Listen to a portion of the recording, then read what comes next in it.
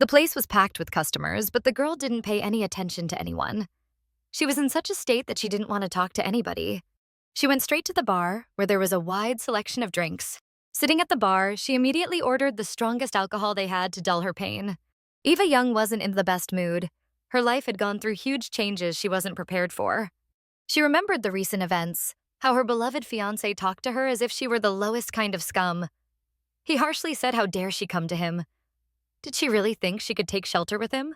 He said he only got engaged to her because he thought it would link him to the Young family. Their lousy engagement had already been called off, so she should do him a big favor and never show him her disgusting face again, stressing how tired he was of her after all those years together. She kept asking herself why, but couldn't find an answer. Why did he do this? Why did he betray her? Up until that day, she'd been successful at work and had the person she loved, the man she was going to marry. But everything changed in an instant and shoved her into a dead end. Her successes at work went unrecognized, and her efforts were thankless. Her grandfather insisted she wasn't his legitimate granddaughter. He asked how could she be so ill-mannered as to burst into the conference hall like that. The girl couldn't understand how they could so easily push her out of the family. Hadn't she done everything a good granddaughter should? She didn't care about his cold attitude toward her. It was true, she really wasn't from the Young family. They never even considered her one of them. They told her she was just a pawn and that anyone could control her. Eva tried to convince herself to remember this. At last, she would do whatever she thought necessary to protect herself. She would make them pay for abandoning her and for treating her like a slave they could throw away whenever they felt like it. They'd used her to the fullest and tossed her aside when she was no longer useful. She wanted to make them regret it. She slammed her fist on the bar and wanted to punish every last one of them. The man next to her was curious how she planned to make them regret what they'd done. Did she have enough money and influence to destroy them all? Besides, it would take a lot of strength and determination to spend her time on them. At first, she hadn't thought about that. She even felt that not having those things wasn't a good enough reason to give up on revenge. The main thing was that she had a strong desire. She also had enough strength to stand up to her family. From all the alcohol in her system, she could barely stand, but she still tried to prove to the man that she was capable of great deeds to defend her dignity. The girl grabbed the man by his tie. She didn't want anyone to talk her out of the path she'd chosen, and she didn't need anyone to dissuade her from her plan for revenge. Of course, she had none of those resources right now, but she could do anything to find the means and methods to get her revenge. She would definitely find a way to make them all kneel, and she would force them to beg for mercy. She'd do whatever it takes to make them regret it, even if she had to sell her soul to the devil. The man had never seen her like this before, but he didn't fully believe her. Right now, alcohol and anger toward her abusers were what was speaking through her. Still, he gave her one piece of advice, to be more careful with her desires. The girl gathered her courage and, without her grandfather's permission, walked into the conference room, something she had never dared to do before. Her grandfather hadn't expected such a bold entrance from his granddaughter, so he was very surprised. All the company employees turned their attention to her, looking at her with judgment, considering her behavior improper and unworthy of the family. Her grandfather angrily addressed her, asking how she, Evangelina, ended up here and what she was doing. Eva pretended not to understand what her grandfather meant or why he was questioning her like this in front of everyone. She believed that she should be the one asking questions in this room. She was the CEO of this company, and he dared to ask what she was doing there. Her grandfather suggested Eva leave the place. They could talk at home. How could she be so ill-mannered as to barge into a work meeting so brazenly? The girl was completely confused, not understanding what was happening, so she came to get answers right here. Right now. She wanted her grandfather to explain why he was dismissing her. For heaven's sake, she was the CEO. Her grandfather told Eva that, starting today, she was no longer the company's CEO. Listening to his explanation, she couldn't understand what had happened or why it was happening this way. Recently, the board of directors had already chosen her replacement, so she could clear out her office and leave the company. The new CEO would take over within the next few days. She couldn't understand why the board was searching for her replacement behind her back without informing her beforehand. The board members acted as if they weren't guilty of anything and avoided looking her in the eyes. Everyone stayed silent. No one wanted to answer uncomfortable questions. She asked her grandfather again if he was really telling her the truth and if he even stood behind his words. How dare he remove her from her position? She was the one who had lifted this company off its knees when it was on the verge of bankruptcy. She needed to find out immediately what was going on with him, and more importantly, why he had made such a decision. Her grandfather insisted Eva go home. They would talk about it later. She didn't want to do that. She didn't want anyone telling her what to do. She wanted to know everything right now, in front of the board of directors. She was furious. Her hands trembled badly from all the tension. At that point, her grandfather stopped speaking and didn't want to continue the dialogue with his granddaughter. He said explanations would come later, and the office was not the best place for it. Eva demanded answers from her grandfather immediately. She had no intention of leaving the office without learning the whole truth. He absolutely had to answer what the hell was going on in the company.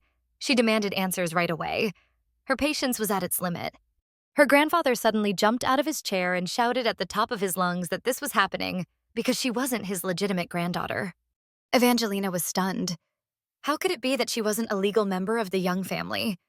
Was this some kind of joke just to shut her up? She turned to her grandfather, asking what he was even saying. That simply couldn't be true. Her grandfather explained that yesterday he had received a DNA test result showing she wasn't biologically related. He didn't know how it had happened, but they would investigate. Eva didn't believe his words and accused him of lying. Maybe it was a mistake or someone's stupid joke. Her grandfather planned to show her the DNA results later, and he was confident in their accuracy. He had done the test more than once. He was completely sure there was no mistake. She needed to go home and wait for him. So this is it. The end of everything, the girl raged. And all because she didn't have a single drop of his blood. Really? Over such a detail she couldn't hold her position in the company? Especially when she had done her job so well. Her grandfather didn't know what else to say, but he was certain Evangelina shouldn't be the CEO of the Young family company. What nonsense, she smiled bitterly. But the despair in her eyes was obvious. Her grandfather thought Eva needed to calm down. She would still work at the company, but only as one of the directors, helping her sister. She smiled ironically. Her little younger sister would take her place and manage the company just fine. Her grandfather understood Eva's state and didn't want to argue back. He simply didn't want her insulting her younger sister. When he wanted to say more, Eva didn't want to listen. She cut him off with a single gesture of her hand. She decided she had no right to call him grandfather anymore. From now on, she would address him as Mr. Young. She wanted Mr. Chairman to listen to her and draw some conclusions that would be useful not only for him but for the company as well. Evangelina suspected her grandfather knew the truth, that without her, the corporation would collapse into dust. He had better remember her words, because he would think of her again when it came time to pull the company back from the bottom. For now, Eva felt she had said all she needed to, and continuing the conversation was pointless. She decided to leave the conference room. Even though she was deeply hurt and angry at her grandfather, she still walked out with her head held high, refusing to lose her dignity. Going directly to the clinic, she wanted to verify her grandfather's words, so she decided to act on her own. With the papers finally in her hands, she was very nervous, but she needed to know the results of the lab tests. Opening the envelope, she saw for herself that the DNA test showed no match with the Young family. So that's the real reason they had always treated her like a robot, using her only for their own benefit. Since childhood, her parents and family had always been cold to her, and it hadn't gone unnoticed by others. Her grandmother, mother, and father all hated her. As a little girl, she hadn't understood much, but even then, she felt lonely. They never visited her and didn't even show up at school when the teachers called them in. They had been preparing her for survival in the harsh world she would inevitably face in the future. Yes, their coldness toward her was part of the preparation for her to become the head of the family business. Yes, they truly didn't want her to grow into a spoiled weakling who wouldn't be able to achieve anything in this world. Clutching the DNA test results in her hand, she finally realized she had been foolish all these years. They must have known from the very beginning that Eva wasn't their real daughter, and because of that, they never showed her a drop of care or love. They simply raised her because they knew that one day she would be very useful to them, as they could use her for their own purposes. And now, when she had become independent and managed to pull the company into a major profit, they saw her as a threat that had to be eliminated immediately, used and discarded like worn-out material. But that wasn't as horrible as the fact that they had hidden the whole truth from her. The girl sat in her car but didn't know where to go to get support from someone. She was very confused and wanted to hear advice from someone on what to do next. Eva decided to call her fiancé to warn him that she was coming over, but for some reason the man wasn't answering her call. She didn't see anything wrong with showing up unannounced, since this wasn't the first time. The girl drove very fast, trying to get an adrenaline rush to release at least some of the tension. Eva was already near her fiancé's house. After parking the car, she rushed quickly to his apartment. Waiting for the elevator, the girl thought she absolutely had to talk to him. Julian would definitely support her because, in her eyes, he was the only one who truly loved her. He was the only one who could help her. Together, they could overcome any obstacles in their way. Julian lived in a luxury skyscraper, very high up, so the girl had plenty of time riding the elevator to think about her problems. The girl was already on her way to her fiancé's apartment, eagerly anticipating their meeting. Eva was a frequent guest in his apartment, so knowing the lock code, she easily opened the door. When the door opened, she heard a peculiar noise inside her fiancé's apartment, so she carefully stepped in. She stood by the door and heard unfamiliar voices. The girl took off her shoes so her heels wouldn't make any noise. She was curious what was so important that her beloved hadn't answered her call, so she decided to carefully take a look. The sound was coming from the man's bedroom, so Eva headed straight there. She walked barefoot so quietly that her fiancé couldn't possibly hear that someone else had unexpectedly entered his apartment. The girl stood before the bedroom door, unable to bring herself to open it. The voices didn't stop, and a woman's light laughter rang very clearly. She understood she had to do it, so she gathered her courage and pushed the door open. What she saw shocked her greatly. She couldn't imagine something like this could ever happen to her. It turned out that her fiancé was with another girl, who looked unusual. Eva couldn't utter a single word. She couldn't handle yet another unpleasant surprise in one day. As the girl stood nearby, the man finally noticed her, but his expression made it clear that Eva's presence didn't scare him at all. He even got very angry, asking what the hell she was doing in his apartment without warning him about her arrival. The girl didn't understand why he was treating her this way since during their last meeting, he had told her how much he loved her. The man was furious about her barging into his home so suddenly, saying he could have personal matters that had nothing to do with her. Eva felt as if she had just been doused with filth, disgraced in front of the whole city. Julian didn't want to see her, so he told the girl to leave his apartment immediately. Eva was stunned, unable to move, while her fiancé kept yelling at her to get out. The man behaved arrogantly, saying if she didn't leave now, he'd be forced to throw her out by the collar. Still, she wanted to know why he had done this to her. Had he been cheating on her all along? The man said their relationship was over.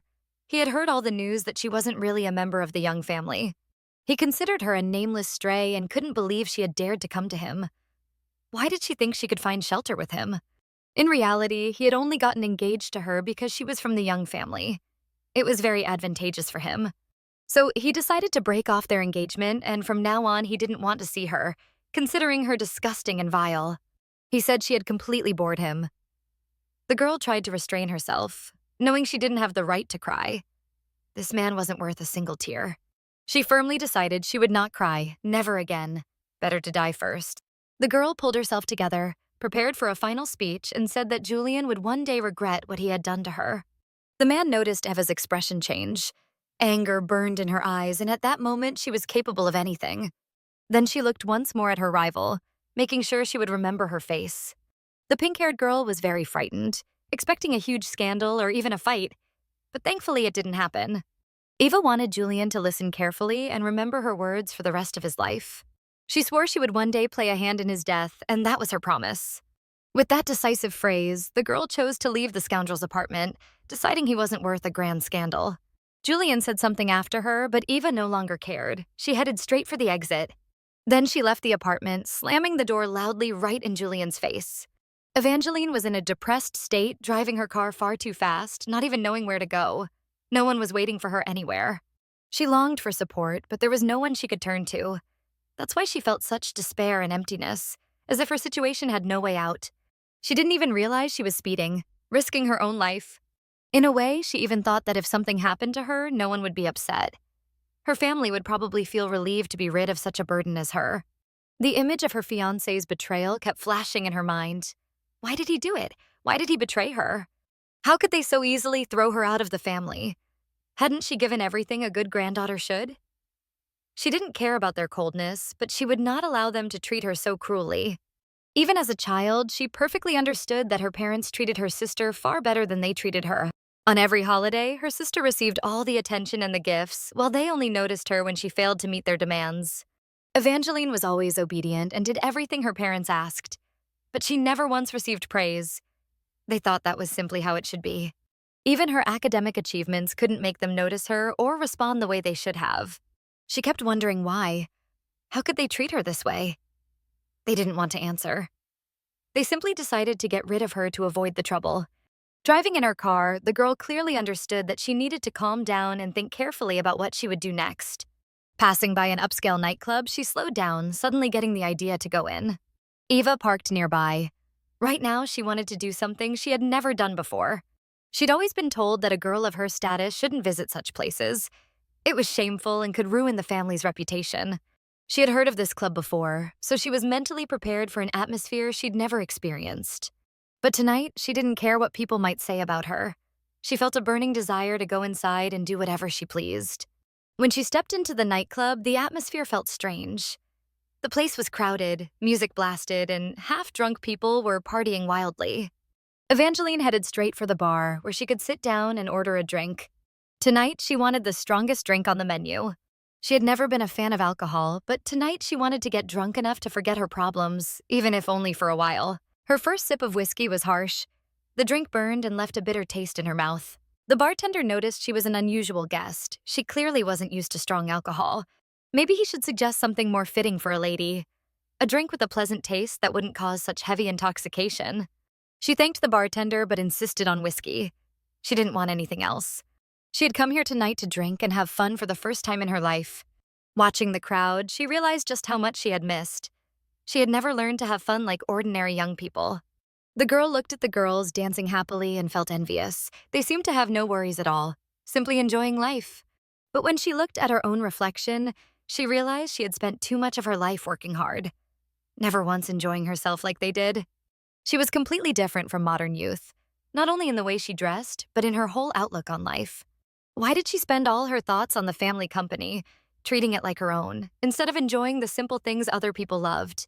If she thought about it, she had never really had a childhood or a teenage life, all wasted on chasing meaningless diplomas. All because she wanted to please and impress her so-called loving family. She had worked like a slave, pouring all her strength and energy into saving the company. But for what? No one appreciated it. She had spent countless nights at the office, ignoring her personal life, the kind of life she should have been living at her age. No one cared about her efforts. As long as her work produced results, the family was satisfied. Her well-being didn't matter. Her so-called family, who never valued her, stripped her of the position she had worked so hard for, just to hand it to their precious daughter. Even her fiancé tossed her aside like a useless toy no one wanted anymore. The man beside her smiled, remarking that her life sounded more like one long drama than a real life. Eva knew he was right, but it hurt too much to accept. So she drowned her sorrows in strong whiskey. She kept drinking, one glass after another, even though she'd already had way too much. It was true what they said. She wasn't a real member of the Young family. That explained their treatment of her, and she accepted it. She wasn't tied to them by blood, so they never considered her one of their own. She had known she was just a pawn in their game. But what hurt most was how easily they discarded her without a second thought. Evangeline told herself to remember this, because from now on, she would never allow herself to be humiliated again. She would make them pay for throwing her away, for treating her like a slave they could exploit and discard whenever they pleased.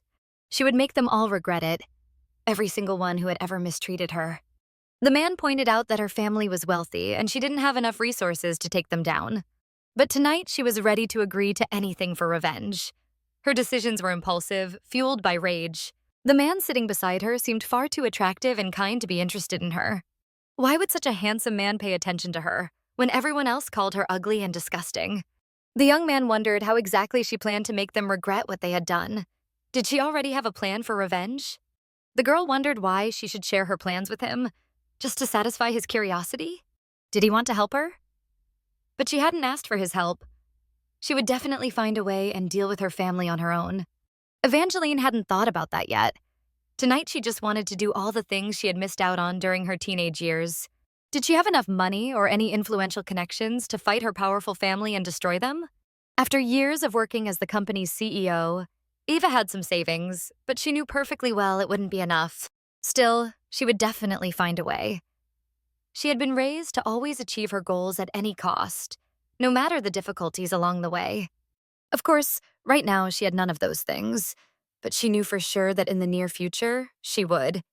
She would definitely find a way to bring them all to their knees, and they would end up begging her to stop.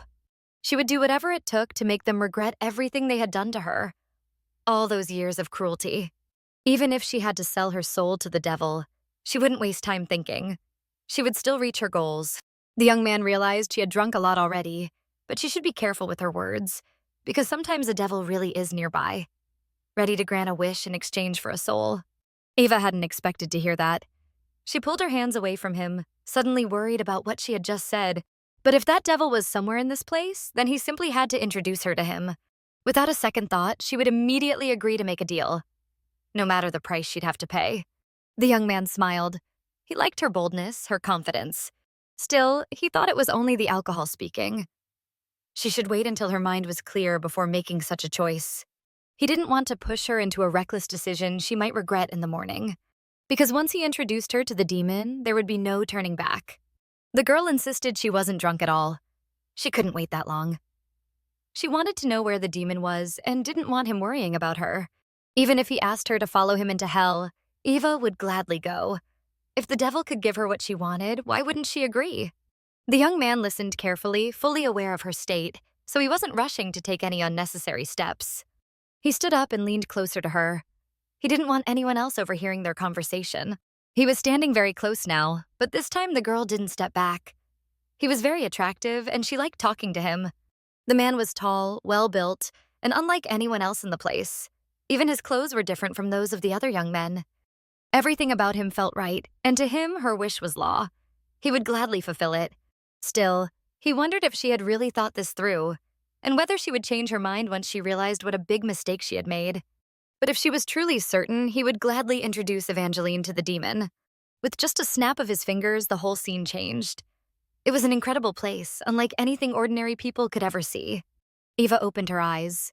She couldn't understand what had happened, and it felt like she remembered nothing. Her shock knew no limits. She looked around, completely confused about where she was. The room was huge and luxurious. A massive chandelier hung in the center, dazzlingly beautiful. What was strange was that no one was beside her. She was alone. She tried to understand where she was, what kind of exquisite room this was. She rubbed her eyes, thinking it must be a dream. She recalled how she had entered the nightclub last night and drank a lot of alcohol. She must have had too much whiskey. That's why she couldn't remember what had happened. But she had to figure it out, because nothing made sense. Then she remembered the handsome man she had met at the club, the one she had talked with all evening. The last thing she recalled was him holding her hand, but nothing after that. The girl grew frightened. There was no memory of how she had ended up in this luxurious place, or how she found herself in a huge bed. Could something have happened? Something she had never allowed herself before? The thought struck her at once. Maybe he had used her helplessness for his own gain. Eva lifted the sheets, but saw she was still fully dressed. Was she so drunk that he had carried her in and laid her in bed without even undressing her? She looked around the room, puzzled. Why was she still here alone? Where had the man gone, the one who had brought her here? Then she noticed her jacket, shoes, and glasses neatly placed on a large chair, arranged as if fresh from the dry cleaners. Nervousness washed over her. For the first time, she was in a situation where she knew nothing and couldn't account for her own actions. Nothing had happened to her. She could see that. And yet deep down, she felt that something had, though she didn't know what. But why had he brought her here? Was she really in such a state that she couldn't make it home on her own? Now she was truly scared. She asked herself what kind of trouble she had gotten into. The bed was so high that Eva had to climb down using the small steps placed beside it. Everything around her was beautiful, expensive, luxurious. Who could possibly live in such a place? Surely someone very powerful. To her horror, she realized she smelled terrible, as if she had crawled out of a sewer after days inside. Eva went to the chair to pick up her clothes and shoes, but she had no idea which way to go to find an exit from this house. At first, she wanted to put on her shoes, but then decided against it. They might make too much noise. The farther she went, the more she marveled at the magnificence of the mansion. To her, it felt like a castle where a powerful man must live. Could she really be inside an old castle? She still couldn't understand how she had ended up here. Before her stood a grand marble staircase. Its elegance was unlike anything she had ever seen, even in movies. The bronze railings were hand-forged, decorated with intricate designs. Chandeliers, balconies. What kind of house was this? Surely one built in the 1800s? The central chandelier in the main hall was massive, hanging from a giant glass dome. Cautiously, Evangeline descended the stairs, barely watching her step, too distracted by the details of the house. Damn. she thought when she saw the enormous fireplace in the living room.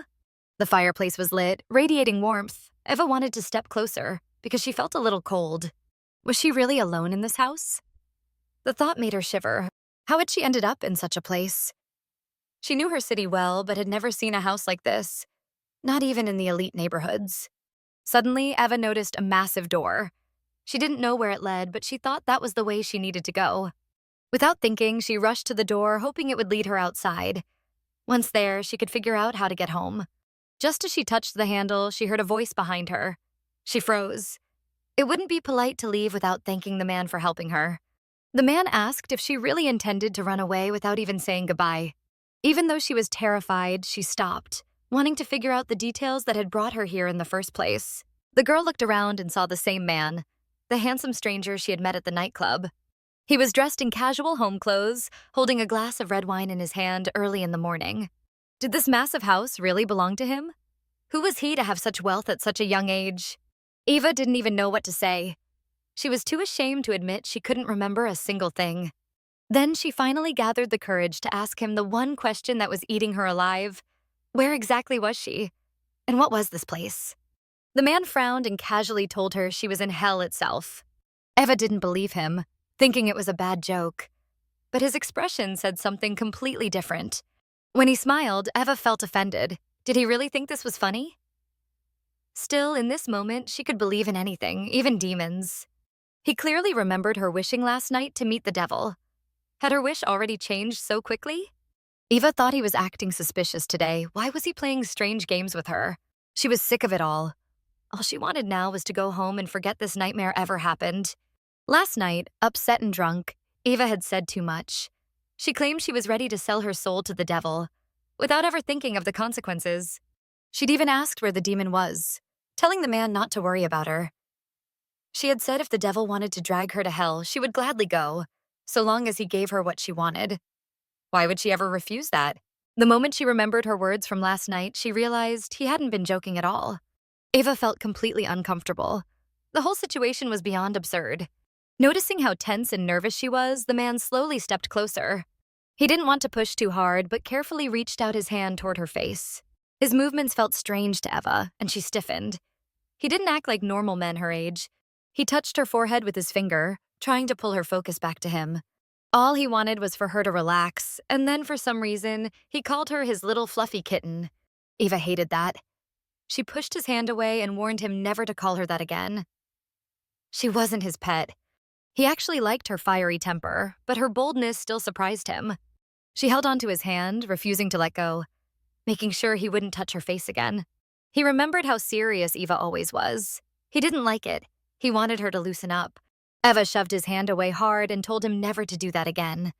He was mistaking her for someone easy. She had already decided to leave, and there was nothing he could do to stop her. He had no right to. Still, she thought it only polite to thank him for his hospitality and for all the trouble she had caused. She headed for the door, but it was clear he wasn't planning to let her go so easily. He was going to get in her way. As soon as she touched the doorknob, she realized he was standing right behind her. In one swift motion, he slammed the door shut and held it closed, keeping her inside. He ordered her to stay put and stop trying to run. It was pointless. After all, she had made it clear last night she wanted to meet the demon. If she thought her little outburst would be enough, then he apologized. But that wasn't going to cut it. It pained him to disappoint her, but the devil wasn't going to be satisfied with just that. Promises had to be kept, especially after what she'd done. Eva couldn't remember anything. She begged him to wait, to tell her what exactly she had done that was so serious she couldn't go home without settling her debt with the devil. Clearly, she really didn't remember. The man softened a little, not pressing as hard. But he figured he would have to show her proof, something to make her believe he wasn't making this up. Eva had no idea what he meant by proof. Calmly turning around, he gestured to himself and once again called her his kitten. He stood motionless behind her, but Eva couldn't understand what he was pointing to. She didn't see anything. Was he joking again? She didn't get it. With the look she gave him, she made it clear she wasn't in the mood for stupid games. Then he opened his robe, revealing his bare torso. Was he just showing off his body? Eva thought so and ignored the hint. But no, she was missing it. The proof was right there in front of her. She had to look closely. The evidence was impossible to miss unless she chose to ignore it. He stood calmly in front of her while Eva searched for anything unusual, anything that might prove what he meant. Finally, realizing she'd take too long, he pulled back his robe at the shoulder and pointed to a large bite mark on his neck. The proof was undeniable, right in front of her eyes. But Eva had no idea how it happened, because she couldn't remember a thing. The mystery of what had happened just hours ago. They had to start from the very beginning, so no important detail would be missed. When Eva left the nightclub with her new acquaintance, she had no idea where they were going. She could barely stand from all the alcohol. And it was a crowded place, but the man told her they had already arrived. He warned her to be ready. She was about to see things she'd never faced before. Suddenly, they ended up near her car. Eva was stunned. Had he tricked her? Angrily, she demanded to know where was the devil. He had promised to arrange the meeting. Was her car supposed to be the devil? The man just smiled. He enjoyed the way this drunk girl got mad, impatient for her encounter with the demon. He had kept the suspense going for so long that she was getting even more irritated. But he was a master at it, and he savored every moment. Eva started to wonder if he was trying to trick her, to take advantage of her vulnerable state. Of course not. That wasn't his plan at all. The truth was, the devil had told him he didn't like talking to drunk people. That was why he was going to send her home. But she had nothing to worry about. Once she rested, he would personally introduce her to the demon. Eva thought he was wrong about her being drunk. She told him clearly she felt perfectly fine. But it was obvious she could hardly stand. Her legs kept giving out, stumbling over each other. The stranger tried to support her again and again, but Eva kept falling straight into his arms. He asked Eva for her address, or at least a phone number of someone close to her who could take her home. That reminder of her family stung. They had betrayed her so badly. She grew upset, almost to tears, wanting anyone, to finally show her compassion. She had no desire to go home. She had no one to call, no one she could lean on. Her loved ones weren't there for her. And besides, she didn't want them to see her like this. Suddenly, a look appeared in her eyes, as if a brilliant idea had struck her, one she absolutely intended to carry out. She walked up to the man and tried to push him toward her car. If she had no one else to rely on, then he had no choice. He had to take her to the devil right now. Eva couldn't wait any longer. She wasn't about to waste her time on empty promises. Besides, she was in no condition to drive. He had to be the one behind the wheel. She was so insistent, she made it clear she wouldn't accept no for an answer. She shoved the stranger into the driver's seat of her car, then staggered around to the other side. At first, she couldn't get the door open, and then she struggled to lift her leg onto the seat. Finally, Eva collapsed into the seat and shut the door behind her. She felt proud she managed it herself, and now they could leave without delay. But she didn't understand why he still hadn't kept his promise, when she had been crystal clear about her wishes. The stranger agreed to be her driver, but he needed an address. He had no idea where to take her. Eva, surprised, asked what he was waiting for. Why hadn't he started the engine yet? If he didn't want to be her driver for free, she could pay him for the service. She wasn't joking. She grabbed her purse, ready for him to name his price. But when she opened her wallet, all she had were credit cards, not a single bill in cash. She asked if he would mind her transferring the money straight to his account. Then, with a sly smile, she wondered aloud if he was expecting some other form of payment. But the man stayed silent. He had no desire to answer her absurd questions, and her behavior wasn't exactly impressive. Sitting in the car next to this stranger, now at the wheel of her own vehicle, Eva couldn't believe she was doing this. She had never acted this way before. Suddenly, she noticed a young couple right in front of her car, kissing each other passionately. She had never seen anything like it. She thought such behavior in public was improper. To her, love between a man and a woman was supposed to belong to quiet, private moments. The girl kissed the boy's neck tenderly, holding his head in her hands. Couldn't they do this somewhere private instead? The kiss grew so intense she even began to nibble on him. He gently lifted her into his arms and she clung to his neck, continuing to kiss him softly. Eva was so fixated on this couple that for a moment she forgot all about the stranger next to her, the one who had promised her a meeting with the infamous demon. She couldn't believe it. True happiness was hidden in small things she had always overlooked. Work had completely consumed her life, leaving no room for love. The couple got into their car and drove off. It was as if they hadn't noticed anyone around them, like they were the only two people in the universe. Eva turned back to the stranger, staring at him with an unblinking gaze. He didn't understand that look. Every time she stared at him like that, it meant she was plotting something reckless. He had no idea what to expect. Tonight she seemed ready for anything.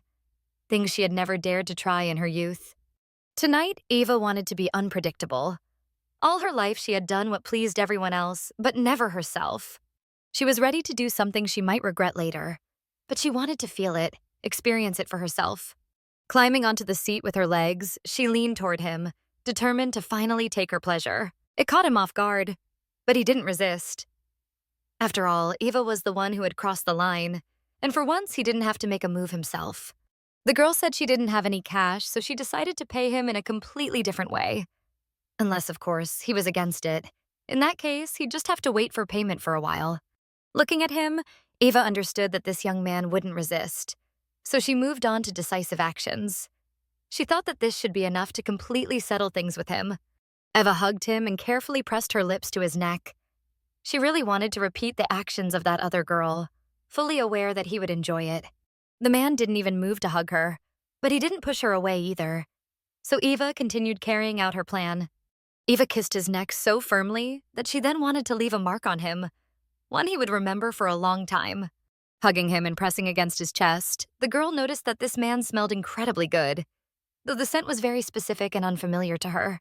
The young man tried to restrain her, believing she needed to stop immediately, otherwise she would regret her actions. Tonight she was drunk, and that pulled her toward foolish behavior.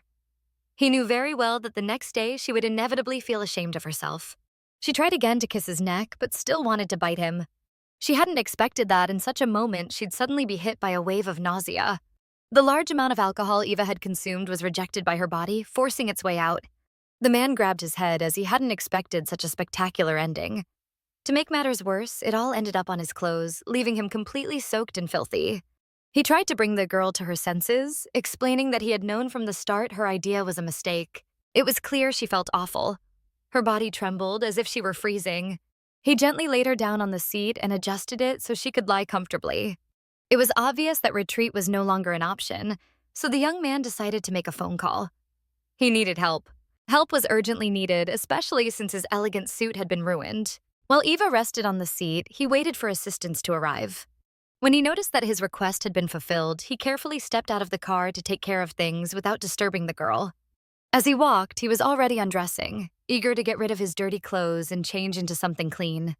But it became clear that his request hadn't been fully met, so changing entirely wasn't an option. All he could do was take off his shirt and hand it to the assistant who had arrived.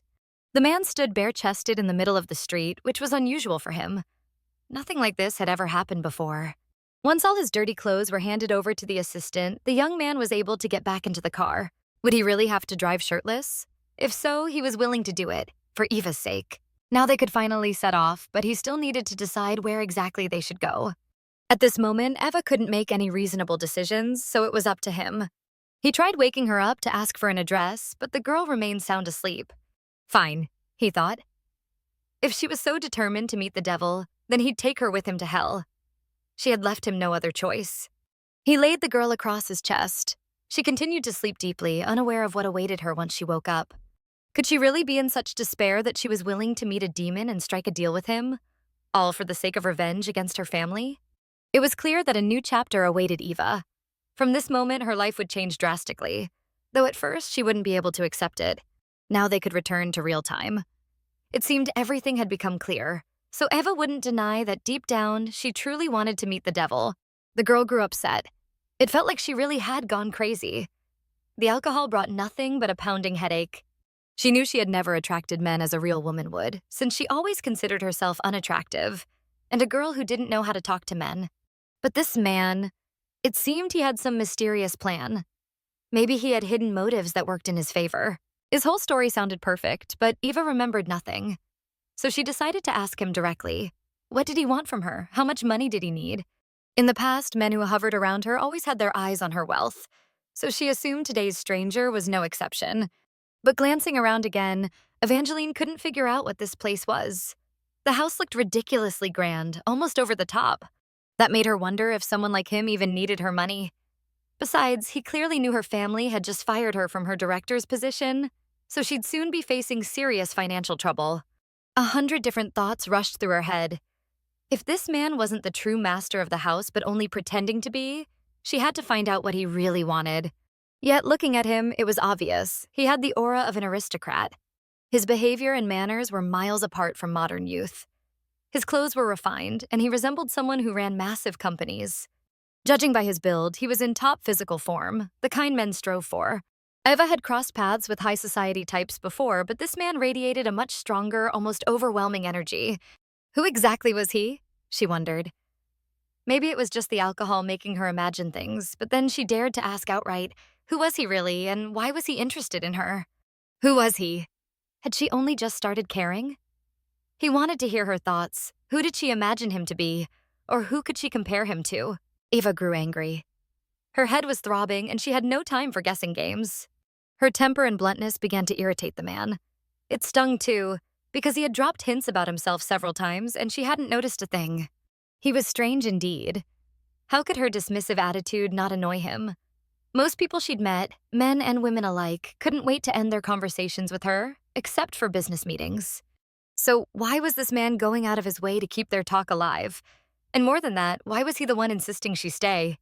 Maybe she had thought about it already but refused to believe it. Now he was glad to say it out loud. He was the real devil. Eva stared at him, still unsure. Maybe he was joking again, but the thought that it could be true sent chills through her. In her imagination, the devil looked nothing like this. That's what made it so strange. This man seemed like an ordinary human. She felt uncomfortable, like she was nothing more than a living toy being played with by someone who knew all the rules while she didn't. If she was just some kind of joke to him, then she'd walk out of this house immediately. As usual, he ignored her, believing there was no need to explain further. She could just see for herself. From early morning, this mysterious man was already enjoying a glass of wine, sipping it in the slowest, most delicate way. Eva watched his every move carefully, still waiting for answers. She couldn't tell what was real and what was just a joke. Was it just her imagination, or was he actually trying to seduce her? His effortless gestures stirred indecent thoughts. How could a man project both sensuality and elegance at the same time, just by drinking wine? He was dangerous, no doubt. With someone like him, any woman needed to stay on guard. She still didn't understand what he meant when he placed her finger on her forehead, as if trying to disconnect her from reality. But he repeated the gesture and told her that if she kept frowning so much, she'd end up with wrinkles, and no amount of Botox would fix them. But was it really her fault she was squinting right now? For the last time, she warned him. If he kept joking around, she'd leave immediately. But he wasn't joking at all. He was completely serious, and once again, he called her his little kitten. His words, that he truly was the devil, sounded more convincing to Eva than ever, and she wasn't drunk anymore. Enough with the tricks, he just needed to let her go. The devil agreed, but still wasn't in any rush to release her. After all, now that they had met, she was bound to him. Now that Eva had realized who he really was, he decided to reveal a little more about himself. His name was Gage Acheron, and the way it rolled off his tongue made it sound as though he was above even the highest aristocrats, someone who ruled them all from above. Gage Acheron. Eva repeated his name to herself once more. She had heard it somewhere before but couldn't recall exactly where. They extended their hands to each other and shook, thus confirming their formal introduction. The devil held her hand for a long time, not even trying to let go, but Eva remained polite, so she couldn't pull it away. Then she remembered she should introduce herself as well and say her full name. Just as she was about to, her thoughts drifted back to the events of the previous day. During her conversation with him yesterday, she had mentioned her grandfather's name more than once, a name well known to everyone. She had spoken about her beloved fiancé, who betrayed her with someone close, once he discovered that she was not the true granddaughter of the Young family. Recalling yesterday again made her nervous. Her reckless act had accomplished nothing, only wasted her time. Eva understood perfectly well that she needed to sort out all the misunderstandings with this man, because her behavior had been completely wrong. She deeply regretted what she had done yesterday since she had been drunk and terribly upset. Remembering everything she had allowed herself to do with this man filled her with shame. It was hard for her to even process. She couldn't believe that she had been the one to behave that way. First, being so drunk, and then forcing herself on a man against his will. She truly felt embarrassed about it and hoped he would understand and forgive her. But the demon had his own plans. Besides, he wasn't offended at Eva at all, yet he had no intention of letting her go. A voice inside told Eva that she had never in her life done anything so foolish that she would later regret. She stood there waiting for the demon to act, perhaps to offer to take her home since she had no idea where she was. She clearly realized that he didn't look like a man in dire need of money, so she couldn't simply buy her way out. But that was all she had to offer. to compensate for the inconvenience she had caused. Other than money, she had nothing. It was clear this man wasn't very talkative. He calmly swirled the wine in his glass and enjoyed its aroma. The demon frowned. He had his own plan for her, and her insistence on paying him with money irritated him. "This will be very problematic," the man remarked, knowing that Eva wouldn't like what he was about to say. "Since I was the victim here, shouldn't I be the one to choose the compensation? Or do you see it differently? Trying to solve everything on your own?" She was puzzled by his words. Did he really consider himself the victim? And her the aggressor who had forced herself on him while he couldn't resist? It became clear that they belonged to two different worlds. Their understanding of the situation was drastically different. All this time, the man kept trying to show her the marks left on him from her persistence the night before.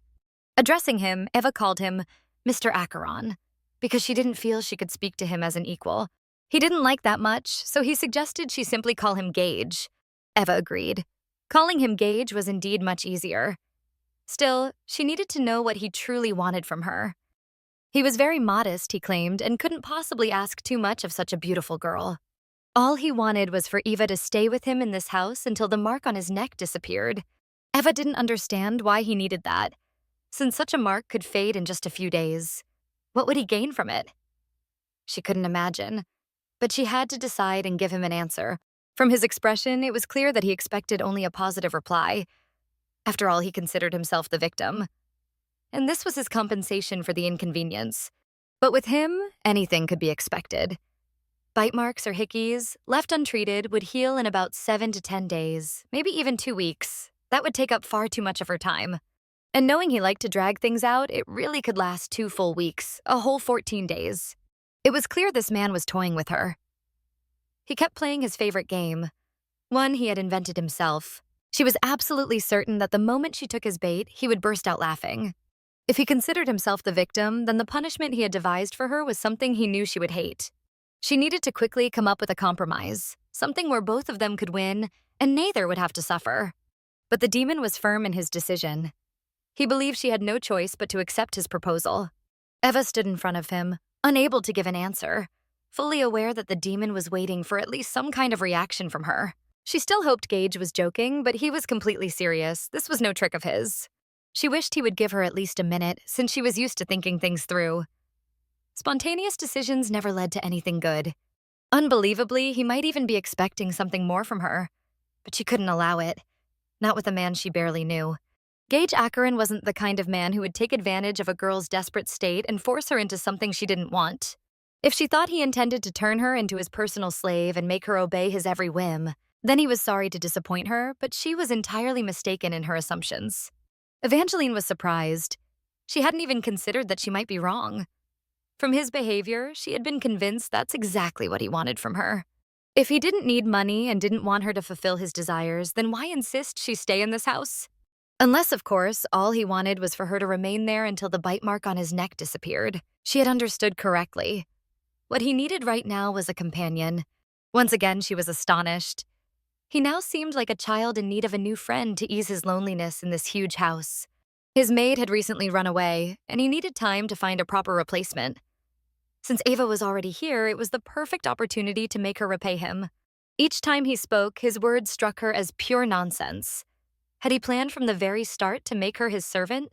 She might still have questions for him, but she didn't want to hear another, "I don't like this," from him.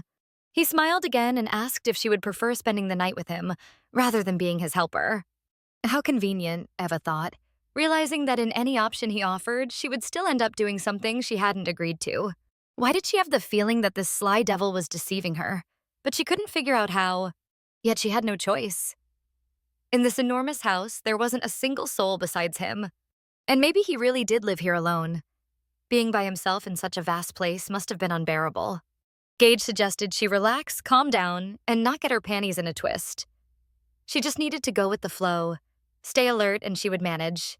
To soothe her, the demon once again placed his hand on her head, as if performing some demonic ritual. He was amused, finding Eva a very charming girl, but she didn't like it. She didn't want him treating her like that. She was an adult, not a child. The demon noticed she had a strong character. When she didn't like something, she could be very prickly. From this moment on, she was forbidden from leaving the house until the mark on his neck disappeared. And since the wound was deep, it would require proper care, which would, of course, become part of her duties. Eva could do everything required, but she refused to promise obedience or allow him to act like a complete scoundrel. This feels like a curse, Eva thought, upset that one foolish mistake had dragged her into such a mess. She followed behind the devil, anxious and uncertain of what awaited her in the coming weeks. She seemed to have both a talent and terrible luck for running into strange people. And today she had landed in a truly awkward situation with unpleasant consequences. Even though this man was very handsome, he still acted strangely, not like ordinary people. Maybe yes, maybe no, but a devil this attractive could easily have hidden motives. He might seem sweet now, only to devour her alive later. Her inner voice kept throwing out odd thoughts, ones she disagreed with in reality.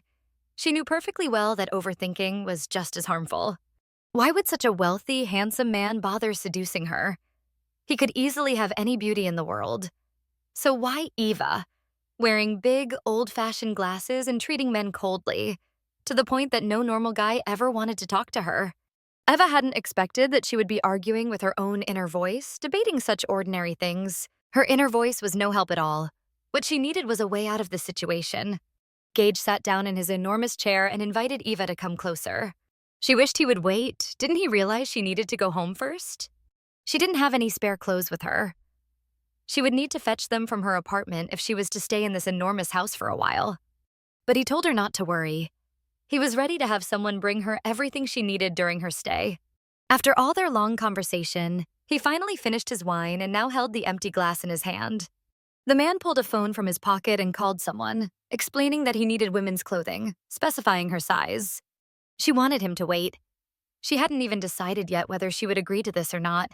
The man said their deal was already sealed since he had already told her she couldn't leave this place, and Eva agreed. A word once spoken is like a bird, hard to catch again. While they waited for the clothes, she could go back to her room and take a shower, and he would bring the clothes later. She didn't have to rush, but once she finished, she absolutely had to return to him in the living room. The man continued his phone conversation, explaining things in detail, spelling out his whims. Eva thought maybe she smelled unpleasant, which was exactly why she needed to shower and freshen up. She realized it was time to go, since the devil was busy and paid her no attention. The house was huge, but she remembered perfectly well where to go and easily found her room. The best thing that could happen to her right now was a warm shower that relaxed her and let her forget everything that had happened lately. After showering, Eva stepped out of the bathroom and immediately noticed a very cute pink pajama with a childish print lying on the bed. Next to it was pink underwear, completely unlike hers. She instantly thought that this stern giant of a man actually had a very strange taste. Eva had no choice, since there were no other clothes, so she had to put on the pajama and head straight to the devil in the living room. Thank God he finally got dressed, Eva thought. His terribly perfect body really distracted her. The girl decided that this time she had to take the conversation into her own hands and also set some boundaries she wouldn't cross. But why did it have to happen right now? She wasn't ready at all, so she covered her face with her hand as if trying to collect herself. Gage unexpectedly sat down beside her, pointing out that in his house one had to wear indoor slippers, so she absolutely had to put them on. She couldn't believe her eyes. Could this man really show care and personally do things that were so uncharacteristic of him? When he began slipping the slippers onto her feet, Eva even liked it, since no one had ever done anything like that for her before. Although she was surprised, it felt very pleasant. Besides, the slippers were really cute and warm. These slippers were his favorite, so she absolutely had to wear them. The house was large, and the marble floor was cold. For a few seconds, a thought crossed her mind. Maybe it wasn't for nothing she stayed in this house with the devil, because here she might finally feel like a real woman, cared for. Eva couldn't understand what he was doing. Wasn't he supposed to force her to stay as his maid? Then why was he personally helping her? The man noticed his companion was lost in thought and asked if something was wrong. Did she dislike him helping her put on slippers? Could he really be kind? Then why hadn't he shown this side before? Did he want her to have a completely different impression of him? The girl answered very softly that everything was fine. She was just very tired, and the nice shower helped her relax. It was strange to see him kneeling at her feet, helping her. Even her inner voice couldn't have imagined this. There was no time to think. Maybe for him it was nothing, but she simply couldn't pull herself together. She tried to breathe deeply, but her heart kept pounding too hard. It seemed noticeable even from above. When the man finally slipped the slippers onto her feet, he suggested she follow him. They still had a lot to do. She expected anything, but still couldn't guess where he was leading her. Fine, Eva thought. She had to choose the right moment to convince him to let her go home earlier than agreed. As she followed behind him, she started to suspect he was leading her to the kitchen. Maybe she would have to cook him a meal. She wondered what this devil even ate, since his tastes surely differed from humans. Her inner voice whispered he might make her cook for him, even though everyone knew she couldn't cook at all. That made sense. Why else head to the kitchen? The moment he tried her food, Eva could already imagine his face after tasting her masterpieces. That's exactly the plan she came up with. She would make him such a terrible meal he wouldn't want her anymore. As soon as this devilishly handsome man tried her legendary awful food, he would kick her out immediately, and that would be her easiest escape. Walking behind him, she became certain she had found a way to leave the house, and on his initiative, no less. Yes, that's what she'd do. She would see his reaction, how quickly he'd change his mind. Gage pointed to a huge chair in the middle of the kitchen, almost like a throne, and suggested Eva sit more comfortably. Why was he asking her to sit? She had expected him to tell her where the food was so she could start cooking. The man was very polite, repeating several times that she should please sit down in the chair. Eva didn't want to argue, so she sat on the huge chair. She didn't understand what the hell was going on, but braced herself to accept things as they came. The man went to the fridge himself, opened it, and began pulling out food. Eva was shocked. Wasn't he supposed to make her do it? Gage took out lettuce leaves and vine tomatoes, so Eva assumed he was going to make a simple salad. He grabbed a cutting board and began chopping the vegetables himself without even asking Eva to help. Impossible, Eva thought. She had to do something about this. After a moment, she offered to help him. Gage refused, telling her she could rest, just sit and watch how skillfully he worked. What was going on? Wasn't she supposed to cook since she had agreed to be his temporary maid in this huge house, following all his requests? Why had he ordered her to simply sit and watch? Eva couldn't believe it and suspected something was off. She didn't understand what was happening at all, but she was curious what he was thinking. He worked calmly, as if he cooked for himself every day. Did he want to impress his guest, show his culinary skill? Again, her inner voice told her the devil was too suspicious. His behavior was strange every time, even though he didn't seem human at all. That was true. He clearly had some hidden plan, otherwise why act so oddly toward a stranger? Slipping slippers on her feet, now cooking in the kitchen? Who would treat a stranger this way? Exactly. But right now she had no choice. She couldn't afford another mistake. She had to remember. He was insanely rich and very handsome. And she knew better than anyone how unpredictable, incredibly rich people could be when things didn't go their way. So she had to do as he asked, force herself to accept his care. Maybe he simply didn't often have guests in his massive house. And honestly, it wasn't a bad idea. She could stay a few days, she had nowhere to rush, and this man cared for her like no one else ever had. While Gage Acheron, the richest devil, cooked lunch for her, Eva enjoyed a rest she hadn't had in ages. She knew this was her first time experiencing such a thing, so she decided to accept it and go along with his unreal schemes. Still, she had to react cautiously to his actions. His reactions could be unpredictable. The man quickly finished the main dish, and it looked like it came from an elite restaurant. The aroma was incredible, and Eva was pleased. Gage sat at the table beside her and told her to taste it. Plus, the dish would help with her hangover. Even though the food looked amazing and smelled divine, Eva grew a bit nervous. Whenever she was scared, she would nibble her nails. She had watched him cook, staring like she was solving a difficult puzzle. The man was sure she would have noticed if he had slipped in anything strange. Did she really look that suspicious for Gage to notice? She wondered what he thought, realizing Eva suspected him of trying to harm her. She had no other choice. She had to taste the dish, even though she was terribly nervous. The girl picked up a spoon, scooped a little, and slowly lifted it to her mouth. When Eva tasted the food, she realized it was delicious. So good she could eat it without pretending to like it. From her expression, Gage couldn't tell if she enjoyed it, so he asked her directly. She was very surprised, but tried to stay serious. About the food, she could only say it was simply wonderful. Nothing like anything she had ever tasted before. This man was incredibly rich, had an amazing physique, and on top of that, cooked deliciously. He was a true treasure for any girl who could become his other half.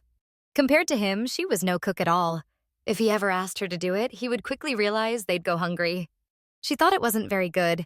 Even though she was very hungry, she had to admit it was the most delicious chicken noodle soup she had ever tasted. Eva kept eating the soup, unable to stop. Gage sat across from her, watching her enjoy his masterpiece. It made him happy to see her pleased, so he was very satisfied. He rarely got the chance to cook for guests. It didn't happen often. To make sure the girl was well fed, the man offered her some toast with butter, also homemade. The girl felt a little embarrassed at eating so quickly. She didn't want to seem gluttonous, so she tried to follow proper table manners. Wanting to keep the conversation going, she asked if he might actually be a disguised sorcerer, fattening her up to eat her later. The man thought her joke was very funny and clever, since he knew the girl clearly had no problems with her appetite. He didn't understand. Maybe she had meant to tease him, but it turned out as if she had been joking about herself, which made it even funnier for him. Eva couldn't figure out what made him laugh so much, because her question seemed completely normal, judging by the atmosphere in his house and his behavior overall. For the first time, Gage laughed for so long. Why didn't the girl take jokes lightly and treated everything too seriously? Had she really never had moments in her life where she could just relax and have fun? Eva wasn't used to joking. She always took everything literally. Such things had never happened in her life. She always followed the plan and tried to be the best at everything. The man could see she was very uncomfortable, but he wanted to see her reaction, so he added, "What would she do if it actually turned out to be true?" Eva tensed up even more, regretting that she had asked about it at all. She could have just stayed quiet. What was wrong with her? This devil was making her embarrass herself while he enjoyed the process. In fact, everything was written on her face, and he only had to play along with her nonsense. Her imagination was unique. The man himself could never come up with something like that. He realized she had a vivid fantasy and expected her to invent many more original things. Eva still tried to stay serious and continue the conversation. If he really was a witcher, could he maybe help her find her phone? She couldn't remember where she had left it. Why did she even need the phone when she hadn't thought about it for almost half the day? Still, he could help her, since he had no right to take that away from her. Gage reached into his pocket because her phone had been with him the whole time, and he had completely forgotten about it. When they had been at the nightclub, he had noticed it on the bar counter and picked it up when they were about to leave. He noted that the girl wasn't very careful with her things. He had planned to return it right away, but with everything that happened, he simply forgot. Did he really think she was irresponsible? In truth, she always tried to do everything properly, but this time she had let herself go and lost control. He easily handed her the phone, but when the girl reached to take it, Gage didn't let go right away, as if he wanted to add something more. Still, Eva carefully pulled it from the devil's hands, and when she looked at the screen, she realized she had missed a lot. While she had no access to her phone, she had received many calls and messages. The girl tried to go through them all, since there might be something very important for her. Just then, Eva's phone started ringing in her hands. When she looked down, she saw it was her secretary calling. Eva turned to Gage, apologizing that she needed to take the call immediately. But she didn't want to do it in front of him. The man didn't see any problem with that. He completely understood and didn't even try to stop her. Eva thanked him for his understanding and quickly went to another room. The phone kept ringing nonstop. The secretary was persistent, calling again and again until Eva finally picked up. Eva didn't even have time to say a word before the secretary, clearly relieved, greeted her cheerfully. She immediately asked where Eva was, explaining that there was a huge buzz on social media. Eva didn't understand what she meant. Was this about her demotion? She asked the secretary to slow down and explain what she meant by buzz. Eva said her phone had been off, and she hadn't seen any news. The secretary said it was about the official statement Eva had supposedly made last night, announcing that she had stepped down as CEO, effective immediately. The news almost made Eva collapse. She didn't remember making any such statement. Did someone do it in her name? She tried to explain that she never said or even thought about resigning. She never wanted to quit, but her grandfather insisted that she should step down voluntarily. However, rumors were already spreading that the real reason for her resignation was fraud and abuse of power. Eva couldn't believe what she was hearing. Her secretary didn't know what to do either. Reporters were calling nonstop, demanding a comment. The secretary asked where Eva was. If necessary, she could come pick her up. Eva decided to end the call. She needed time to think everything through and figure out her next move. Her phone was filled with messages, most of them from her secretary, still trying to keep her updated. Eva was trembling with anxiety. No matter how hard she tried, she couldn't calm herself down. She decided to check the internet herself to see what was being said and who was behind spreading these false rumors. Her hands were shaking so much she dropped her phone. She didn't even try to catch it. The phone hit the floor, but Eva didn't rush to pick it up. She looked so distraught that Gage immediately went to help her.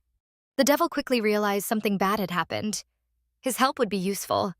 He picked up the phone, planning to hand it back to her, but he also decided he had the right to know what was going on. Eva was too upset to talk about her problems with someone she barely knew. She asked him to turn off her phone and not to ask her any questions she couldn't answer. Gage respected her wish and turned it off. The devil could clearly see she was shaking, and although he wanted to comfort her, he didn't want to be too pushy. Eva wanted to be alone, but the devil didn't want to leave her. When she walked toward another room, he followed. Luckily, someone rang the doorbell at that moment, and he stopped. He told Eva he had an unexpected guest and asked her to wait. He'd be right back. Eva calmed down a little and even got curious about who could be visiting him. During her stay, she hadn't seen a single soul in this house. Left alone, Eva couldn't understand why her family had gone this far. How could they do this to her after all her efforts to rebuild the company? Were they really trying to destroy her completely, just because she didn't share their blood? Eva swore she'd never forgive any of them. She would make them pay tenfold for every bit of pain they caused her.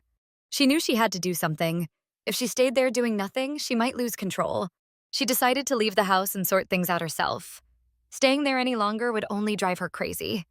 Eva resolved to tell the devil she was leaving immediately. She had urgent matters to handle.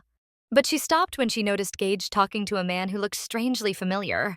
It was Mr. Park, the notorious secretary of Mr. Carlson, the CEO of Aseon's enterprise. What was he doing here? Eva overheard him say that his master had sent him to ask one final time. She didn't understand what it meant yet, so she decided to keep listening. Mr. Park asked if Gage was still uninterested in taking the CEO position at Aseon. If not, the chairman would offer it to someone else. He already had a list of candidates. Eva was shocked.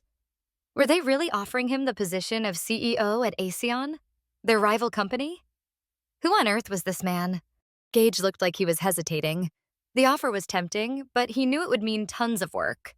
Mr. Park reminded him that he already had experience as one of the company's early founders when he was younger. He was confident Gage could handle the job easily. But Gage had lost interest in the project long ago, and Mr. Park surely knew that. If he accepted, he might run the company into the ground. Lack of motivation was a serious flaw, and it doesn't just appear overnight. The only benefit he'd gain was more money, and they both knew he didn't need it. He already had more money than he could ever spend, even in several lifetimes. Mr. Park said his master thought Gage might have been bored and just wanted to work again. But Gage knew that kind of life would bore him to death. He had no interest in working again. Mr. Park understood and promised to deliver his message to the chairman, who would start considering other candidates. Having listened to their conversation to the end, Eva couldn't hold back any longer and decided to speak up. She asked Mr. Park to wait a moment because she also had something to discuss with him, something that might actually interest him. Eva gathered her courage and confidently walked toward the men, even though she knew she was being rude by interrupting their conversation. For the first time, she acted boldly. She had no time to waste. This was her only chance to do something before losing control over the company. Mr. Park was shocked to see Miss Young in Gage's house. He immediately asked what she was doing there and why she wanted to speak with him. Without thinking twice, Gage quickly answered that Eva was staying with him and would be living there for a while. At first, Eva didn't like that he answered for her, but then she realized it was for the best. She wouldn't have been able to respond clearly anyway. Mr. Park looked at Gage suspiciously. He never imagined that this mysterious man would hide a woman in his house. And of all women, it had to be her, Evangeline Young, the CEO of their rival corporation. Knowing Miss Young, Mr. Park couldn't understand how such a disciplined, responsible person could have anything in common with Gage. Eva asked him to wait just a minute. She needed to discuss something important with Gage. But then she changed her mind. Maybe his advice could help her. So she grabbed his hand and pulled him along. Eva walked ahead and the man followed her. He had no idea what was going through her mind, but he was curious to find out. First, Eva wanted to talk to Gage and learn more about Mr. Park's proposal. Was he really planning to turn it down just because he was too lazy to work or deal with serious matters? But Gage saw it differently. He admitted he was terribly lazy and just wanted to enjoy life without being bothered by things that didn't bring him pleasure. He had no intention of spending his days and nights stuck in a director's chair trying to earn even more money he didn't need. Eva thought to herself, is this arrogant idiot seriously planning to retire early without a second thought? For a moment, she even felt the urge to wring his attractive neck so he'd stop saying such nonsense. She tried to calm herself down and convince herself that maybe he was just too honest, that he didn't want to take on something that might hurt others. That's why she made him an offer. If he didn't want the position, he could give it to her. She needed it. Maybe he didn't even know who she really was, but she had been, or rather, used to be, the CEO of the XY Corporation. He could hire her, and she promised to lead Aeson to the very top, even higher than who. Gage noticed the fire in her eyes. He could tell she was determined to make it happen, not for Aeson's success, but to take revenge on those who had wronged her. Gage knew Eva was the kind of woman who'd once pushed Zai to the top and surpassed Aeson without even trying to be number one. Yes, she truly was that woman. He'd lose a lot by refusing her offer. And besides, she promised to deliver exactly what she said. He needed to think carefully. He understood her motives, but he still couldn't see what was in it for him. Eva knew the board and the chairman would never accept her, since she was the former CEO of a rival company. They'd never believe she was sincere, and besides, those false rumors about her made her practically unemployable. She wasn't afraid of hard work, and unlike Gage, she wasn't lazy. That's why he should agree to the deal. She'd handle all the work herself. All he'd have to do was occasionally attend meetings and update her on the results. Together, they could crush Zai Corporation. Gage hesitated. Her offer was tempting. He wouldn't have to work, yet he'd still have something to keep him entertained and connected to powerful people. He asked again if Eva truly wanted to do all the work while staying in his shadow. She wouldn't get any recognition for it. Eva didn't care. That was fine by her. The only thing she wanted now was revenge. To make them regret everything they'd done to her. As she'd said before, she was willing to do anything to make her family feel the pain of losing what they cherished most. This would only be the beginning of their downfall. For all their so-called care and love, Eva intended to pay them back, in full. Gage couldn't understand why she'd sacrifice so much just for revenge. She could have started a new life, proved her worth, and built something even greater. But judging by the look on her face, Eva was dead serious. She'd said it more than once. She was ready to make a deal with the devil. He remembered that clearly. She had said it. And if she really meant it, there would be no turning back. Eva knew exactly what she was doing, and she was ready to go through with it no matter the cost. Gage smiled softly. He knew what such a deal could mean for her, and tried to convince her to slow down, to think it over. But since she was so determined, he asked, who offered her this deal now? He could give her anything she wanted, but his conditions would be far from pleasant, and she wouldn't be able to refuse them. At that moment, Eva had already made up her mind. She didn't even want to hear the terms. She agreed right away. But was she truly ready to pay the price? There would be no way back, and the road ahead would be brutal. Eva's thirst for revenge blinded her. She was ready for anything to satisfy her pride. Gage smirked slightly. Having such a beautiful and clever woman at his fingertips was tempting, but he wanted it to be her choice. When he asked again if she was sure about her decision, Eva replied firmly that she was, and that Mr. Acheron shouldn't doubt her words for even a second. He didn't understand why she called him Mr. Acheron. They'd agreed she could just call him Gage. Eva didn't get why it mattered so much to him. She saw no difference, so she told him to drop it. She was being completely serious. She wanted to focus on real issues, not waste time on meaningless details. The devil seemed pleased. He could tell she was finally starting to relax, even just a little. He believed that people should take things more lightly. When you do, success tends to follow naturally. Just do your job well and everything falls into place. He even found a moment to joke, saying that Mr. Gage and Darling actually sounded pretty nice together. His teasing irritated Eva so much she wanted to hit him. But she held herself back, though it wasn't easy. In a way, he liked seeing her annoyed. It made her look cute, almost like a little angry kitten. Jokes aside, Gage was finally ready to name his price for the deal. But he warned her first. It wouldn't be small. After Eva agreed to make a deal with the devil, she started feeling a bit nervous. She knew perfectly well that this deal would come at a very high price. She knew that moment would come sooner or later, so she was already expecting to hear what the cost would be. In truth, the girl had already prepared herself for the worst possible outcome because she knew exactly how this world worked. If you want something great, you have to be ready to pay for it because the only free cheese is in a mousetrap. Eva understood perfectly that when you make a deal with the devil, you never get exactly what you desire most, only what you asked for at the very start. When Gage suddenly proposed to her, actually asked her to marry him, she wasn't just shocked, she was speechless. She hadn't expected anything like that. At first, she thought he was joking again. His jokes were never funny. But then she realized he was being completely serious. Was he mocking her? Taking advantage of her desperate situation? That's what it felt like. But Gage wasn't joking this time. His offer was serious, and to be honest, didn't even require much effort from her. Did he really want to marry her? Why? She couldn't even imagine what his true motives were. When she asked if he really wanted to marry her, Gage said his answer should be obvious. He had no other desires. Did he really need a wife? Eva wondered. Not long ago, he told her he liked living alone and hated when anyone invaded his personal space. He tried to explain that he was tired of meaningless small talk, but the idea of having someone by his side, someone he could feel comfortable with, that's actually appealed to him. Was this just one of his whims? Maybe he wanted to try married life? Eva thought it was pointless. They could have just lived together without all that ceremony. Maybe his old man threatened to cut him out of the will if he didn't get married soon? Eva knew that kind of thing was common among the upper class.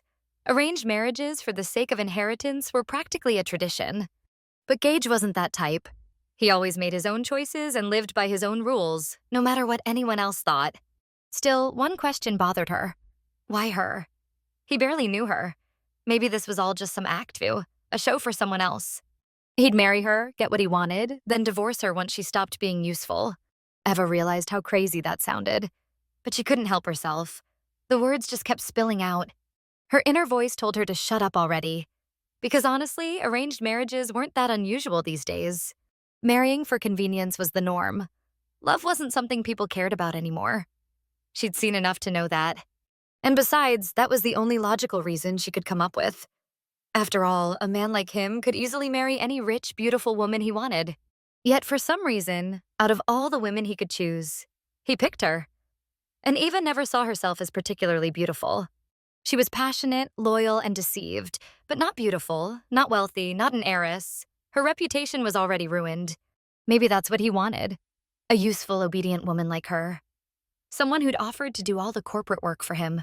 He must have already realized how talented she was, capable of handling any position with skill and confidence. Or maybe he chose her because it would be easy to throw her away once she'd played her part. Eva was the kind of woman who wouldn't cling or beg. Maybe that was the point. She was the type who'd sign the divorce papers without a word and walk away. If he hadn't done anything bad to her yet, she'd be naive to think he was doing this for anyone's sake but his own. Eva realized there was no point overthinking it. She had no other choice. So she asked again if he was truly sure about his decision. Did he really want her as his wife? Gage Acheron looked absolutely confident. He even teased her. Did she think she wasn't good enough for a man like him? That arrogance irritated her. Why did he enjoy confusing her every time she tried to be serious? She wanted to look confident too. After all, this marriage was beneficial for her as well. Honestly, she thought he was the lucky one, marrying a woman like her. Finally, Gage heard something reasonable from her. He didn't want her doubting this decision anymore. At this point, he took her words as acceptance. Her agreement to marry him and accept all his terms. But Eva wanted him to wait a little. Didn't he think they needed more time to talk things through? They had to discuss the terms before making anything official. She was sure he had his own conditions, and she wanted to know them all before signing anything. Gage realized again how smart she was. But he had to give Mr. Park his answer right now. If he didn't, he might lose the opportunity. Eva thought he could respond to Mr. Park first. They'd have plenty of time to talk afterward. But Gage couldn't do that. What if she changed her mind and ran away after he accepted the deal? Eva promised she wouldn't, and suggested they sign a contract right now. And she didn't mean a marriage contract. She meant a formal agreement for their arrangement. That idea actually sounded better to him, so he agreed to do exactly as Eva suggested. He pulled out his phone and ordered someone to prepare the contract immediately. While it was being drafted, he told Eva to wait here. He'd go talk to Mr. Park to keep him busy. That would give her time to think everything through one last time. Before leaving, he reminded her again, once she signed the contract, there'd be no turning back. He was almost out the door when he suddenly turned back. He had one more thing to say to her. He stood behind her, close enough for her to feel his warm breath on her neck, and it made her tense up instantly. Gage leaned over her and whispered in her ear that he was giving her one last chance to back out. A final opportunity, if she wanted to take it.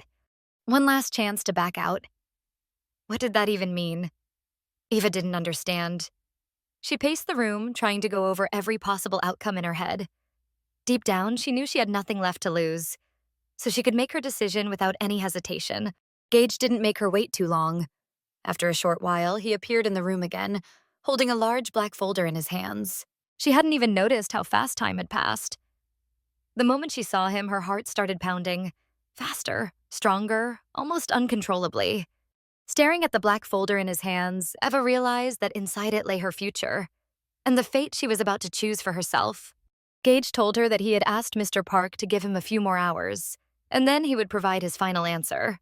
The man asked if she'd had enough time to think everything through, or if perhaps she'd changed her mind. When Eva replied that she truly wanted to make a deal with him, Gage looked satisfied. He told her she should first take a look at what he was offering. He handed her the black folder, saying he would give her an entire month to decide whether she would marry him or not. And even if she refused his proposal, he would still accept the position Mr. Park offered him and give her what she had originally wanted. But during that month, there were several conditions, all written down in the contract. Eva needed to review those conditions carefully, as they were mandatory and had to be followed. She tried to read every line with full attention, determined not to miss a single detail. At first, the contract seemed fine, nothing alarming, but she knew she had to keep reading until she reached the section printed in small letters. Maybe it was too early to feel relieved. She hadn't yet reached the part with his main conditions. When she finally got to that section, she paused for a few minutes, trying to calm herself down and prepare for whatever unpleasant surprises might be waiting. The first condition she read completely stunned her. Party A must give Party B one kiss every night. She was already scared to keep reading. The very first clause confused and unsettled her. Gage stood beside her, quietly watching her reaction to what she was reading in the agreement. Eva knew his terms wouldn't be ordinary and tried to brace herself. But still, this man clearly wasn't taking that clause entirely seriously. Her inner voice told her to stop and ask him right away about the parts she didn't understand. Why just one kiss? And when he said only one, what exactly did he mean by that? Gage didn't hesitate to answer. He explained he meant one kiss, nothing more, nothing binding. But it had to happen every night. He smiled, thinking that shouldn't be too hard for her. That's why he made it the first condition. Did he mean that one kiss would be all he wanted? Was he trying to lure her into breaking the deal? Gage didn't feel the need to answer. Everything would depend on her. If she wanted more, it would be her choice. Because he was confident Eva wouldn't be able to resist his charm for long, and that eventually she'd want something more than what was written in the contract. Then she read the consequences for breaking the first clause. If the kiss didn't happen, the punishment would be chosen by the other party, and it wouldn't be discussed in advance. He'd be free to interpret the situation however he liked, and could kiss her as much as he wanted without her consent. She'd have no right to refuse. Reading that, Eva was shocked. Did he really intend to create terms that would make her feel so uncomfortable? Inside, she felt strong resistance. She doubted whether she should sign at all. But on the other hand, she didn't have a choice. Something in her life had to change. The more she read this nonsense, the more she wanted to slap him. These terms felt childish and ridiculous. Eva needed time to calm down, but she didn't have it. Mr. Park was still waiting for Gage's answer. The next clause stated that Party A must not touch Party B during the kiss.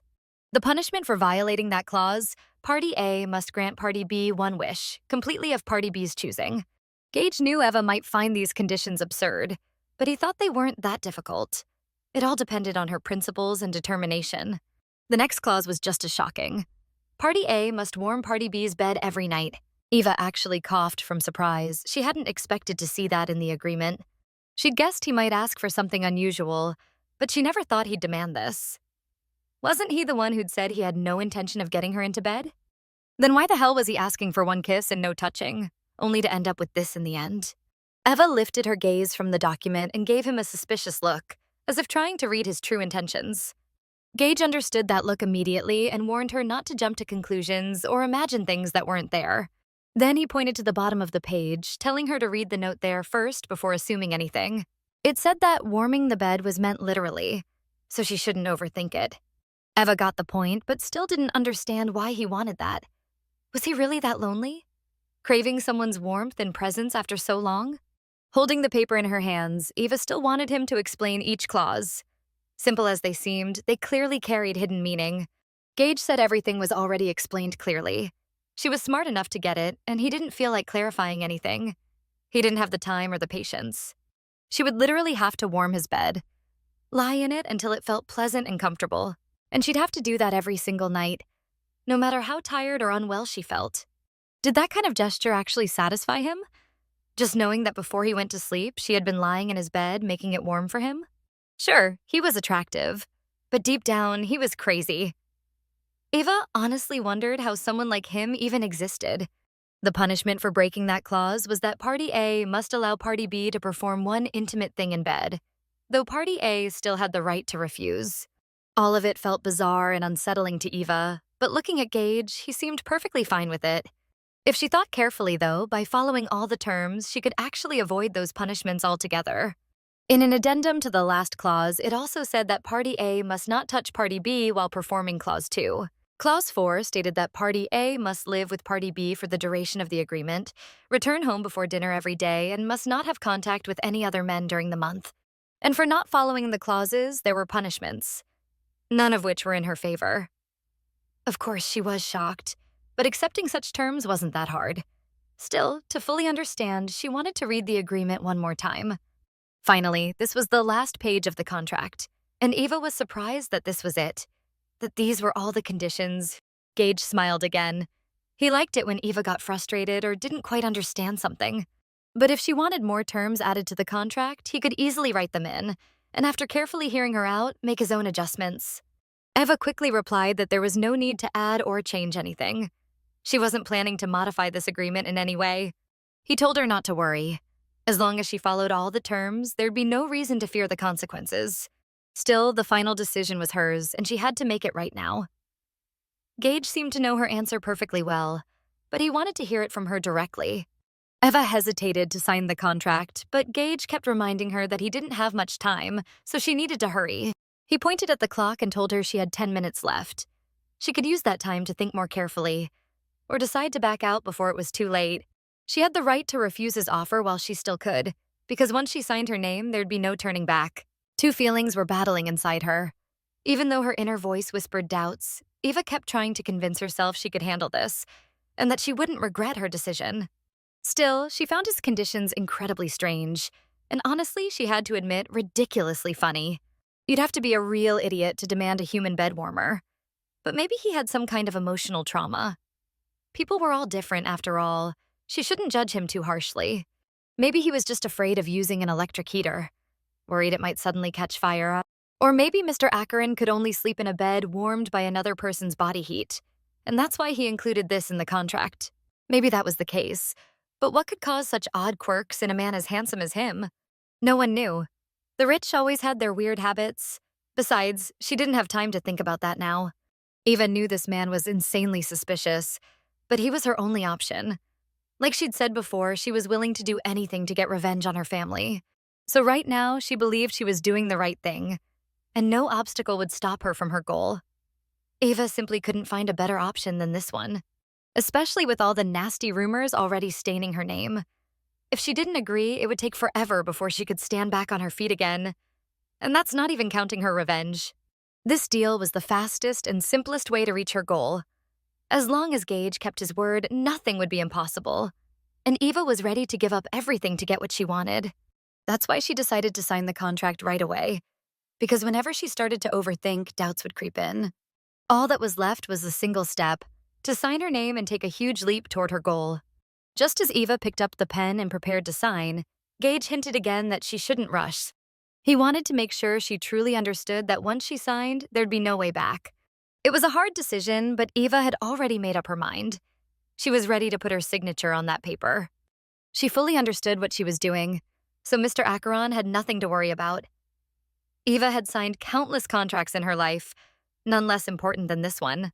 Even though this deal with the devil was pretty simple and straightforward, she didn't need a lawyer to figure out every little clause. Still, Gage felt it was his duty to warn her. And he did. The rest was up to Eva, and all the responsibility was hers alone. It was almost as if he was trying to stop her from making a big mistake. But Eva was determined. She had no intention of backing out. She'd have to live next to him and endure his presence, even when all she'd want was peace and quiet. Eva had to remember, once the contract was signed, there would be no escape. And if she did try to escape, the punishment would be far worse than having to deal with his constant presence. Eva wanted to make it clear that running away wasn't even on her mind. She'd have enough work to keep her busy and ignore the little things. As long as he kept his word, Eva would live by his rules and do her job properly. Gage was pleased with her answer. To him, she seemed like a very obedient, focused girl, someone who always delivered results. Eva decided she'd already spent enough time thinking and talking. It was time to sign, without wasting another minute. She quickly found the signature line and did it, not even thinking that she might soon regret that decision. Finally, with everything settled, they could move forward, carefully following every term of the contract. Gage suggested they start right away by taking off her glasses, the oversized ones that looked way too big for her face. Honestly, she should have gotten rid of those glasses a long time ago. She looked so much prettier without them. But Eva disagreed. She was used to wearing them. They were comfortable for her. Besides, she couldn't see well without them. She just couldn't go without. She didn't understand what was wrong with her glasses anyway. How could they possibly bother him, aside from the fact that he didn't like their design? Gage stepped closer to her and for the first time tried to look her straight in the eyes. Without the glasses, Eva was actually really pretty, though no one had ever noticed it before. Eva stared right back into his eyes without blinking once. It almost felt like he was trying to hypnotize her, but she wasn't about to fall for that. Then he gently put her glasses back on and said that if she felt more comfortable that way, they'd stay as they were. He told her it was time to go. They had to leave right now, so she needed to get ready immediately. After everything that had happened in her life lately, Eva really didn't feel like going anywhere. She tried to convince Gage to change his mind. If they were really going to live together, he should start being kinder and stop calling her pet. It sounded disgusting and humiliating. She had a perfectly normal name, and it sounded nice. From now on, he should use that. Nothing else. Gage agreed. If that's what she wanted, he'd respect it. But maybe he could call her my dear Eva instead? She quickly cut him off. No need to add anything fancy. Just Eva was perfectly fine. He smiled and agreed, though he couldn't help but point out that Dear Eva sounded beautiful, and he really liked saying it. Gage was about to leave, but Eva stopped him. Another small problem had come up.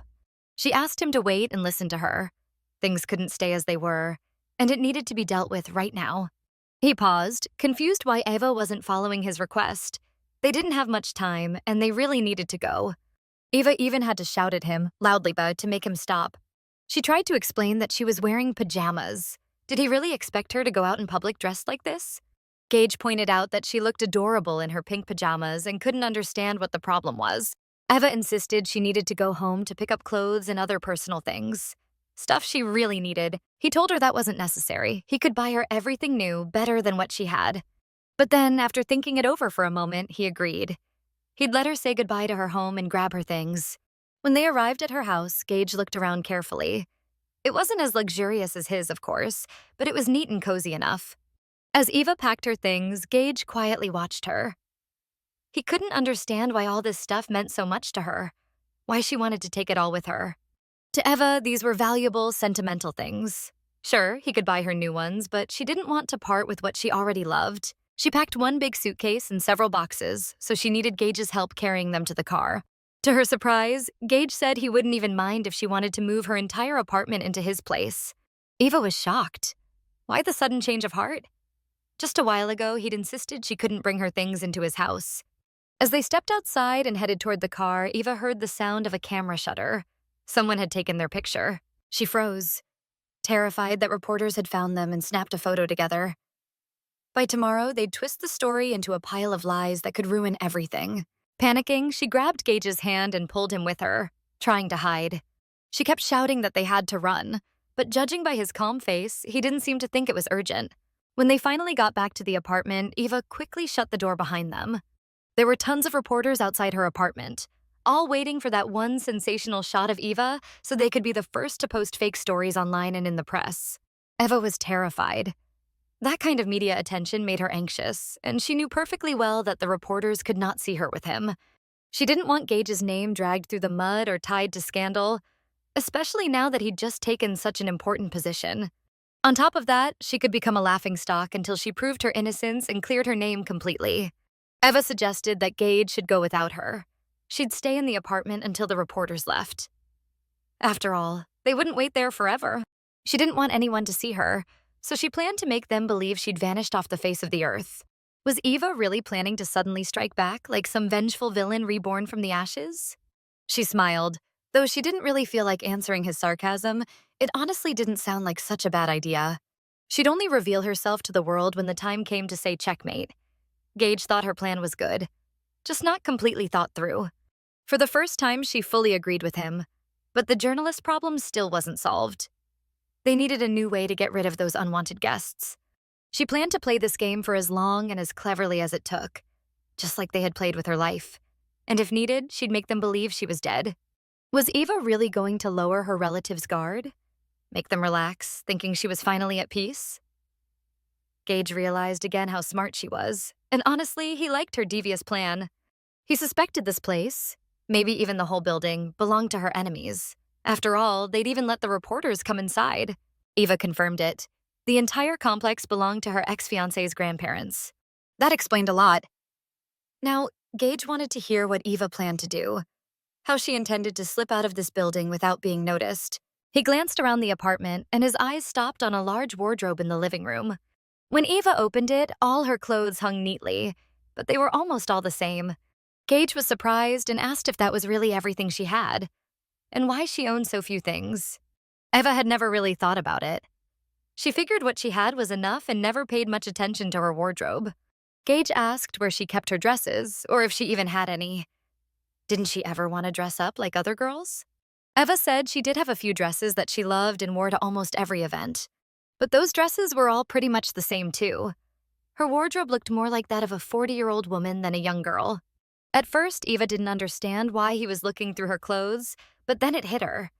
He was hinting that she should change her look, disguise herself as someone else. She said she could totally pull that off, no problem, then asked him to go wait in another room while she made her grand transformation. Eva pushed Gage out of the room and slammed the door shut. He stood there for a moment. Her sudden confidence really caught him off guard. Gage trusted her creativity, sure, but he still thought this was something he should personally take care of. He immediately pulled out his phone, made a quick call, sent the address, and asked for Eloise to be sent over right away. All he could do now was wait. First for Eva's big reveal, and then for Eloise, who could help perfect her look. Finally, the door opened. Gage looked up eagerly, hoping she'd really surprise him, that he'd see a completely different person standing there. He was curious what this unusual girl had come up with, though judging by her wardrobe, he wasn't expecting much of a transformation. But when he finally saw her, he was genuinely shocked. Her look had completely changed. Though he had to admit it was also a little bit funny. Standing in front of him was Eva, dressed like a teenager. Her hair was hidden under a big hood, and her face was covered with a mask and oversized sunglasses. She honestly believed that with her face completely hidden like that, the reporters still waiting outside her door wouldn't recognize her. Eva confidently headed for the door, not understanding why Gage wasn't coming with her. Did he really plan to just stay in the apartment, waiting for the reporters to get tired and leave on their own? But that wasn't what Gage had in mind. The moment they saw someone dressed like that, the reporters would immediately suspect something.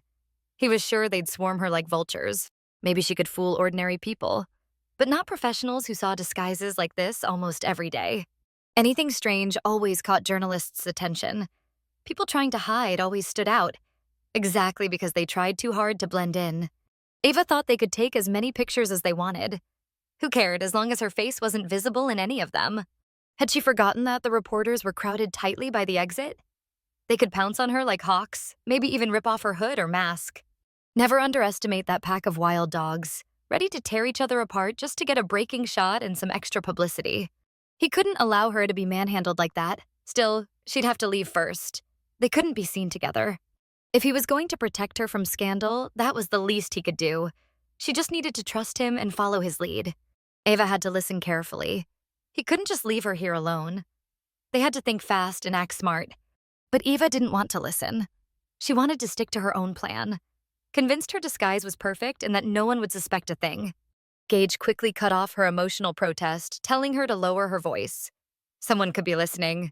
He wanted her to let him handle it, to show her the best way out of the mess they'd stumbled into. Then, right outside her apartment door, she appeared. A stylish, elegant woman with huge branded shopping bags in her hands. Gage immediately introduced her to Eva. Her name was Eloise, and she was the best makeup artist and stylist in the entire district. Eloise was warm and friendly. She greeted Eva right away, genuinely happy to meet her. Though surprised to see a stylist and makeup artist in her apartment, Eva greeted her back, though she still thought she didn't need any help.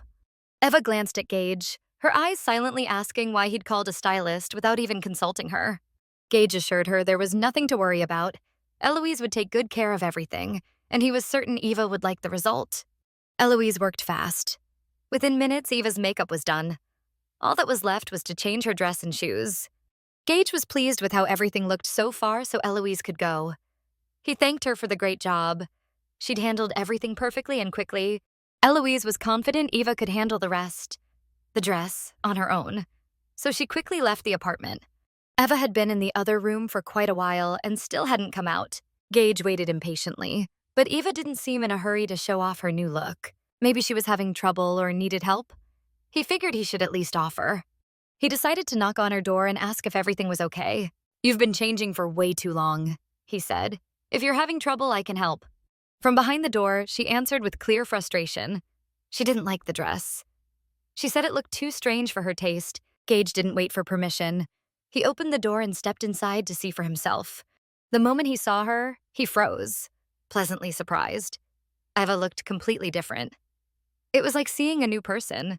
He stood across from her, speechless. She was so beautiful that he couldn't take his eyes off her. He didn't understand why she looked so displeased. She was absolutely stunning. But Eva felt uncomfortable in that outfit and wanted to change back. She couldn't hide her irritation. When she said she had to change, Gage immediately stopped her. She wanted to hide from the reporters, right? Well, this look was perfect for that. Even he hadn't recognized her at first. Taking her hand, he led her to the mirror, telling her to really look at herself, to see that she looked incredible. "This," he said, "is how you disappear while staying right in plain sight." It had to work. No one had ever seen her like this. Everyone was used to the serious, plain office mouse version of Eva. To finish the look, Gage suggested adding a pair of oversized sunglasses. They made her seem even more elegant and refined. In that disguise, Eva could walk right out of her apartment, and he was sure not a single person would recognize her. So Eva looked at her reflection. She could hardly believe it was her. She looked like a real, elegant lady. Gage offered her his arm, and together they prepared to leave the apartment, ready to walk past the reporters without raising a single eyebrow. "Are you ready?" he asked. "Walk straight and confident. Chin up, shoulders back. And if you look at the reporters, see them like they're just random people on the street. Or better yet," he added, "imagine they're pathetic little bugs crawling around your feet." Right now, Eva felt like that would actually be easy. She was barely afraid anymore. Still, as they walked side by side, Eva was nervous she might trip, so she held tightly onto Gage's arm. She didn't usually wear heels, and today they were very high, the highest she'd ever worn in her life. Gage reassured her that she had nothing to worry about. He was right beside her and wouldn't let her stumble or fall. Even though Eva was trembling with fear inside, she didn't show it. She walked confidently next to him, trusting him completely. There were so many things she wanted to say, but she chose to stay silent, afraid her words might later be twisted by the press. She couldn't stop thinking about how nervous she was. What would happen if they caught and recognized her? She had to stop overthinking. First, she needed to relax, to believe that nothing bad was going to happen. Her inner voice teased her. Was the crown squeezing her head too tight? She'd never felt this confident about her appearance before. Maybe it was because of the man she was holding on to so tightly, the one whose hand she refused to let go of. It really was because of him. He had that kind of presence, something magnetic. It didn't matter what he said or did. His very aura drew people in. Eva could tell that Gage was the kind of man who could make a crowd part with just a single glance. So being beside him made her feel completely safe, like nothing could touch her as long as he was there. As they passed through the press, Eva felt her heart racing. She could sense all those eyes on her, journalists staring, desperate to catch even the smallest clue. But she kept her chin high, pretending none of it bothered her at all. Her charm was mesmerizing. People couldn't look away or even think clearly while she was near. The reporters studied them carefully, trying to figure out who they were. For a moment, they even forgot why they had come to this building in the first place. Eva walked confidently, knowing she just had to hold it together for a few more minutes. And then it would all be over. They'd almost made it through the crowd. Ahead of them was a long hallway, and at the very end, the elevator. That was their goal.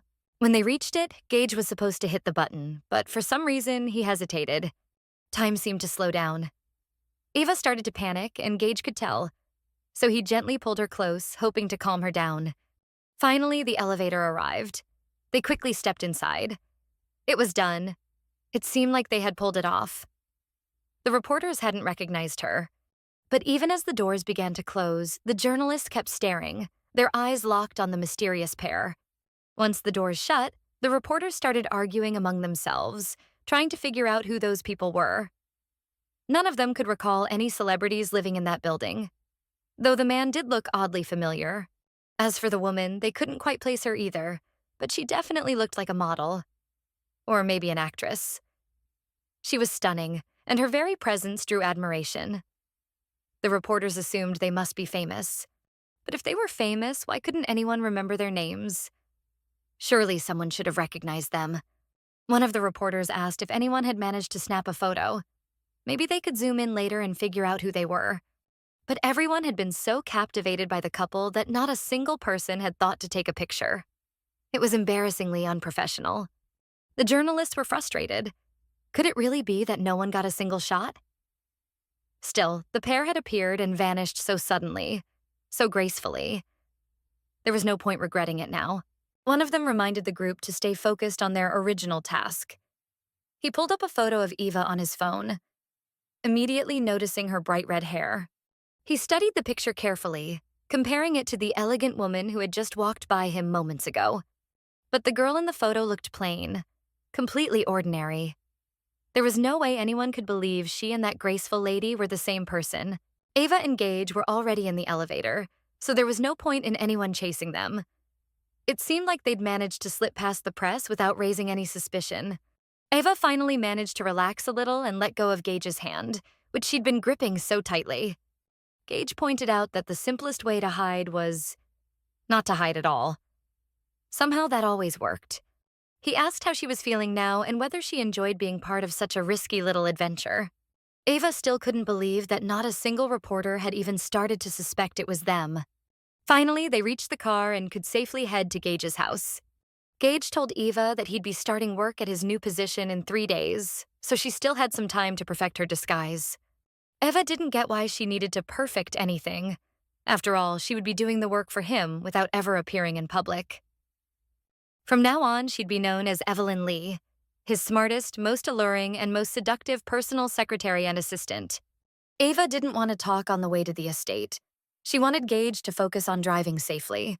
His decision to make her his secretary and personal assistant threw her off. She had her own ideas about working at a competitor's company. After a moment's thought, she agreed, knowing it was the perfect setup for her to handle the work efficiently on his behalf. And of course, she'd always need to be by Gage's side. To avoid unnecessary steps, she needed to see and hear everything firsthand. She'd have the chance to monitor him closely and guide him whenever he really needed help. This wasn't just about protecting him from scandal. It was also to prevent the kind of fall that had happened to her. Everything Eva suggested worked for Gage. They managed to reach an agreement quickly without causing each other extra problems. Still, there were a few points that needed more discussion, so they decided to cover them once they got home. Ava didn't understand why there was anything left to discuss. Everything seemed clear and already agreed upon. As they drove past the company where Ava used to work, it was obvious she was angry and irritated. Gage noticed and jokingly asked if she was secretly planning the perfect way to burn the whole building to the ground. Ava shot him a serious look and replied confidently that, yes, that was exactly what she wanted. To burn it to ashes and forget it all like a nightmare. Gage noted that she spoke like a character out of a novel about vengeful thieves, always craving revenge. Ava wondered who was really to blame. Her family had shaped her into this person, even if they hadn't meant to. That's why she wouldn't disappoint her dear relatives. The way they made her. That's the way she'd remain for them. Gage could sense the immense anger she held toward her family, and her firm determination to get revenge for everything they'd done. But Eva noticed that Gage himself looked unusually tense, as if something had him on edge. Yet all it took was a glance at his charming smile, and she caught herself thinking she wanted to devour him. Then she realized she was overthinking. Most likely, he was just enjoying watching the little drama unfold. Her inner voice called her thoughts silly. Really, did she actually think this devilishly handsome man was smiling because he was a big fan of the drama? Who knew? She didn't want to think about that right now. She figured Gage's mind was impossible to read. She was bursting with the desire to start preparing for her work at the competitor's company, to take steps that would make them all regret underestimating her. But she knew she had to wait just a little longer. Eva and Gage had already arrived at the huge estate. Here, she felt safe, so she could finally relax a little. Unexpectedly, Gage announced that he would be leaving on business and wouldn't return for 3 days. Eva was surprised. He had never even mentioned the possibility of being away for a few days, leaving her alone in such a massive house. Since they were working together, Eva decided she had the right to know exactly where he was going. At first, he didn't want to answer. It was his personal business. But he ultimately decided to be honest and explain what he'd be handling. He was a healthy man in his prime and unmarried to boot. So he had just 3 days before diving headfirst into all this work nonsense. When Gage said he might take a short walk while he could, Eva didn't like it. She felt he shouldn't be doing that. He immediately smiled and even coughed a little, surprised by Eva's reaction to his words. It felt strange to him because she was acting as if she were his wife. Of course, it stung that she hadn't yet decided about his proposal, but he hoped she would make the right choice. Right now was her chance. If she wanted to say something, she could. He was listening carefully. After all, Gage was the kind of guy who would really follow his wife's orders and hardly ever argue with her. Eva's inner voice screamed that this couldn't be real. It was like something out of a fantasy. She said he misunderstood her. She was referring to the part of the contract stating she had to kiss him every night and warm his bed. If he left for a few days, how could she fulfill the contract's conditions? Would that count as a violation? With consequences in the form of punishment? Again, she was saying one thing while thinking another, pretending not to have heard his last remark so she wouldn't have to act on it. Eva tried to ignore her inner voice because she didn't know how to react, while he seemed to be teasing her, which she clearly understood. It wasn't hard for him to explain. He said it was just a whim, so no penalties would apply to her. Besides, she hadn't said anything when signing the contract. She could have added punishments for him too, as contract clauses. He had responsibilities as well, and for not spending the night with her, he could be punished, even if he was away on business. Eva didn't understand why he was bringing this up now. Had Gage forgotten the contract was already signed with no changes allowed? These discussions made no sense. Their signatures were already there. But she couldn't let him leave now. She knew she couldn't give orders. She wasn't his fiancé or even his girlfriend. She couldn't allow anything to interfere with her plan for revenge on the Young family. Not even him. If he got caught up in a scandal and ruined his reputation, all her plans would collapse before they even started. And if they started dating, would he continue seeing other women and openly tell her about it? He was surprised.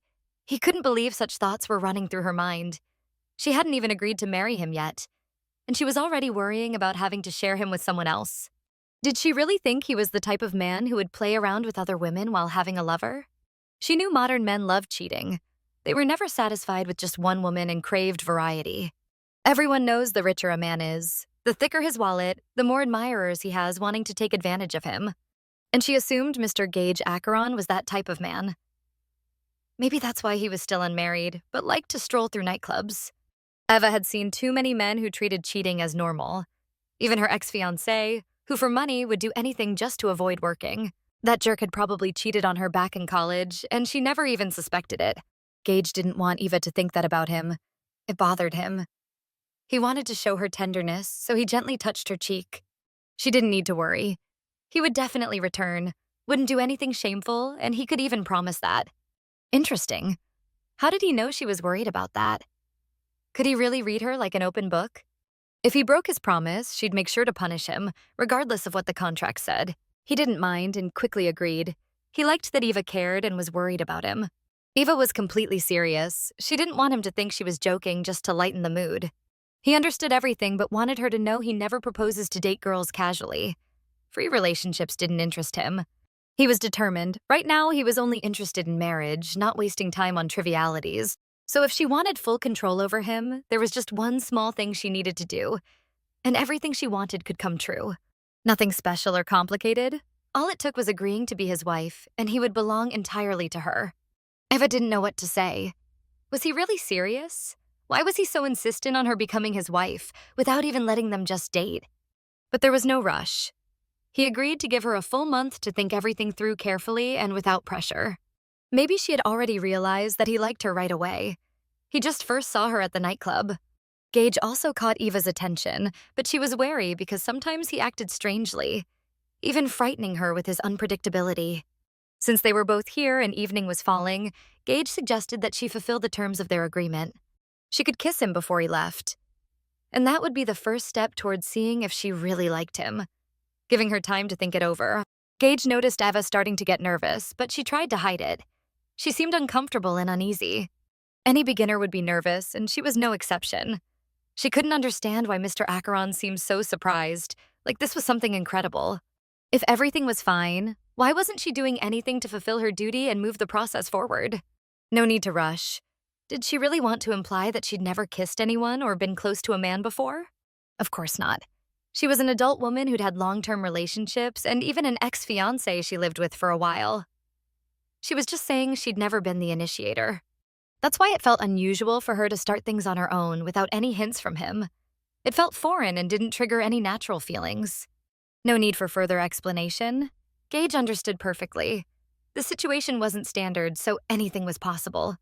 And for the first time, he could help her relax and carry out this part of the agreement without any discomfort. She didn't need to worry. Just trust him and let go. There was nothing scary about not getting it right the first time. Today was an unusual day, so he allowed her to practice on him and not stress about the result at all. Eva couldn't help herself. Hearing his seductive voice made it impossible not to want to pounce on him. But with a stern look, she told him she didn't need practice at all. And Mr. Acheron was wrong in his assumption. There was no time to hesitate, so Eva braved touching him first, turning toward him. At first, she just wanted to look into his big eyes. She tried to move closer, but it looked awkward and she couldn't manage it. She even started getting frustrated. The rules said she couldn't touch him during the kiss, so she quickly tried to take his hand. Yet, as she leaned in, her hand ended up on his neck again. She just didn't know how else to do it. Gage noticed how bold she was. Her strong character wouldn't let her give up or back down. Touching him, Eva finally went for the kiss, hoping he wouldn't push her away. As promised, Gage tried to help her, but he quickly realized her determination didn't need any support. Eva kissed him quickly, but broke the rule. She touched his body during the kiss. Gage loved it, and he wanted to kiss her again, explaining that the first kiss was just practice, and now they needed to do it properly. Eva knew she needed to keep her distance and wanted to step back, but he held her tightly, pressing her against him. Gage noticed that Eva didn't even resist, which meant she enjoyed being in his arms, so he didn't rush to let go. But he moved carefully, not wanting to scare her with his insistence. Eva finally exhaled after fulfilling her duty. She couldn't even speak. Her feelings were strange, almost unfamiliar. He tried joking, saying it was more like a punch. Only instead of fists, Eva used her gentle lips. Eva didn't like that joke. Could he really dare to criticize her, knowing exactly what position she was in? Besides, he hadn't clarified which kind of kiss she was supposed to give him. Did he forget or just not think it through beforehand? He completely agreed with her, as always thinking she was right. Even if he wanted to argue, he had neither the strength nor the time. It was getting dark, and he needed to leave. But he didn't want to leave Eva alone in his huge, almost empty house. He stepped out of this car to open the door for Eva, who would be staying home. She reluctantly got out of the car, showing with every movement that she didn't want Gage to leave her alone. He felt it was his duty to tell Eva that this kiss had been unforgettable for him and that he would eagerly look forward to repeating it the next evening. But he decided it was best to wait a little, so as not to create tension between them. It was time to hit the road, yet Gage realized he wanted more than ever to stay home. Why did he feel so mysterious and possessive now? Maybe it was because the playful smile wasn't on his face this time. Gage suggested Eva spend these 3 days perfecting her disguise. Time would fly, and she wouldn't even notice how quickly he'd return. Everything was already prepared, so she just needed to focus on honing her skills. Eva didn't see any problems with that and fully agreed with his advice.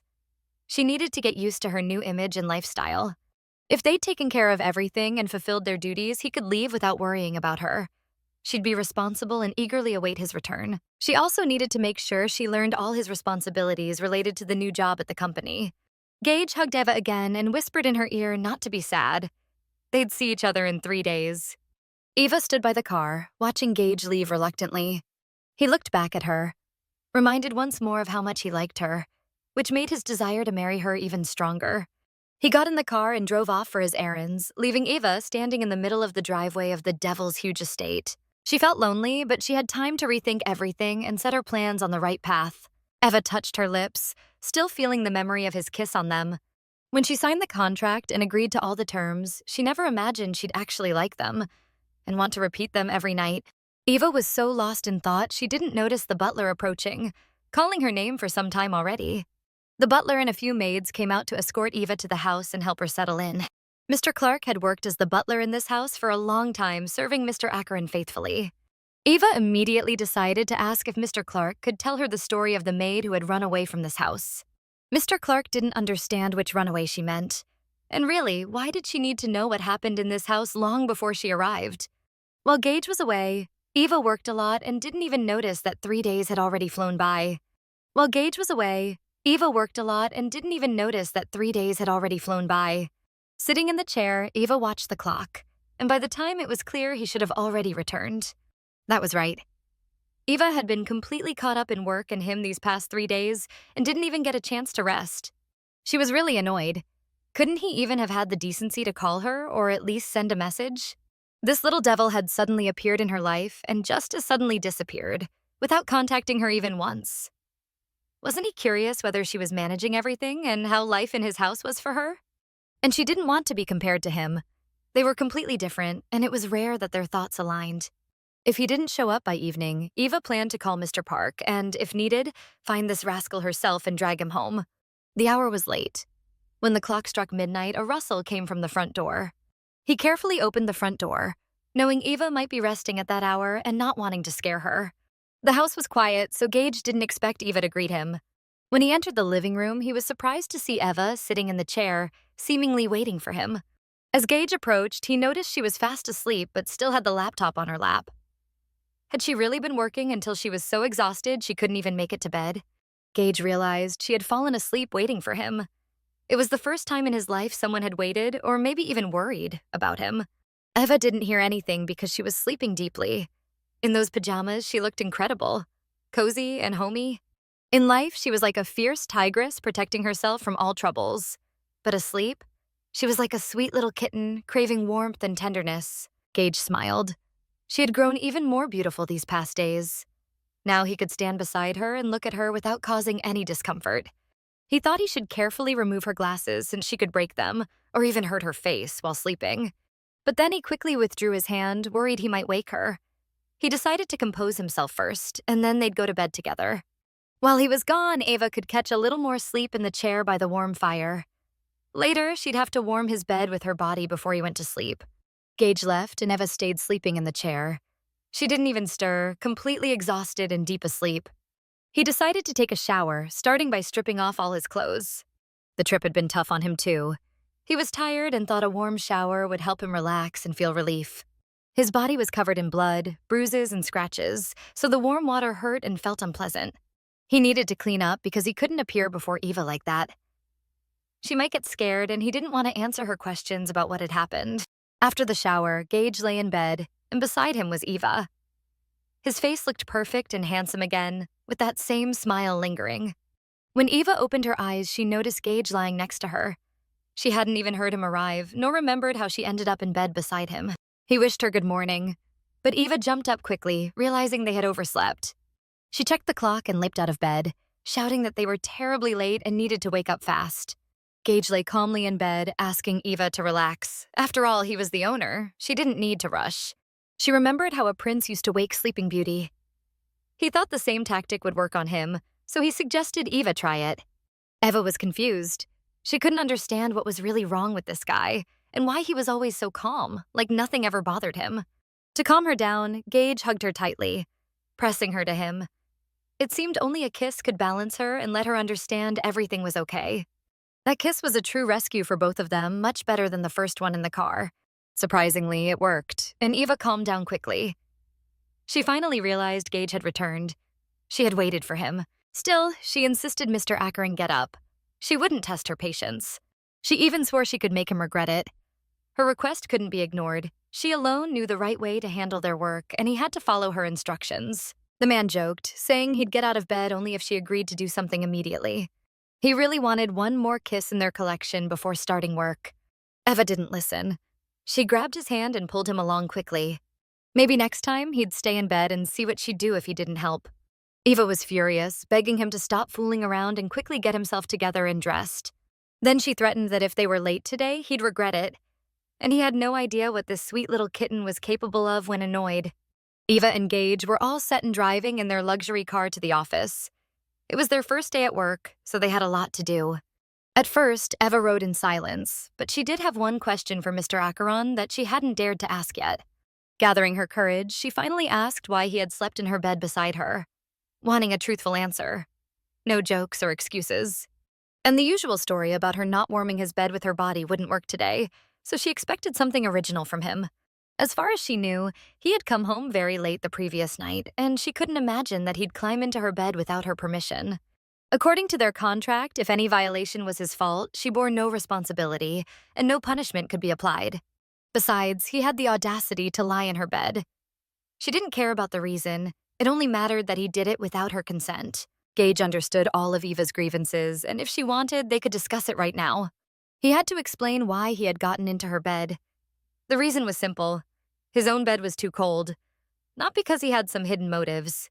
Eva thought it would have been better if this sly wolf just said yes, and she would have been satisfied. But she still wanted to tease him a little and act offended. Gage couldn't even imagine what hidden motives she was talking about. Did she really think he'd tried to take advantage of her state to satisfy his male needs?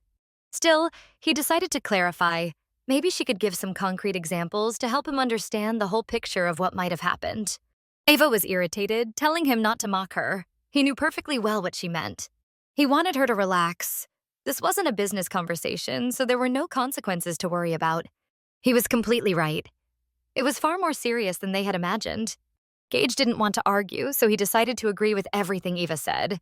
Today, he'd raise the white flag and let her win. She was completely right. He had done it because his bed was cold, and for one other reason he didn't want to talk about. Eva wanted him to finish his explanation, but Gage wasn't sure if she really wanted to hear it. She wanted everything clarified before they got to the office, so she prepared to listen carefully. He agreed mainly because Eva was very persistent. She didn't want him to leave. When he returned, he found her asleep in the chair with her laptop. He decided to be the perfect gentleman and carried her to her room. He planned to leave after putting her to bed, but Eva clung to him and refused to let go. It was already too late, and he didn't want to wake her, so he let her hold on to him almost the entire night. Eva guessed that this rascal had probably made up this story without blinking. But when he teased her, there was always a spark in his eyes. Now it was gone. Could it all be true? Had he really told everything exactly as it happened? She couldn't believe it, and she didn't understand why she wanted to keep him close. That night, she looked adorable to him, like a little fluffy kitten.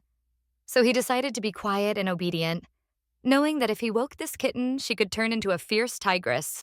If that happened, the tigress could devour him alive without even chewing. So he decided not to risk it and submitted to her will. They needed to end the conversation as they were almost at the office. They decided to leave the topic behind and never revisit it. The car stopped in front of the office building. On her first day, Eva was a little nervous, but Gage was there, calm and composed. Today, Eva wore a beautiful white business dress, and beside her stood the handsome Mr. Acheron in a sharp suit, looking every bit like a high-ranking executive. Eva was about to head into the office when she noticed that he wasn't moving. He wasn't in a hurry. That expression suited her perfectly, Gage noted, addressing Miss Lee. Eva smiled and thanked Gage for the compliment. That's exactly what she wanted to hear from him before starting work.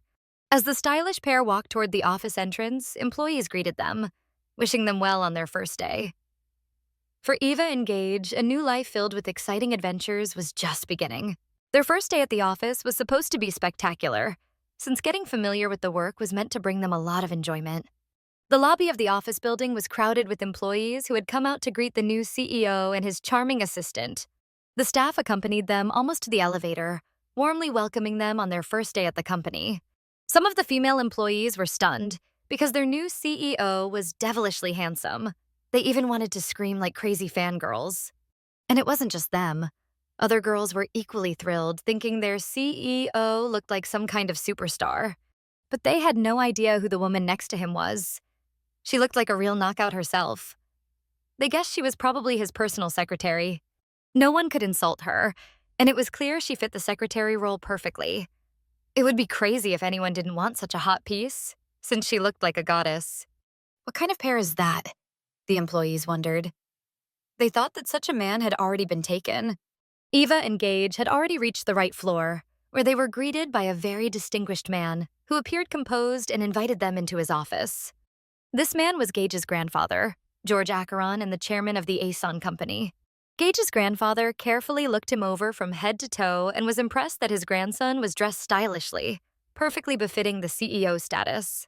He couldn't believe that his lazy grandson had finally crawled out of his den to genuinely take care of the family business. Gage himself was also in disbelief because usually at this time he'd still be in bed, not even thinking about working. But his grandfather wanted Gage to reveal the name of the person who had kicked his butt and dragged him into work. Gage smiled, nodded toward Eva, and said that one tigress had influenced him, a very persistent one. And for the first time in his life, he couldn't refuse her request. Though she hadn't exactly kicked his butt, she just hit him on the lips a few times, which he had to admit he really enjoyed. His grandfather noted that this girl was bold and audacious. And indeed, she was someone his grandson deserved, so the girl had done well. Gage looked at Eva again and decided it was time to introduce her to his grandfather. "This is Evelyn Lee, my personal secretary," he said, and told her, "This is my grandfather, George Acheron." Evelyn smiled and said it was a pleasure to meet Gage's grandfather and the company chairman, Mr. Acheron. As a gesture of a pleasant introduction, Evelyn and Mr. Acheron shook hands. Gage's grandfather recalled that this might be the same girl his grandson had carefully kept at his house. Eva was surprised, as she never imagined that Gage might talk about her to his grandfather. It just wasn't like him. He studied the girl closely and fully understood why his grandson was so captivated by her. She was incredibly attractive and looked quite intelligent at first glance. Mr. Acheron suggested they have tea with Miss Lee so they could get to know each other better.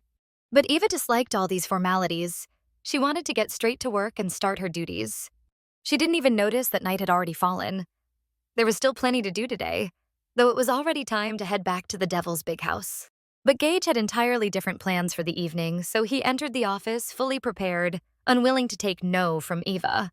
He held a bottle of very fine wine and 2 glasses, offering to celebrate their first day at the office. He felt that not celebrating such an occasion would be a big mistake. After all, a workday should end on time and leave a good impression. Gage effortlessly uncorked the bottle, and though Eva wasn't thrilled about his idea, she decided to indulge him and drink together. He quickly poured the wine into their glasses, one of his favorites, always reserved for special occasions. Eva looked him straight in the eyes, trying to figure out if he was really satisfied with becoming the company's CEO. He wasn't worried at all. Having a personal secretary like her, he didn't even need to participate in the work process. Eva could handle everything herself, and he trusted her completely. Eva's sole goal was to make Gage's grandfather's company the most successful in the region, and in doing so, destroy her relative's company. Gage handed Eva her glass and proposed a toast to their success and for her dreams to come true quickly and effortlessly. But Eva knew she'd have to work very hard to achieve her goals and meet all the contract terms she had agreed on with Gage. She decided to raise her glass to his honor and congratulate him on becoming the CEO of Aeson. Gage added that he wasn't just toasting his own honor, it was also the start of her new journey. They were confident this journey would be hard work, but still interesting. The office was quiet, with only the gentle clinking of glasses coming from the office. The celebration of the first workday was light and relaxed. After such an exciting day, a few sips of wine were supposed to relieve tension and allow them to head home easily, without overthinking. Gage suggested to Eva that it seemed he would be taking on an investigation related to her case. Eva didn't understand what case he meant, thinking he knew nothing about it and couldn't possibly help her. But Gage reminded her that Evangelina Young was accused of fraud and abuse of authority. Could it be that he wanted to help her and actually investigate this case? But why would he, since he was lazy and the contract didn't mention this? Gage said he decided to take on the case because he was bored and found it interesting. Eva didn't believe that he was bored and willing to help her, so she asked him to be serious. At least now. Gage tried to convince Eva he was serious. Moreover, the situation intrigued him far more than endless paperwork. It was actually an interesting way to spend time. And of course, he needed Eva's permission to stick his curious nose into her personal affairs. He was confident she was already looking for someone to investigate the case. Why stress out when she was right there next to such a handsome, amazing man who could do anything to make her happy? The girl turned to Gage and reminded him that he was the CEO, not a detective, and he couldn't handle this case since he didn't know the first thing about it. Gage thought he was CEO only in name. The real boss was her, so he couldn't just do whatever he wanted. And he didn't see a problem with that. She wasn't paying a dime for this, and he was delivering top-notch help, something he could actually promise her. Eva was surprised. She had the feeling this devil was ready to put the whole world at her feet. Could he really be so bored that he was willing to deal with this? Eva thought she should ask. Maybe this man was keeping even more of his amazing talents under wraps. She couldn't trust him 100%, but she needed to keep him busy while she worked, so he wouldn't distract her. So she said they had a deal, but warned if he messed up or things got worse, he'd answer for it. She hoped he got it and would take it seriously. Of course, he understood everything, so he figured there shouldn't be any problems, and she didn't need to worry. Gage Acheron never made mistakes. That was his uniqueness. If he wasn't confident in his abilities, he wouldn't even offer help. They got back to the house late at night, but Eva still had duties to fulfill, ones she agreed to under the terms of his contract. Once she changed into her home clothes, the first thing she had to do was muster the courage to go to his room and warm up his bed with her body. Carefully, she opened the door, but first peeked in with one eye to make sure Mr. Acheron wasn't there. The room was large, decorated in dark tones. The huge bed, taking up almost half the room, was empty. Once she was sure the room was empty, Eva hurried to the bed to get her role as the human bed warmer over with before his return. She took small steps toward the bed, trying to be as quiet as possible so she wouldn't draw attention. With one hand, she pulled back the edge of the blanket and tried to climb onto the bed. She didn't know how long she'd have to lie there. This bed was enormous, and warming it up quickly was impossible. She got comfortable on the bed, but didn't know what to do next. Just lie there like a corpse? Eva thought it through. Lying there wasn't doing anything, so maybe she could roll back and forth to speed things up. It looked ridiculous, but Eva rolled from side to side, acting like she was playing around in someone else's bed. She even regretted signing this contract. She felt like a complete idiot doing who knows what. It seemed like pure nonsense, and the strangest part was that she agreed to it herself. Eva got scared when she heard Gage's voice. He said he wanted to watch her antics, but couldn't help smiling. She didn't expect him to come back so fast. He usually spent ages in the bathroom and didn't hurry to come out. She didn't even notice when he entered the room, leaning against the door, watching her for a long time. She wondered how long he had been standing there, observing the mess she'd made in his bed. Then he came closer to the bed, but Eva felt awkward and tried to get up, thinking she wasn't supposed to be there and needed to clear it for the master. But Gage didn't see her actions as shameful or indecent. To him, it seemed cute and funny. He didn't want her to stop. Eva noticed him getting closer. Was this devil about to do something not mentioned in the contract? She realized he was trying to lie down next to her, even though the bed was still cold.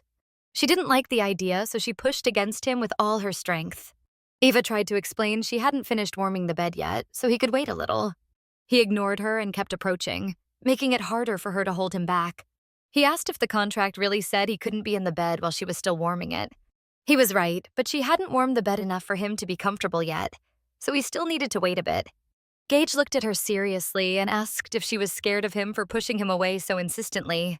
Angry, she snapped back that of course she wasn't scared, but she didn't want him acting like he could do anything, breaking all the contract rules.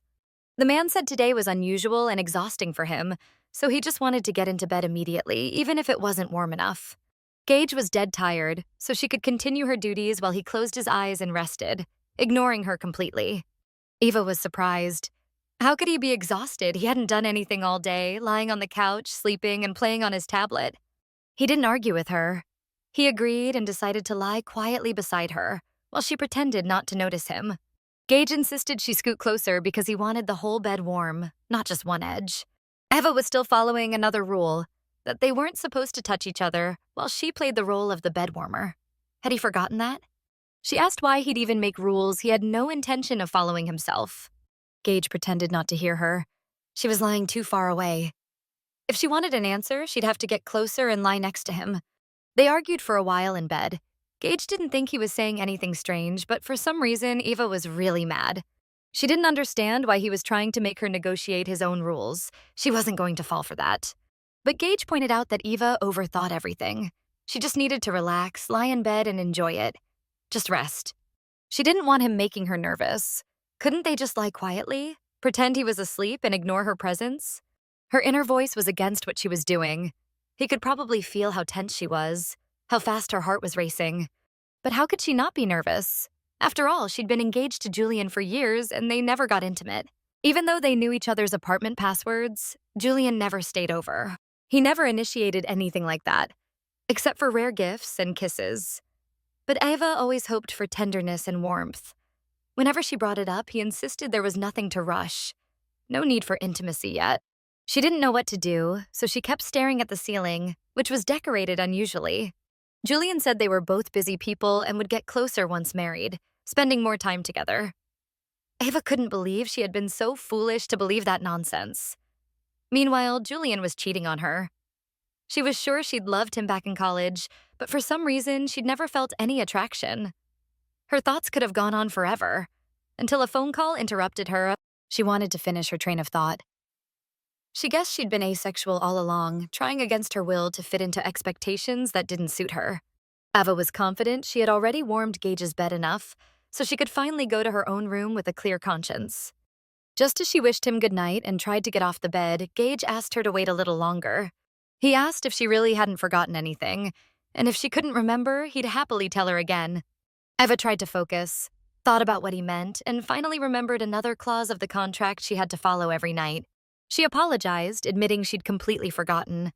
So she leaned over him to deliver the goodnight kiss as he wanted. It was hard, but she pulled herself together and decided to try kissing him quickly, without overthinking it. But Gage unexpectedly hugged her, and Eva immediately protested. What was he doing? Had he forgotten the rule about not touching her? To be honest, she hadn't fulfilled the kiss rule, so the initiative was now in his hands. He could do whatever he wanted. Although Eva resisted strongly, her eyes betrayed fear. Fear of doing something she might regret. The contract clearly stated that every night had to be followed, no excuse allowed. Everything was in his hands. Essentially, this meant she had to be with him until midnight. No backing out. But really, every night meant until midnight. How could she forget that? She usually remembered everything. Why was she nervous? It was just a kiss. Nothing more. After all, she and Julian had kissed plenty of times. She stopped resisting and sat back down next to Gage to fulfill the next contract clause. She admitted he was right and suggested getting it over with quickly, then going to their separate rooms. She thought there was nothing scary about the kiss, but looking at Gage, she saw a handsome man whose devilishness threw her off. He told her to relax and breathe through her nose. He'd just kiss her, not hurt her. Of course, even though Eva agreed it was just a kiss, she still wasn't ready. She just wanted it over with. He wanted to start with the most important part, teaching her how to kiss properly. Eva got angry. Who did he think she was? She didn't need lessons. Just because she'd been kissed before didn't make her an expert. She should listen to his advice. He suggested Eva remember everything he was trying to teach. She'd need it in her future intimate life. He wanted to show her what a real kiss was. He was sure she'd never kissed properly before. When Gage kissed her lips, she tensed, clamping them shut as if he were forcing something in her mouth, and she resisted. What they'd just done didn't even resemble the real kiss he wanted to teach her. First, she had to relax, slightly open her mouth, and forget her worries about doing it wrong. Eva didn't understand why he was explaining all this. He'd already kissed her. Wasn't that enough to let her go? Gage said this was just the beginning. They were starting kiss training, so she couldn't leave yet without learning what a real kiss felt like. Eva didn't know why she felt like a pitiful prey trapped by a predator. By the way, both of them had their own signature style of kissing, not a quick peck, but something more. So if she wanted it to be over quickly, she had to pay attention and do exactly what he said. He touched her lips and asked her to open them, letting him do what gave intense pleasure. Eva was still tense. She couldn't force herself to relax and surrender to a man she completely depended on. Gage held her neck firmly and kissed her in a way she couldn't even imagine. She'd never had a kiss like that before. At first, she was a bit confused, but then she relaxed and followed her instincts. The sensations were incredible. Eva didn't understand what was happening to her. Was this what real kisses were supposed to feel like? During that kiss, Eva couldn't move at all. She just gave herself over to Gage, who handled everything himself. Lying next to him, looking into his eyes, she couldn't understand why she'd never had a kiss like this before. Right now, she was feeling an incredible sensation, something strange and completely new. Something was happening with her body, but she couldn't figure out what. So the thought came to her. She needed to get out of that room fast, to escape this overwhelming feeling happening right next to Gage. Eva ran to the door as fast as she could, not even glancing back at him. Her hands were shaking so much she couldn't open her bedroom door the first try. It felt like all her strength was gone, like she couldn't pull herself together. When she finally got into her room, she leaned against the door, and that strange feeling didn't leave her at all. Then she carefully sat down on the floor by the door, trying to focus and gather her thoughts. She couldn't even process what had just happened. At first, it all felt strange, but these sensations were simply incredible. Morning came before Eva even realized it. She slept better than ever and woke up in a genuinely good mood for the first time. The stylist was already at her station, ready to do Eva's makeup to match her position at the Aeon company. The girl asked if Mr. Acheron had woken up yet and if he was ready to start the new workday. The stylist didn't even know what to say, knowing Eva wouldn't like the answer. Gage was still in bed and had no intention of getting up. Eva got angry, even calling him a little scoundrel, and asked why no one could wake him up since it was time to head to work. The stylist didn't think anyone in the house would dare knock on his door, let alone wake him up early in the morning. Eva was surprised and wanted to know, had Gage actually forbidden everyone from bothering him in the morning? The maid nervously explained that she misunderstood. Mr. Acheron usually didn't sleep in late. Sometimes he woke up before them, and there were no rules about waking him up. They just assumed he might have been exhausted from yesterday's work and wanted to rest. While the maid was talking, Eva went to Gage's room, loudly opened the door, and headed to the window to pull back the curtains and let the sunlight in. She acted boldly and, turning to Mr. Acheron, told him to open his eyes and get out of bed quickly. Gage, calling Eva his dear, wished her good morning but asked her not to be too loud. It annoyed him. Eva also said good morning, but now he had to get out of bed, or she'd come up with a way to make him. Gage wondered what she might do as a punishment if he didn't listen and stayed in bed. Eva tried persuading him to get up because they couldn't keep being late just because he was lazy. Besides, he wasn't a child who needed waking every morning. He was a full-grown adult, so she hoped he'd act a little more responsible. But it seemed Gage ignored her again, asking how she slept instead. She didn't want to talk about it, so she answered with a single word, "Wonderfully," expecting him to get out of bed now. Gage wanted to ask if he'd scared her last night by daring to show her a real kiss. Eva blushed instantly but held herself together. She said she wasn't scared. How could a simple kiss scare her? She'd run away yesterday because she didn't expect to stay in his room so long and needed to rest. But lying down, her inner voice wouldn't leave her alone. She knew she'd been extremely flustered. She was just glad those damn 20 minutes were almost over and she could finally lie in her bed and rest properly. It was easy to ignore Gage at work, but not in his room, especially recalling yesterday's kiss. Unquestionably, he was incredible, attracting any woman effortlessly. In short, he was dangerously charming. He seemed nice to her, but her ex-fiancé taught her a harsh truth. Being treated well could be a foolish farce. Eva wasn't ready to open her heart again. Not yet. She had to focus on her revenge. Actually, her plan would take months, maybe years. Eva was so confident in her ultimate goal that nothing could sway her. At least that's what she thought before last night. That kiss had spun her head, making her realize just how vulnerable she really was. She was willing to give herself completely, just from one kiss. That's why she had to make sure this never happened again. She had to prevent it in the future. Gage didn't want her lying in his bed looking like he was going to do something bad. And Eva couldn't relax in the same bed with a man, but he had to tolerate it. Honestly, Mr. Acheron wanted to show Eva she was very wrong, but knowing her, she'd probably hit him if he tried to kiss her again. Eva was surprised by his words and pleased he was so clever and reasonable. But why did he include the warming the bed clause in the contract? Gage said nothing except that it somehow helped him sleep better. And he really could sleep without a warm bed. So why did Eva think he had some trauma or illness? She'd heard stories about chronic insomnia and other disorders before. Usually businessmen and top managers suffered from that, so it didn't seem strange to her. Somehow he really did fall asleep. This man was excellent at pretending, and she couldn't see through it at first. Even though she doubted it, Gage actually slept, with no insomnia until morning. Watching him sleep, Eva couldn't understand how she'd given in to his persuasion and done everything he'd planned. Gage slept deeply, and Eva wondered, was he really that tired, having done nothing all day? How could his face look so beautiful?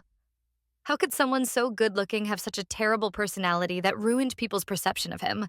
But sometimes, looking at his appearance, you could forget his past actions and ignore them.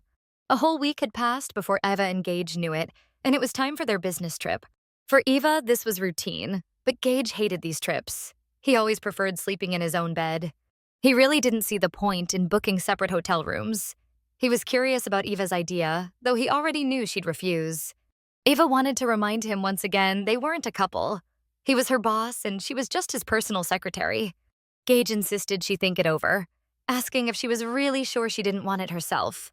But Eva had never been more certain of her decision. She switched into professional mode and ignored his little provocations. That way she couldn't blame him if his proposal didn't go as planned. And there it was again, that signature smile of his. It gave Eva a bad feeling. Gage wanted to head to his room and told her they'd see each other tomorrow. As Gage walked away, Eva stood lost in thought, trying to figure out what he had in mind. It was so unlike him. Then it hit her. She remembered the contract, all those evening duties she had to do every day. Eva shouted loudly, demanding Mr. Acheron stop because she had questions he absolutely needed to answer. Gage kept walking, and Eva tried to catch up. It seemed he didn't want to discuss this in the hallway and was trying to lure her to his room. Eva understood perfectly. She knew this devil was too clever, and any second could be a trap. He pretended not to hear her, continuing to walk, but when Eva yelled even louder, it finally worked. He looked back reluctantly, that devilish smile on his face, like he enjoyed being chased by a girl like Eva. Eva said he was right, and she agreed. They didn't need separate rooms, so she'd go with him. She wanted to outsmart him, thinking one step ahead, trying to ruin his plans. Gage was surprised by her decision, but he had no choice. It was his suggestion in the first place. Gage's room reflected his style. Expensive, elegant, with the only difference being a few lighter touches in the decor. He immediately sank into a comfy white sofa, enjoying watching Eva continue with her work. She called the hotel reception to ask if there were any other available rooms, but they said no. She was disappointed and quickly ended the call. She needed some time to think through important matters and find the right solution. Eva decided they needed a suite with 2 separate beds. She couldn't allow herself to sleep with him. After all, this hotel was very famous. She would have mentioned it first, but he immediately disagreed, and they couldn't go somewhere else. They simply didn't have the time. Eva planned carefully, but he proved even craftier, and she didn't even want to argue. She calmly went to the bathroom and changed into regular clothes. Though uncomfortable, she still looked composed. When Gage stepped out of the shower, he noticed Eva preparing to sleep on the sofa and immediately warned her. He wouldn't allow it. He didn't mean to be the gentleman and give up his bed. He said outright, they would sleep together. Eva didn't want that and tried to say something, but he assured her there was nothing to fear. He wouldn't touch her without permission or consent. If she still had doubts, he wasn't the type to act boldly or ignore her wishes. Eva quickly stopped him. She didn't want the conversation to continue. She understood perfectly and hoped their night in the same bed would go smoothly. If he were a bad person, something irreversible could have happened that first night. Honestly, she stopped worrying about him. But her own anxiety skyrocketed. Though she tried to stay composed, she knew she could melt from his touches and kisses. She couldn't afford distractions from romance. At a critical moment, a relationship or betrayal could ruin her revenge and work. She understood perfectly. She just needed to be a good girl, lie down, and sleep. Eva agreed to sleep in the same bed with Gage, confident he'd keep his word and not push for more if she didn't want it. He didn't even notice how quickly she snuggled up to his bare chest. It felt so comfortable next to him. Gage held her gently, behaving respectfully. He tried to warm her in his arms and make her feel comfortable. By the time they were at the hotel, Eva had gotten used to sleeping in the same bed with Gage. She wasn't afraid anymore. His hugs and gentle kisses even started to feel nice. She calmly lay down and held him. That evening, they needed to attend the event that brought them to the city. They looked elegant and perfectly coordinated. Eva felt completely satisfied and calm. Though she never enjoyed these events, they always bored her. They had arrived, and it was time to get out. Eva wasn't used to someone opening the car door for her, so she tried to do it herself. But she stopped when she noticed her ex-fiancé's name, curious to see his companion. Gage guessed it was Evangelina's ex and her sister, who had been together after their breakup. Eva was anxious. She didn't want to meet them. It hurt too much to see them together. Gage suggested they just enjoy themselves and have fun. He thought today he'd be especially lively. Mr. DeMarco had invited Gage to his birthday. He was the wealthiest man in the state, and they couldn't just skip it. Gage wanted Eva to relax. He planned to be the star of the evening and draw everyone's attention. They had sat in the car long enough. They needed to step out and enter the guest hall with heads held high, ignoring everyone else. As a true gentleman, Gage offered his hand to his companion and helped her out of the car. Eva wanted to remind him. They were already almost 20 minutes late, maybe even more, so they really needed to hurry. Gage, calm as always, tried to soothe her, insisting the birthday guy wouldn't be too worried about their tardiness. The event hall was huge, with plenty of room for guests to make grand, elegant entrances. Mr. DeMarco was extremely influential, so he invited a huge number of guests, all of them his equals. The moment Eva and Gage entered, they immediately drew attention, and people started whispering about their pair. Mr. DeMarco personally greeted everyone, believing he should welcome each guest and seat them so they wouldn't be bored. When he saw Gage with his companion, Mr. DeMarco was thrilled that he could attend his birthday and celebrate with him. As they walked past the guests, they felt everyone's eyes on them. They knew perfectly well that in such circles, people would talk about them, so they had to carry themselves with dignity. Every guest was amazed. They saw a stunning couple, elegantly dressed and perfectly matched. Everyone whispered how wonderful the pair looked, trying to figure out who this charming girl accompanying Mr. Acheron was. Eva kept her composure next to Gage. Though she disliked extra attention, she understood this was part of the job. They'd never had this much attention, not even on their first day at the office. Even her sister and ex-fiancé noticed them and were disappointed. They didn't look nearly as dazzling as Gage and his companion. Eva panicked slightly, realizing she had to walk past them. She gripped Gage's hand tightly, seeking support. While Gage chatted with Mr. DeMarco, Eva decided to sit quietly and observe guests as they mingled and laughed. Gage noticed his companion looked upset and asked what was bothering her, wondering if she'd share it with him. He was curious what would happen if Julian approached them. It seemed like he recognized Eva. Gage asked for Eva's opinion, but thought that if that idiot stared at her for more than a second, he'd be in for a surprise. Eva was furious. She thought Gage was joking again and ignoring her feelings. Gage suggested she forget about that jerk and focus only on him. Even if Julian recognized her, he wouldn't dare approach and cause a scene. Eva knew he was completely right tonight, so she decided to relax and enjoy the evening with Gage. Even if Julian was an idiot, as she had said, Gage was there, so Eva didn't need to worry and could enjoy herself. Finally, the orchestra started playing, and the hall filled with beautiful romantic music. Guests paired up and danced, letting themselves be carried by the rhythm. The party was becoming lively, no longer dull. Eva was shocked when Gage asked her to dance. She hadn't expected a man like him to be good at dancing.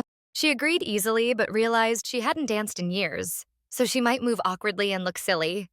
Though she walked confidently, she felt a little uncomfortable. She didn't want Gage to notice her lack of skill. Gage noticed her tension but didn't show it.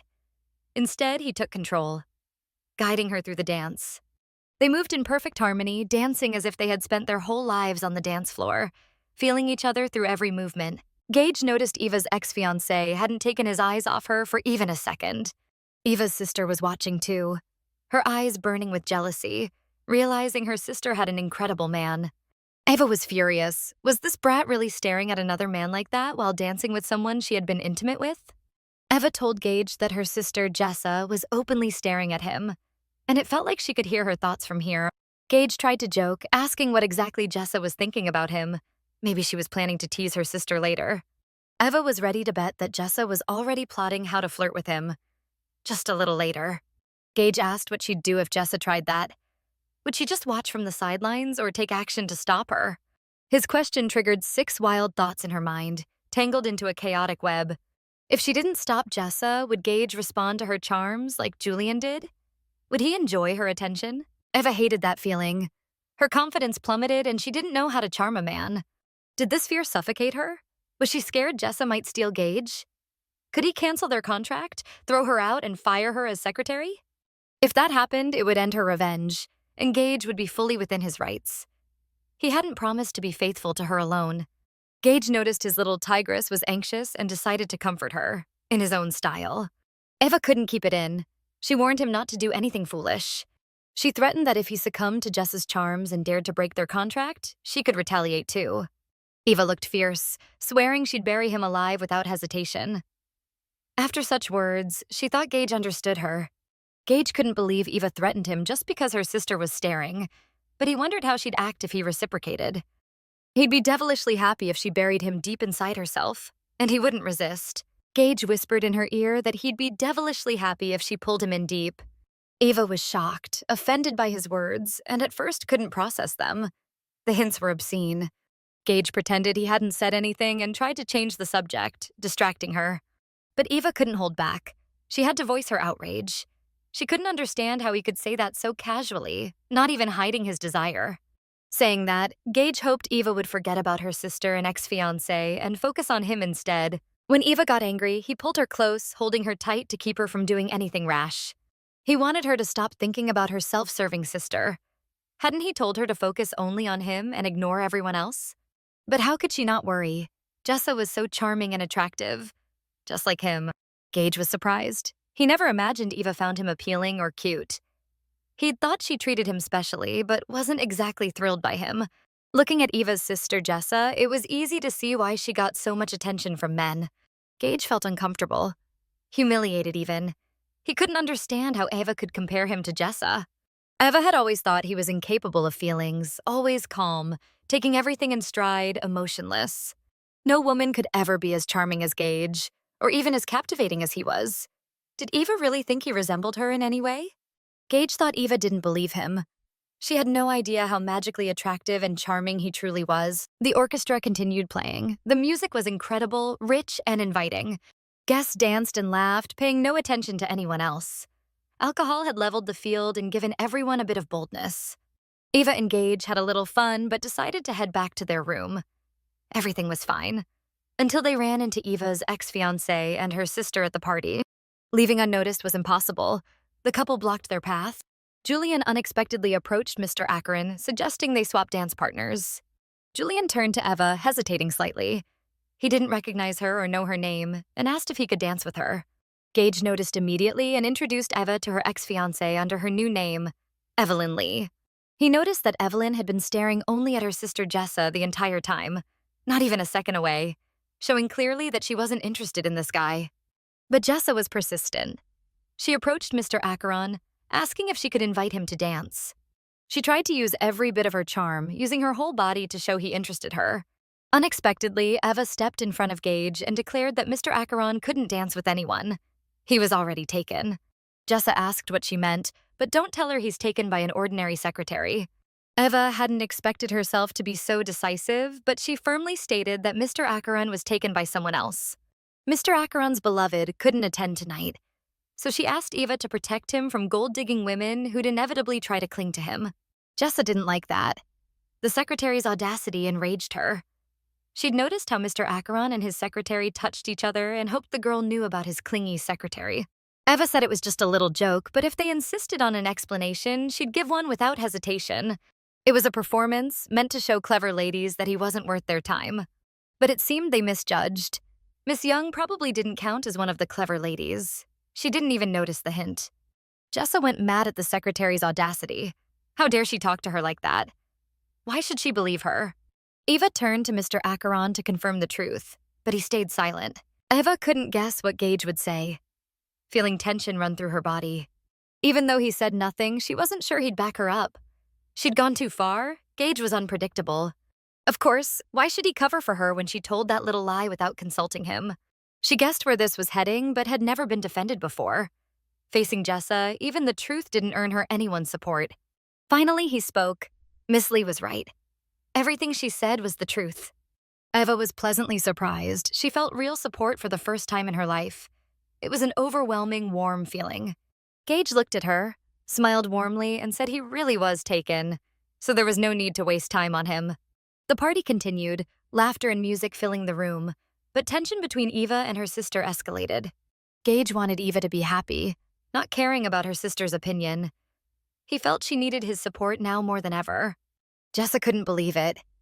She thought Mr. Acheron was lying, just covering for his secretary. Gage was shocked at her audacity and replied harshly. He didn't care what she thought. He owed no explanations. They had no right to interrogate him. Jessa was stunned. She hadn't expected this charming man to be so blunt with her. Eva was amazed. No one had ever put her sister in her place before, because everyone always backed her and indulged her. Today was a first. Gage took Eva's hand, saying there was nothing more for them to do there. They could leave the party. He moved so fast Eva barely kept up. He practically pulled her along. Her long, elegant gown made walking awkward. She kept stepping on it. When she tripped again, Eva panicked. What if the guests saw her fall? She'd be humiliated. But her ex-fiancé didn't let that happen. He caught her, holding her by the waist, preventing her from falling. Holding Eva close, he pressed against her firmly, and even when she was steady on her feet, he didn't let go. Glancing back, Gage noticed Eva's ex-fiancé hugging her, and it didn't sit well with him at all. He grabbed Eva's hand to pull her out of the ex's embrace, making it clear that his action was unnecessary. With Eva in his arms, Gage was tense. He was furious at what the ex had done. First, he checked if she was okay, worried she might have twisted her ankle. Eva assured him she was fine. Taking his arm, she continued to follow him closely. Jessa glared at them furiously, clearly not believing a word they'd said. Julian still wanted to get closer to Miss Lee. He was very taken with her. Mr. Acheron didn't like these antics, so he glanced back, sending a clear warning that he wouldn't tolerate this again. Julian noticed the fire in Mr. Acheron's eyes. What the hell? He thought, feeling embarrassed by the intensity. Eva sat at a luxurious table with a glass of fine wine. Though she looked calm, her emotions were a tangled mess inside. She felt something she had never felt before. Simultaneously pleasant, yet at times frightening. Looking at her hands, she noticed they were trembling.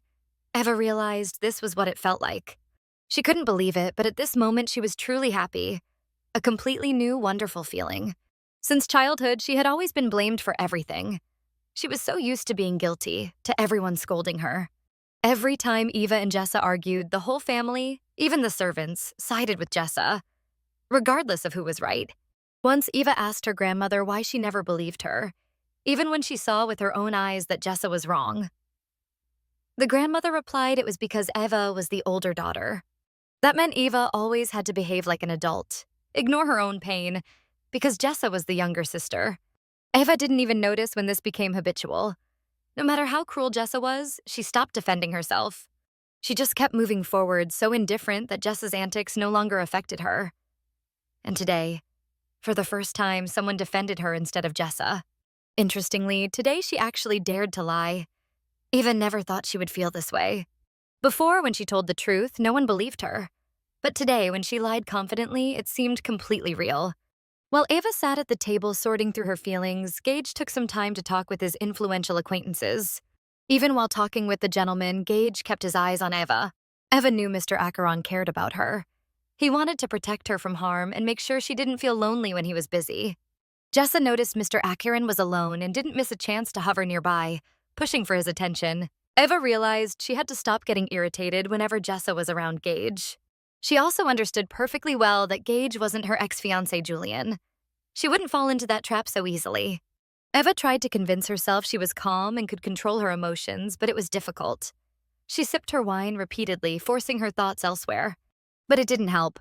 She'd had too much to drink, feeling a slight buzz. She knew she shouldn't, but an inner voice told her it would make things easier. Unexpectedly, someone dared to distract her, trying to engage her in conversation. It was her ex, Julian. He asked if she minded if he joined her. He said that since their partners were busy, why not wait together, keeping each other company? Eva couldn't stand his audacity, but she restrained herself. She had to stay composed. She repeated the words in her mind, drinking wine between thoughts to avoid suspicion. Julian studied Eva closely, as if trying to notice something interesting or recall something he had forgotten. He told her he felt like he'd seen her somewhere before. Could it be that they had met earlier? Being alone with her ex-fiancé made Eva uncomfortable. She struggled to keep from revealing her identity or saying too much. She tried to joke, saying he wasn't the first to tell her that. Julian knew it was a cliché, but Miss Lee gave him the feeling he really knew her, and he was serious. She didn't outright confirm, only hinted that they might have met at business parties. Julian knew it was possible, but still he glanced at Eva, thinking of his college girlfriend. Eva panicked. Had Julian recognized her? Could it be he had just been pretending to test her behavior? But no, she just needed to calm herself. She told herself to stay composed and not admit anything. She didn't want to talk to Julian, but she didn't know what to say to keep him away without raising suspicion. Luckily, her phone rang, a perfect excuse to move away from him. It was Eloise calling. Eva was thrilled, snatching up the phone quickly. She didn't want to answer in front of her ex. so she apologized, saying she had to take the call and would return soon. As she walked past Julian, he watched her closely, trying to pick out familiar details to remember where they had met. Eva knew if she answered, Eloise wouldn't hear her over the loud music, so she hurried through the crowd, away from the noise. She shouted, trying to reach Eloise, but it was hopeless. The other end was silent. Eva waited, but no one spoke. She couldn't hear Eloise at all. She thought the connection was bad and decided she'd call Eloise back personally. After a long silence on the line, the call got cut off. Eva stood there, confused. Why had Eloise called but said nothing? Then she got a message from Eloise, apologizing. She'd dialed the wrong number by accident. Eva stared at her phone, puzzled. Something about it didn't feel right, but she tried to calm herself. She needed to stop imagining something incredible and just be glad the call had saved her. She thought she needed to settle down, watch her words, and absolutely make sure her ex didn't figure out she was really Eva. And even if he suspected something, he had no proof. Eva needed a moment to think, so she headed toward the ladies' room. She was in a foul mood and almost wanted to leave the party, but she knew Gage still had some business to handle, so she had to wait for him. Walking toward the ladies' room, she didn't even notice someone was already waiting there, a big surprise for her. Julian knew Eva was avoiding him, so he decided he'd have to be persistent and see the conversation through. He noticed she looked hesitant and figured she was wary of something, which only piqued his curiosity more. Eva knew she couldn't avoid talking to her ex, so she braced herself and tried to walk past him, pretending she had urgent business. She wanted to slip by quickly, but it didn't work. She knew he wouldn't leave her alone and would likely follow her all evening. When she realized Julian was right behind her, Eva stayed composed, walking as if she didn't notice him. She started getting annoyed that he wouldn't stop, so she decided to put an end to it. Eva stopped and turned to Mr. Park, saying maybe some people liked that behavior, but to her, he seemed like a stalker, and it made her very uncomfortable. Julian tried to justify himself, saying he also needed to go to the restroom. He saw Miss Lee enter the ladies' room and decided to wait for her. After all, they could go back to the hall together. Then Eva spotted Gage with her sister and immediately stopped paying attention to what Julian was saying. She just wasn't interested. They were alone, Gage gently holding Jessa by the shoulder as they chatted sweetly. While the guests danced and socialized, influential people always found time to discuss business matters. Like-minded businessmen gathered at a table to discuss proposals and form mutually beneficial agreements. While Gage was talking with his colleagues, he got distracted for a few minutes and couldn't watch Eva, who was sitting at a separate table. When he noticed the table again, Eva was gone. Her chair was empty, and looking around, she was nowhere to be seen. Gage quickly got up, excused himself to his colleagues, and rushed off to find Eva. Watching Gage, Jessa noticed his concern and immediately hatched a plan to get closer to him. She got up too, leaving the business discussion, because dealing with Gage seemed more important. Jessa followed him, completely ignoring that he didn't notice her. If she liked him, she had to win his favor. She caught up and asked if he was heading to the restroom so they could go together, since she was planning to go there too. Gage thought he didn't need to answer her, so he kept walking silently. He was more concerned about where Eva had gone and that he still hadn't found her. Jessa didn't give up. She continued following him, not caring that he didn't want to talk. She was irritated that he was the first man to ignore her, pushing her away even when she openly showed interest. Jessa needed a plan to create a conflict between Gage and his secretary so she wouldn't interfere with him. From a distance, Jessa saw Miss Lee talking to Julian and decided to put on a little act that Eva might not like.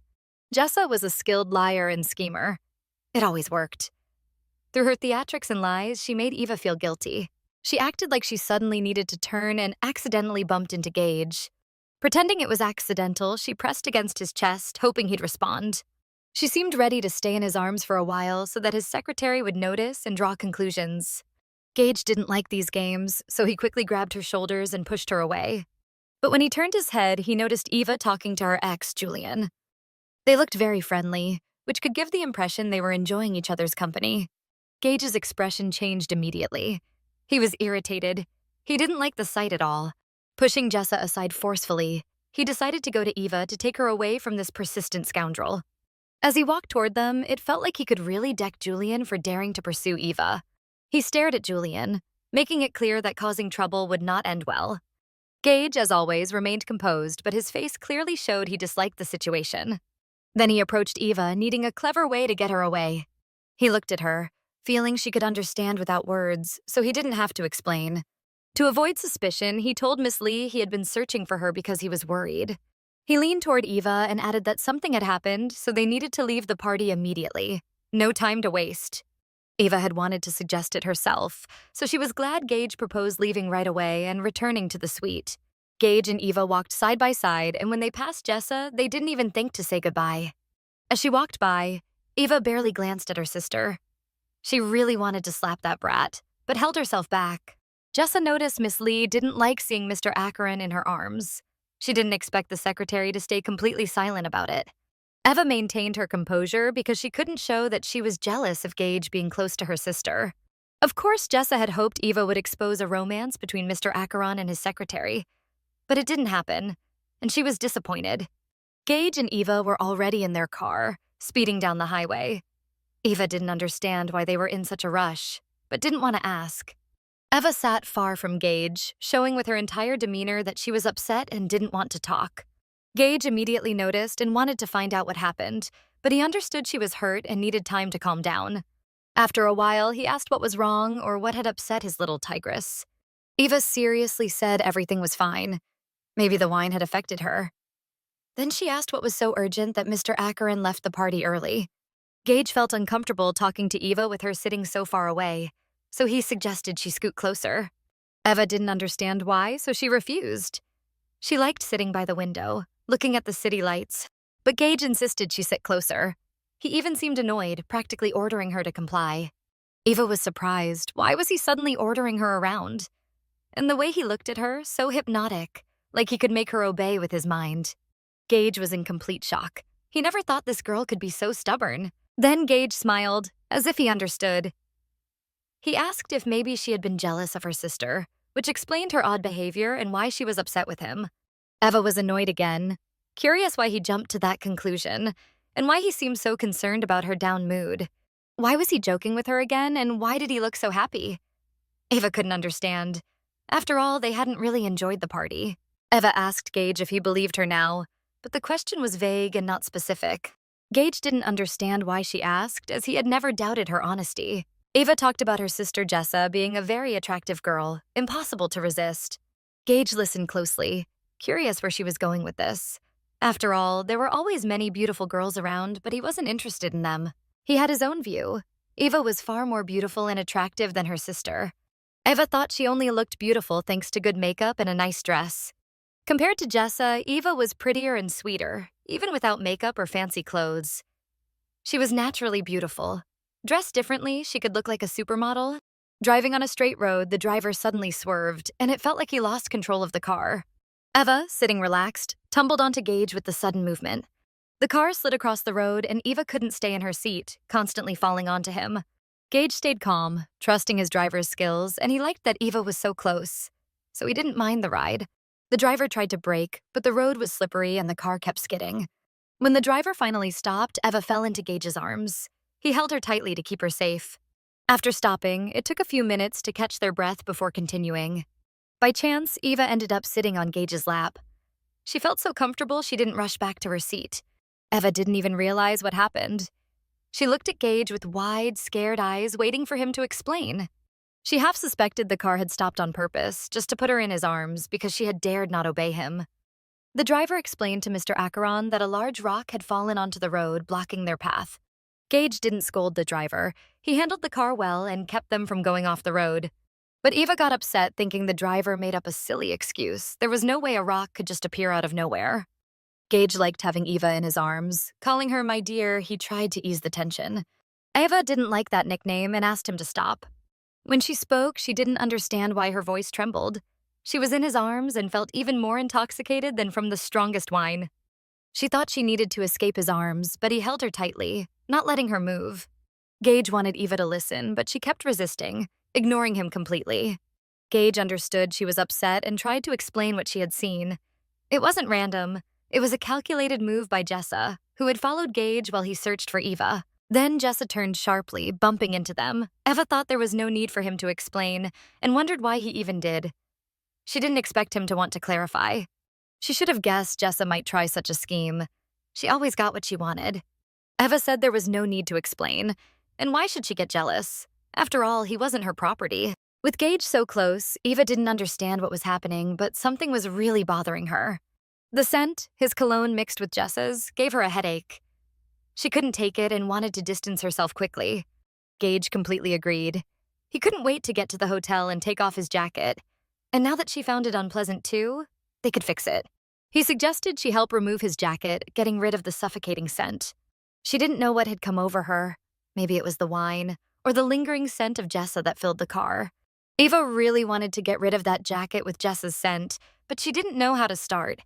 Still, her desire to escape the smell was stronger than her hesitation, and she was ready to toss it out the window. As she pulled the jacket off Gage, Eva realized there was nothing wrong with it. In fact, she enjoyed it and felt a thrill doing it. Eva threw the jacket off Gage and tried to toss it far away, so she'd never have to smell it again. Once it was out the window, it felt like they had gotten rid of everything Jessa had touched. Gage asked if she still smelled her on him, or if they should hurry to the hotel so he could take a shower. Eva felt it wouldn't be that easy to get rid of the scent. It was everywhere. Maybe she should take off his shirt, or perhaps he wanted a little of her scent to linger on him. Eva heard his voice, and it felt like the devil himself was whispering in her ear, making her whole body tremble. His actions were tempting her into a sin she hadn't even considered. Yet under his charm, Eva reached to loosen his tie. It was bothering her too much. The tie was stylish, matched perfectly with her dress, so she handled the expensive accessory carefully. Gage noticed and took the tie from her hands, tossing it to the floor next to his jacket. His shirt smelled strongly of her sister's perfume, so it had to go immediately. Honestly, Eva just wanted another glimpse of his bare chest. Her heart raced so fast it was almost scary. Her body shivered, feeling wild excitement for the first time. Eva took off his shirt and tossed it aside too. It felt like nothing was left to prevent her from admiring his body. His eyes seemed to awaken something wild and untamed inside her, making her feel a burning heat she couldn't control. Whatever he did, she couldn't look away, couldn't push him away, even though she knew she should. Gage asked if she really had to lick her lips like that. It was driving him crazy. He wanted to kiss her so badly. Eva wanted that too. Wanted him to kiss her like that night. But if she didn't, she could simply keep her lips closed. Eva was nervous. His lips were so soft, and this passionate kiss felt even more intense than before. She felt herself becoming addicted to him, craving more, but Gage suggested stopping for now, saying this was enough for today. Or maybe she secretly wanted him to lose control and take her right there, despite being in the car at the hotel parking lot. Gage told her not to look at him like she couldn't believe he liked her so much, that he was going crazy over her.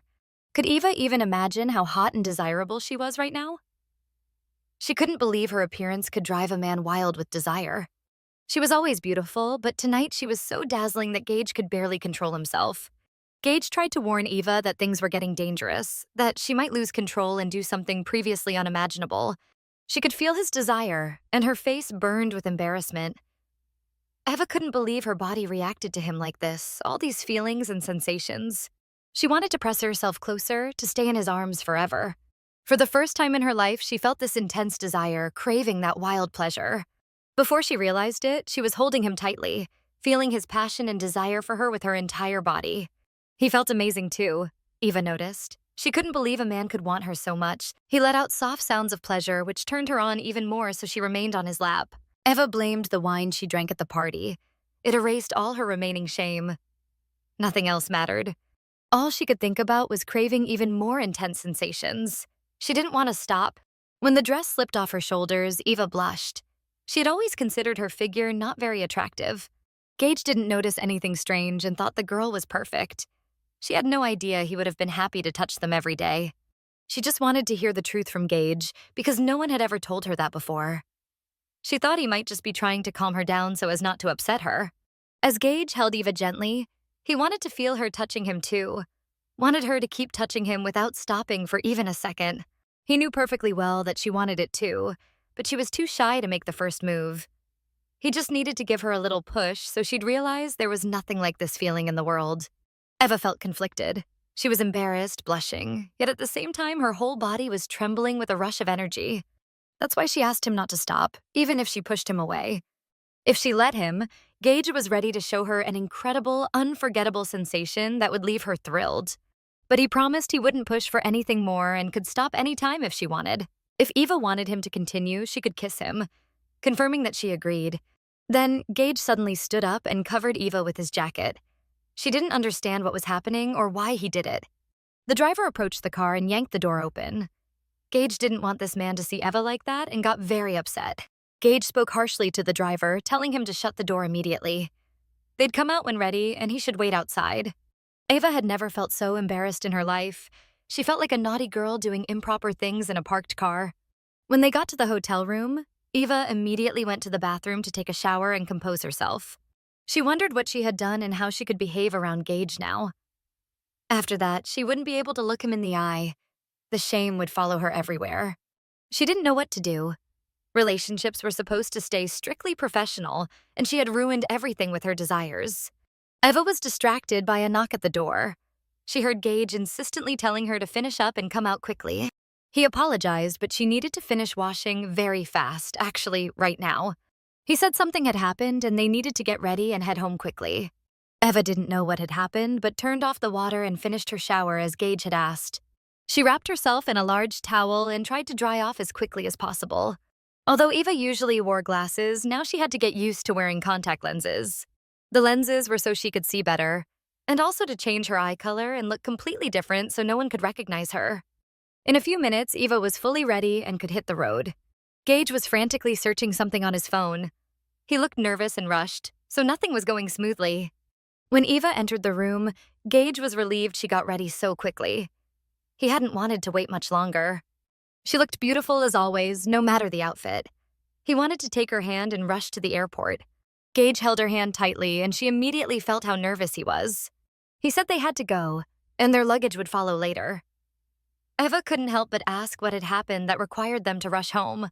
Gage had been told his grandfather was very ill and might be dying. Eva was shocked. She couldn't believe it because he had been perfectly healthy the last time they saw him. Gage didn't want Eva to worry. He said everything would be fine with his grandfather. They just needed to get to him as quickly as possible. Eva was really relieved that Gage's grandfather was okay, but she didn't understand why Gage was so sure he wouldn't die. She remembered hearing that he was in critical condition last night, but what happened? Did he get better? Had she missed something important? Mr. Acheron, as always, was a man of few words. He didn't explain anything in detail, just said it seemed like she had missed a lot. He was speaking in riddles again, and Eva tried to figure something out, but she knew he wouldn't just tell her outright. Turning to Eva, Gage said that in any case, he needed her to stay with him today. He was conducting an investigation involving his nurses and found his grandfather's sudden illness suspicious. He suspected someone had tampered with his grandfather's medication, which made him much worse. Now he was fine, but it would be better if he stayed until the investigation was over. That's why he wanted Eva to be with him while he was gone. It was an easy task, and besides, his grandfather really liked Eva. She didn't need to worry about the doctors or nurses. He had replaced them all.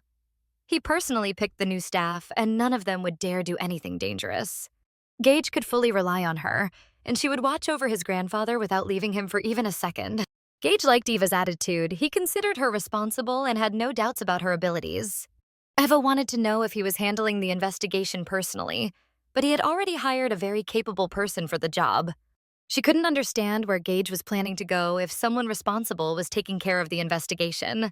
He planned to finish their project himself. Otherwise, people would think they'd given up and someone else would take what belonged to the Acherons. He couldn't let all her hard work go to waste. Eva hadn't expected him to care so much about this project. She didn't mind him staying with his grandfather. He was the only family he had. Eva thought Gage couldn't just leave him in that situation. But if they lost this project, there were plenty of others in the world, even better than this one. Yet Gage wanted to see it through, and his grandfather was okay. He said he didn't want her work to go to waste since so much effort and time had been invested. Could she really give up so easily and let others win and profit? Personally, he wouldn't allow it. Sometimes Eva didn't understand him at all. At first, she thought he had hidden motives, but now she was in awe of him. She had never received so much support from anyone. No one else would go all out for her interests. She wasn't used to fighting for what she truly wanted, and the feeling she had right now was incredible. Gage touched her face again, almost hypnotizing her. It seemed like he wanted to read all her thoughts, leaving no room for secrets. He told her to be a good girl and wait for him right here. She didn't need to worry, just stay by her grandfather's side. She didn't need to think about anything. Just trust him. She had already done her part. Now it was his turn. But before he left, why not give him a little gift? A kiss. So he'd come back sooner and not miss her too much. Suddenly, an uncontrollable desire to kiss him awakened in her. The feeling was so strong, she couldn't resist. She couldn't explain what she was feeling, only that in this moment, she really wanted to fulfill this man's request. Gage looked at Eva and noticed she had become very serious again, so he tried to lighten her mood a little. He changed his mind. He decided he would kiss her when he returned. Right now, he couldn't afford to be late. Eva remembered that the project bids were about to start, but she didn't understand how he planned to make it on time.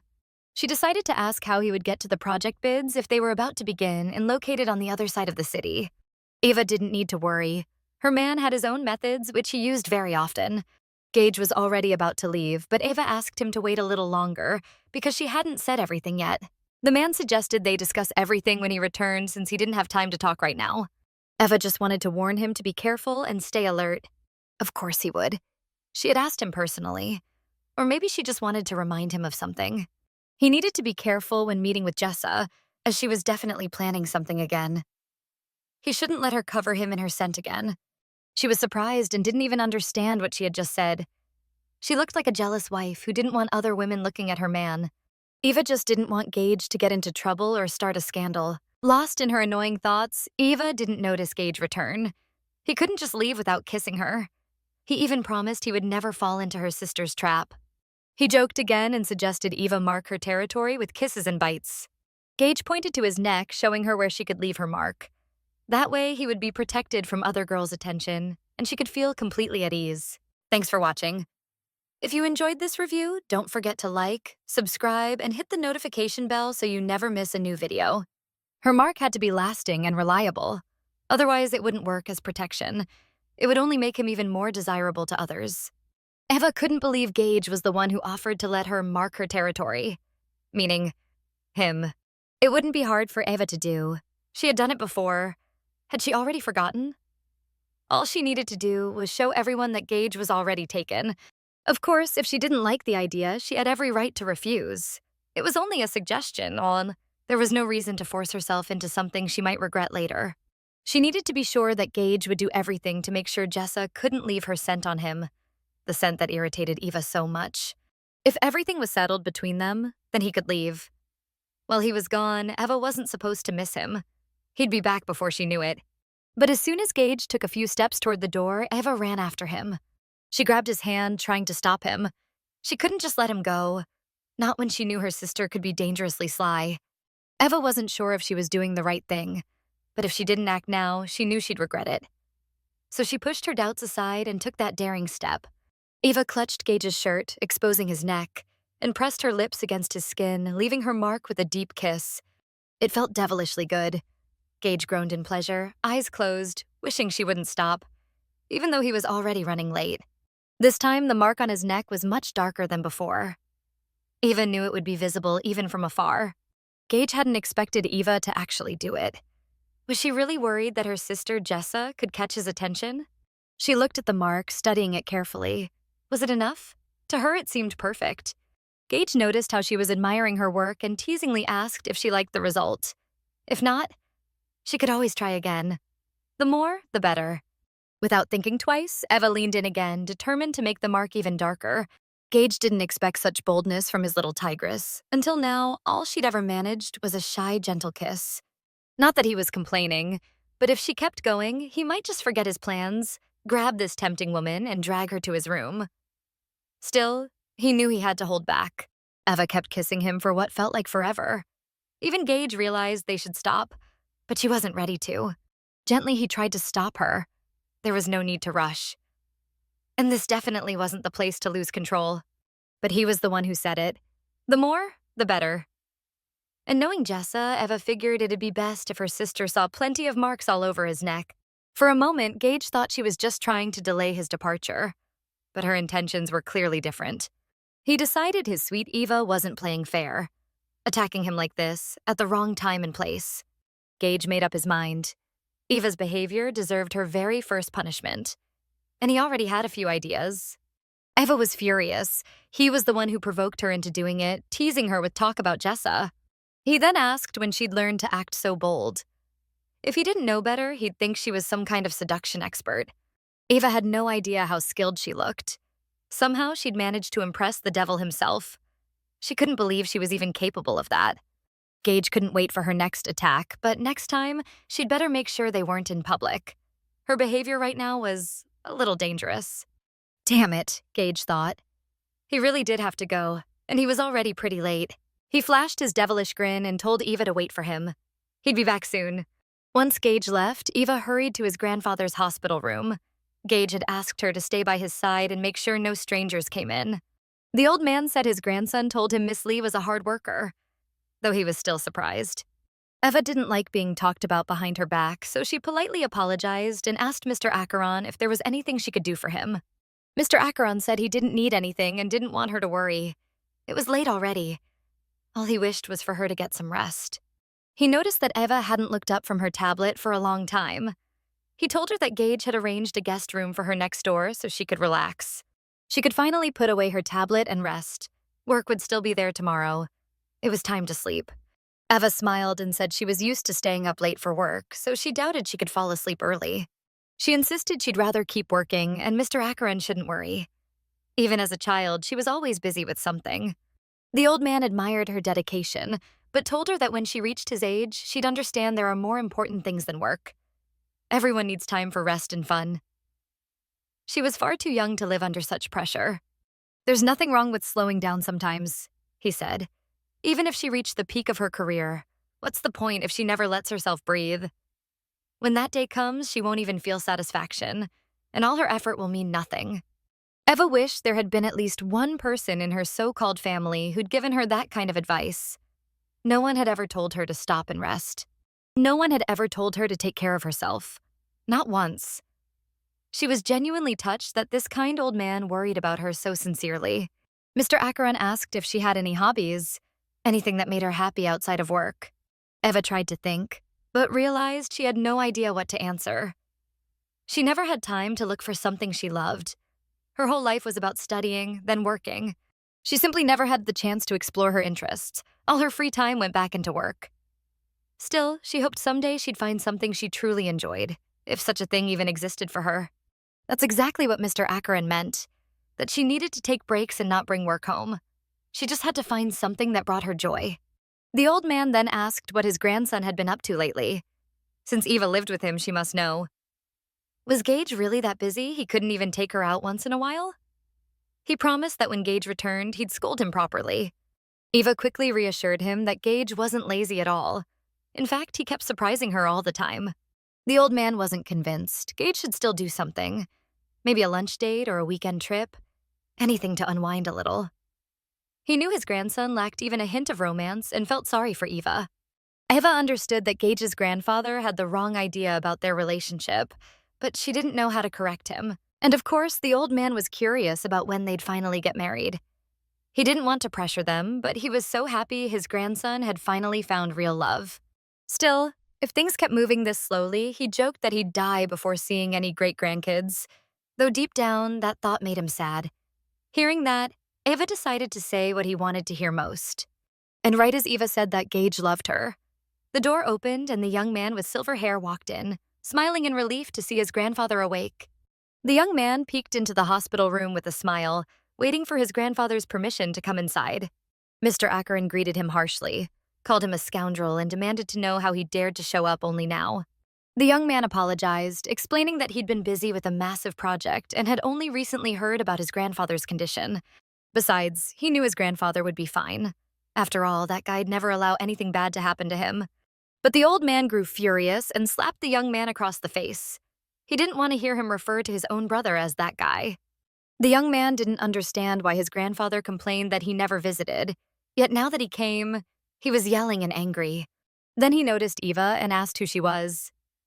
Hopefully, she wasn't his grandfather's mistress. Otherwise, he might start feeling jealous. Mr. Acheron warned him not to even look at that girl, calling him a shameless womanizer. He tried to explain that the pretty lady belonged to his brother. Eva was surprised. She thought Gage was the chairman's only grandson. Turns out he had a brother. A brother who happened to be one of the most famous movie stars in the world. Every woman's dream. She couldn't believe it. Why had Gage never mentioned it? Was he jealous? Did he think he wasn't as successful as his brother?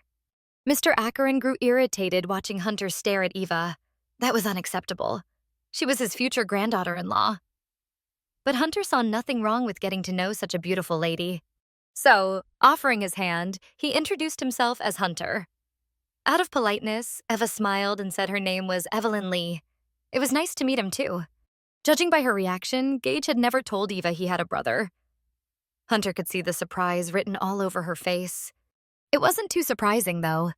Hunter had become an actor, not the company chairman their grandfather had wanted. That's why they'd stopped speaking years ago. The old man grew agitated, insisting he'd never disowned anyone. It was Hunter who cut ties when he chose his acting career. Hunter didn't want his grandfather to make him look bad in front of this gorgeous woman. It simply wasn't true. Mr. Acheron was fuming, once again repeating that Hunter had better stay away from Miss Lee. Hunter replied that the girl wasn't Gage's wife yet, so maybe fate meant for her to be his instead. The old man turned to Eva, telling her to go rest in her room and ignore this rude troublemaker. Eva understood. She could see Mr. Acheron was tired and gently insisted that he rest too. As she walked past Hunter, Eva gave him a serious look, silently reminding him where he was and that this was not the time for games. She told him the chairman needed proper rest, so there was no reason to stress him out even more. Following Mr. Acheron's request, Eva headed to another room. As she left, she could feel Hunter's lustful gaze on her. The young man watched her until the door closed behind her. He was impressed. Turning to his grandfather, he asked if he'd seen that too. She was seriously amazing and stunningly beautiful. The old man said Gage really liked that girl. She was the first woman he'd ever fallen for so deeply. He warned Hunter one last time to keep his hands and eyes off her. When Hunter joked that his grandfather was acting like he'd hit on his girlfriend, Mr. Acheron couldn't hold back and punched him in the head. Hunter told him to calm down. Didn't he remember what Miss Lee said? There was no need to get so worked up. But the old man demanded that he behave properly, and then maybe he wouldn't have to get so angry. There wasn't a trace of seriousness in Hunter, so he kept joking, raising his hand to his head like a soldier. He promised to obey every command from his grandfather. Lying down on the couch, Hunter couldn't stop thinking about Eva. She had completely captivated him. He only wanted to know one thing. Was his grandfather sure Gage actually liked Miss Lee? It was strange how this girl just appeared out of nowhere. When the old man told him that Miss Lee and Gage had been living together for a while, Hunter was stunned. Now she was his personal secretary, and Mr. Acheron was convinced that because of her, Gage had finally returned to work. He believed their relationship would soon go even further, so Hunter had better stay out of it. The old man wanted to make sure Hunter was really listening, but Hunter found it odd. His brother, who had always sworn off relationships, was now living with a woman. Things were finally getting interesting. Mr. Acheron said this was exactly the time for them to support the couple. If Gage had found the woman he wanted to marry, they had to be there for him. Hunter thought his grandfather just wanted grandchildren. Nothing wrong with that. But then the old man asked when Hunter himself would quit showbiz and finally settle down. Hunter wondered what made his grandfather so sure Gage was in love with that woman. Had Gage actually told him that? 2 days passed. Everything moved so quickly that there wasn't even time to do anything new. There was too much work, so Eva barely left her room. She had to handle double the duties now that the chairman was sick. Suddenly, Hunter appeared in her room, greeting her with a grin and saying he was there to take her somewhere. For the past 2 days, he'd been hovering around her nonstop, making it impossible to forget about him. While Eva worked, Hunter looked after the chairman, which gave her at least some peace and quiet. Eva was grateful someone close to the chairman was taking care of him, someone she could trust. It also gave her time to focus on work. But Hunter was getting on her nerves. Every time the chairman rested, he would show up again, bothering her while she worked. Even though she ignored him, he kept coming back. Eva felt like he had no sense of shame, always showing up, always staring until she could barely contain her irritation. His boldness drove her crazy, especially when he started leaving his personal stuff lying around where it got in her way. Hunter said his grandfather had asked him to take her out for a walk. Why not take a little coffee break? Eva agreed, but preferred to have her coffee in the room. She'd just ask someone to bring it. There was no need to go anywhere or waste time. If he understood correctly, Eva was still trying to push him away, even if the chairman himself had asked him to take care of her. Eva didn't want to waste time on pointless small talk. She had work to do and a long list of unfinished tasks waiting for her. A coffee break would only slow her down. Besides, she hated when people paid her for doing nothing. As always, Hunter was impossible to deal with. Getting rid of him quickly was never an option, and he kept pestering her endlessly. Showing off his acting skills, Hunter dramatically complained that Miss Eva was breaking his heart because she still called him Mister, even though he'd begged her to just use his first name. Eva had an important task to finish, so if Hunter didn't have anything urgent to discuss, she politely asked him to leave her office. It might have sounded cold and a bit rude, but Eva stood firm in her decision. Hunter had no choice but to give in to her will, this time, and leave the room. Eva warned him not to be so persistent. No matter what he tried, it wouldn't work on her. Hunter pretended not to hear her. He kept talking and mentioned that his manager had received an email. Apparently, Aeson wanted to make him their official ambassador. Eva suddenly addressed him more formally, calling him Mr. Acheron, and suggested taking a coffee break to discuss the matter. He couldn't believe that Eva would only make time for him if it involved business. Hadn't she already told him that she cared about nothing except work, and that she was ready to discuss it day or night? Was she serious about that? Maybe his brother Gage was also just another work matter to her. Eva had never really thought about it before, but lately she realized it wasn't just the contract that kept her close to Gage. It was something stronger, an emotional pull she couldn't explain. She had to respond to the accusations against her, and she definitely didn't want Gage's grandfather to learn the truth about their relationship. So she said Gage was her only exception. What they had was between them, and she had no intention of discussing it with Hunter. Her answer intrigued him. He sensed that there was a secret hidden in their relationship, something he wasn't supposed to know. Eva couldn't believe she'd said that out loud, but deep down she knew it was true. Gage really was her only exception, the only man who managed to capture her attention, even when he talked about ordinary things.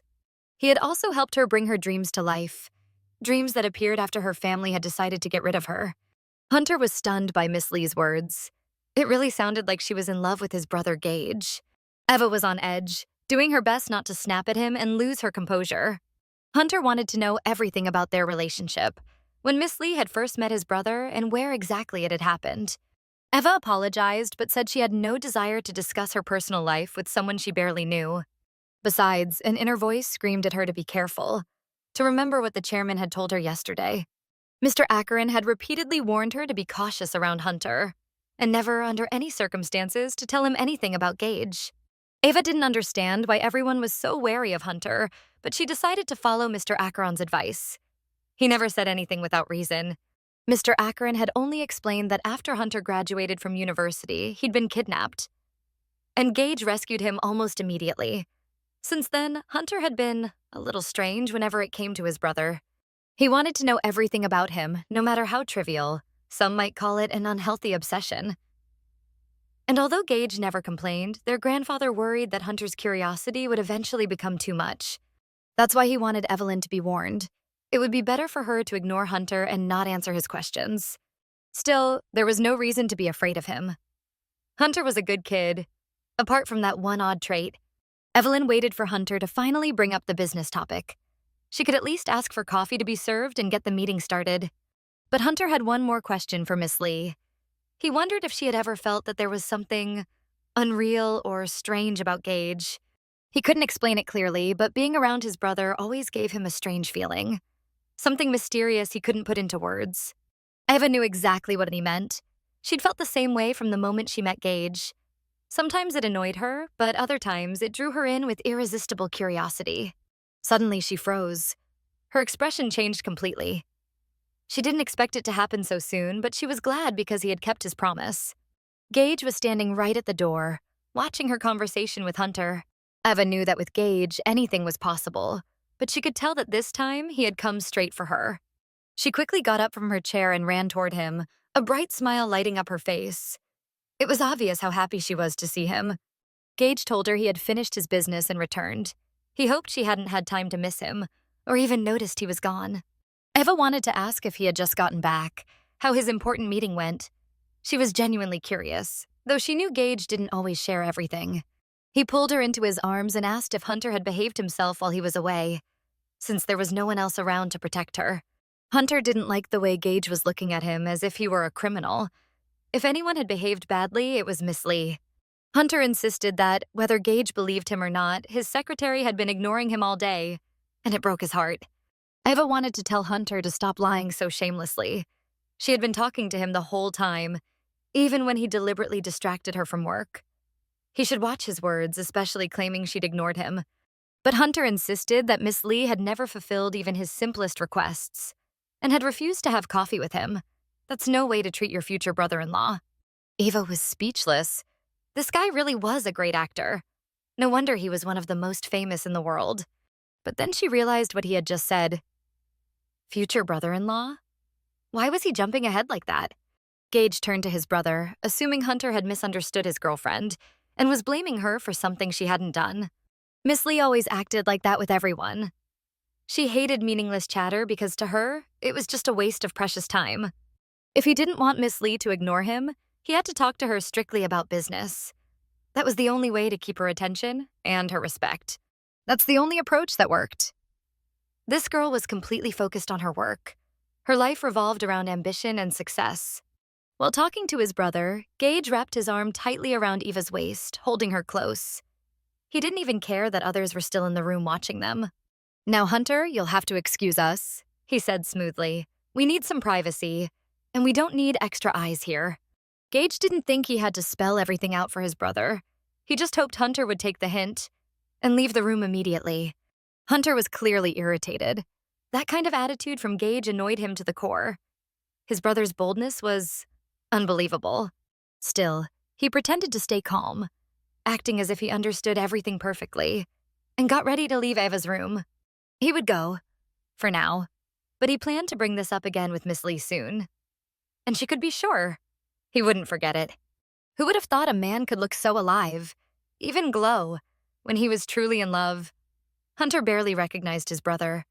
Gage seemed like a completely different person.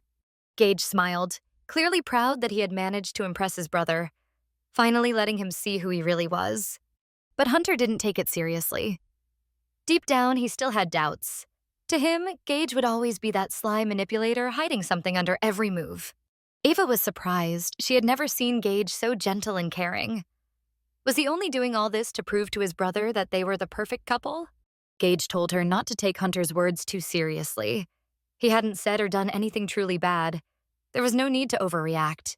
Still, Eva began to wonder if maybe she had acted too cold, and that's why everyone saw her as distant. Gage couldn't hide his pride. As he'd promised, he handled the project, and now it was officially theirs. Eva was pleased with his success, though she was more worried about how her sister had treated him during their meeting. Seeing how well he managed everything, Eva couldn't help but feel proud. Finally, they were working together and achieving results. She thanked him sincerely, calling him incredible, the best in the world. This project meant so much to both of them. It was a major step forward. Gage noticed the admiration in her eyes. He told her softly that he'd never made her a promise he couldn't keep. Now Eva felt stronger than ever. She wasn't alone anymore. With Gage by her side, she had someone she could depend on. She truly believed he was the best, and that made her incredibly happy. The feeling was new, but she knew she could get used to it fast. Gage looked at Eva and realized she was getting more beautiful every single day. Something was happening to him. He couldn't look at her calmly anymore. Covering his eyes with the one hand, he thought to himself that she was literally killing him with her beauty. Eva kept expressing her admiration for Gage. She was genuinely happy and amazed by him.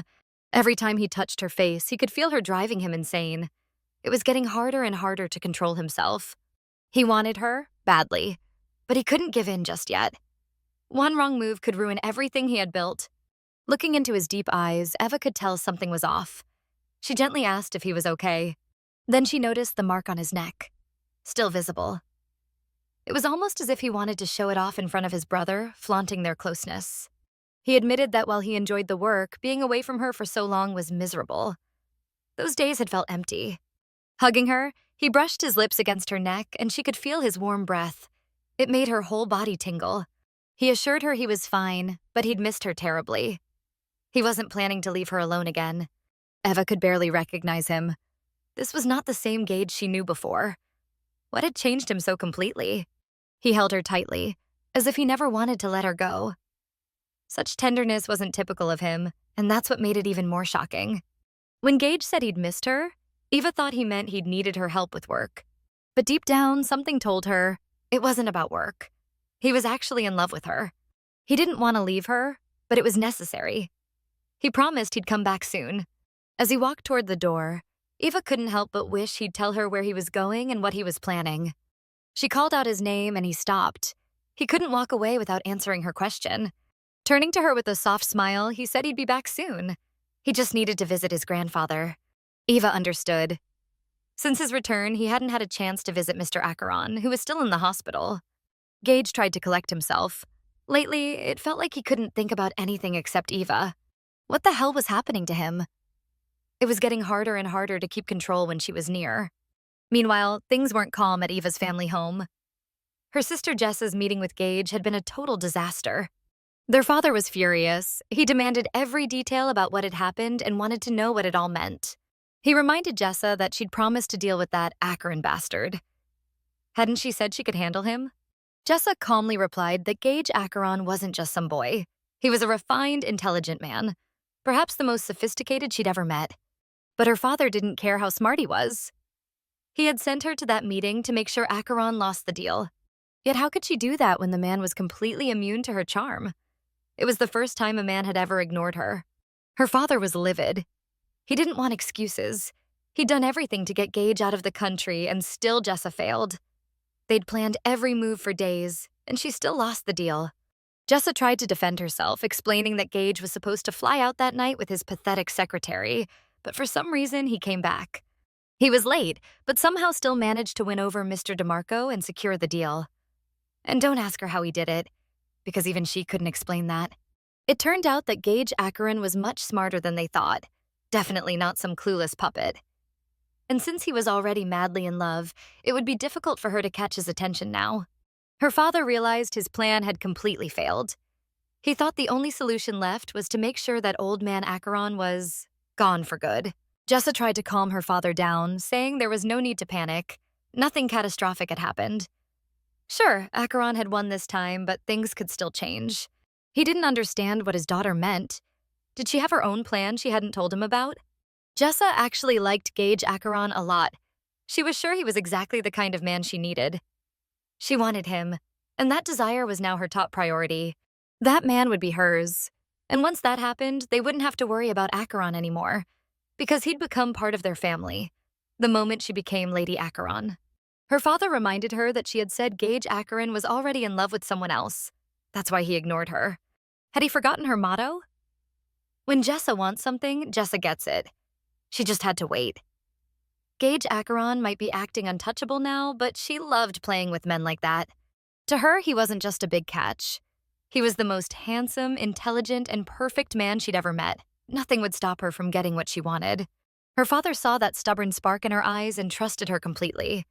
After all, she was just like him, determined and ruthless. By the way, he needed to know a little something about Gage Acheron's secretary, the woman he was so hopelessly in love with. Gage and his brother had been visiting their grandfather for a while, so Eva decided to stop by the hospital room to make sure everything was okay. She saw the grandfather and his two grandsons chatting warmly. Even though they looked nothing alike, it was obvious they were family. Something about the trio gave Eva chills. When they were serious, it looked like they were plotting a crime. When they noticed Eva standing at the door, smiles instantly appeared on their faces. The grandfather cheerfully said, "Finally, Miss Lee decided to visit me. Did you come to take a break after such a long day at work?" "Perfect timing," he continued, patting Gage's shoulder. "My grandson was just about to ask you out on a date. Or did I misunderstand something?" Then he told Gage to remember one thing. Stop overworking your woman, or you'll lose her. Gage turned to his darling and asked if they could leave now, or if she wanted to talk a bit more with his grandfather. It was the first time Eva heard Gage call her darling in front of others. He had never done that before. She looked at Gage, who was now trying on his grandfather's glasses, and realized how good they looked on him. With those glasses on, Gage looked completely different. Softer, almost domestic. He could easily pass for a loving husband devoted to his wife. Gage smiled when he saw her reaction. He appreciated her noticing and complimenting him, so he thanked her for being so attentive. As they were about to leave, Hunter called out after them, telling Gage not to steal what wasn't his and to return the glasses to their grandfather. Gage brought Eva to a beautiful place for their first real date, a quiet spot where no one would disturb them. Eva was stunned. Had he really reserved the entire restaurant just for them? He wanted her to relax, especially since this was their first date. She was visibly nervous, and he didn't want her pretending to be the cold, distant Evelyn Lee tonight. This was her chance to just be herself, to unwind and enjoy the evening with him. It was clear he had planned everything carefully. Flowers, soft music, the perfect romantic setup that made them feel connected. Pouring red wine into their glasses, Gage began the conversation by saying how much he'd missed her during his business trip. He wondered if Eva had felt the same, if she had missed him too. Eva still couldn't believe she was on a real date with Gage. She was shy, unsure of how to act. Of course she missed him. He had left without warning, and it hurt her more than she expected. To distract herself from missing him, Eva threw herself into work, but deep down she still longed for him. As they talked, she found herself admiring the romantic atmosphere. The flowers, the music, everything felt perfect. She blushed, remembering that she had actually dreamed about him, but didn't know how to tell him. It hadn't been a pleasant dream, more of a nightmare, and it had left her feeling uneasy all morning. Gage chuckled and said he hoped he hadn't scared her too badly in that dream. Otherwise, she might start being afraid of him for real. She was surprised. How did he know he had scared her in the dream? Could he read her mind? Gage teased that he wanted to enter her dream himself and get rid of that other version of him who dared to frighten her. He couldn't have anyone ruining his image or scaring his precious Eva. In truth, Dream Gage hadn't done anything bad. She'd just panicked when he disappeared and she couldn't find him. Gage was surprised that she'd called that a nightmare. Just because he vanished? That's what scared her. In the dream, she had called out for him again and again, but he never appeared. No matter where she looked, he was gone. When he left, she was alone in total darkness, terrified and lost, not knowing where to go. Even though she knew it was just a dream, the fear of losing him lingered. What if he really didn't come back? That thought truly frightened her. Gage smiled softly. She had no idea how happy it made him to know she wanted him by her side forever. Did he really need to hear those words to feel satisfied? She hadn't said anything romantic, just described her dream and the feelings it left behind. Gage leaned closer and asked if she hadn't been scared to lose him, if that meant she wanted him to stay with her forever. Eva felt awkward admitting it. She was also worried that her sister Jessa might try to flirt with him and make him turn away from her. He didn't want to say it, but it was true. Jessa had tried hard to get his attention. Eva's warning hadn't been for nothing. To reassure her, Gage held Eva's hand and told her that Jessa hadn't even noticed the mark on his neck. She clearly didn't care. He wanted Eva to stop worrying. Jessa wasn't his type. He kissed Eva's delicate hand, leaving her completely breathless from his tenderness.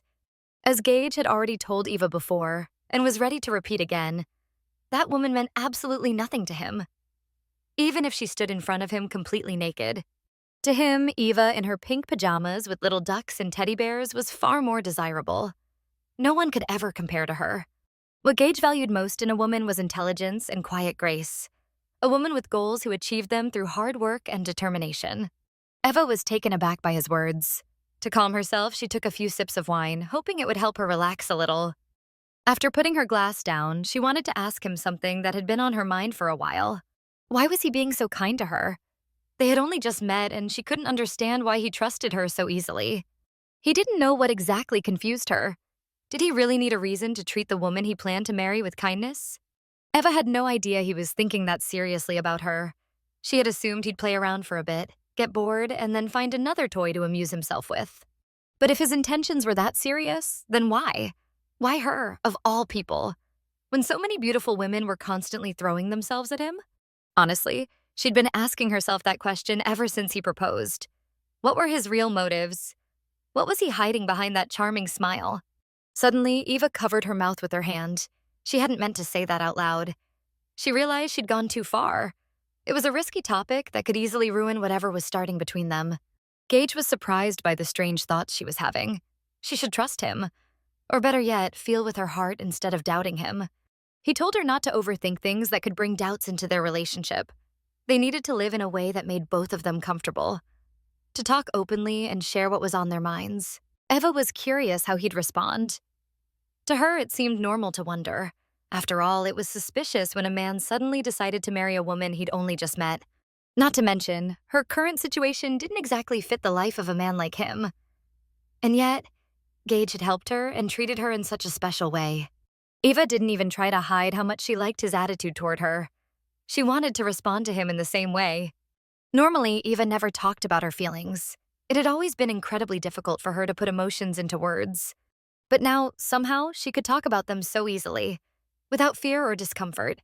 After that silly dream she'd had while Gage was away, she'd been thinking a lot, even wondering what might have happened to her if she hadn't met him that night. Without him, she probably would have tried to start over, maybe even in another country. Honestly, it would have taken her years to get back on her feet. Then Eva began thinking about what would happen if he really disappeared again, if he turned away from her, like everyone else had. Just the thought terrified her. She was scared of being abandoned again, thrown away like something useless. She'd lived through it before, but somehow, if he ever left her, it would be unbearable. But Gage didn't leave. He came back. And not only that, he brought incredible news and stayed by her side. She could feel his presence, the way he tried to reach for her hand, how he kept his eyes locked on hers, carefully listening to everything she said. He held her hand as if he were afraid to lose her. He didn't want to be apart again, especially now that she was attracting more and more attention from others. Gage wanted Eva to come closer to him. Even sitting across the table, it felt like she was too far away.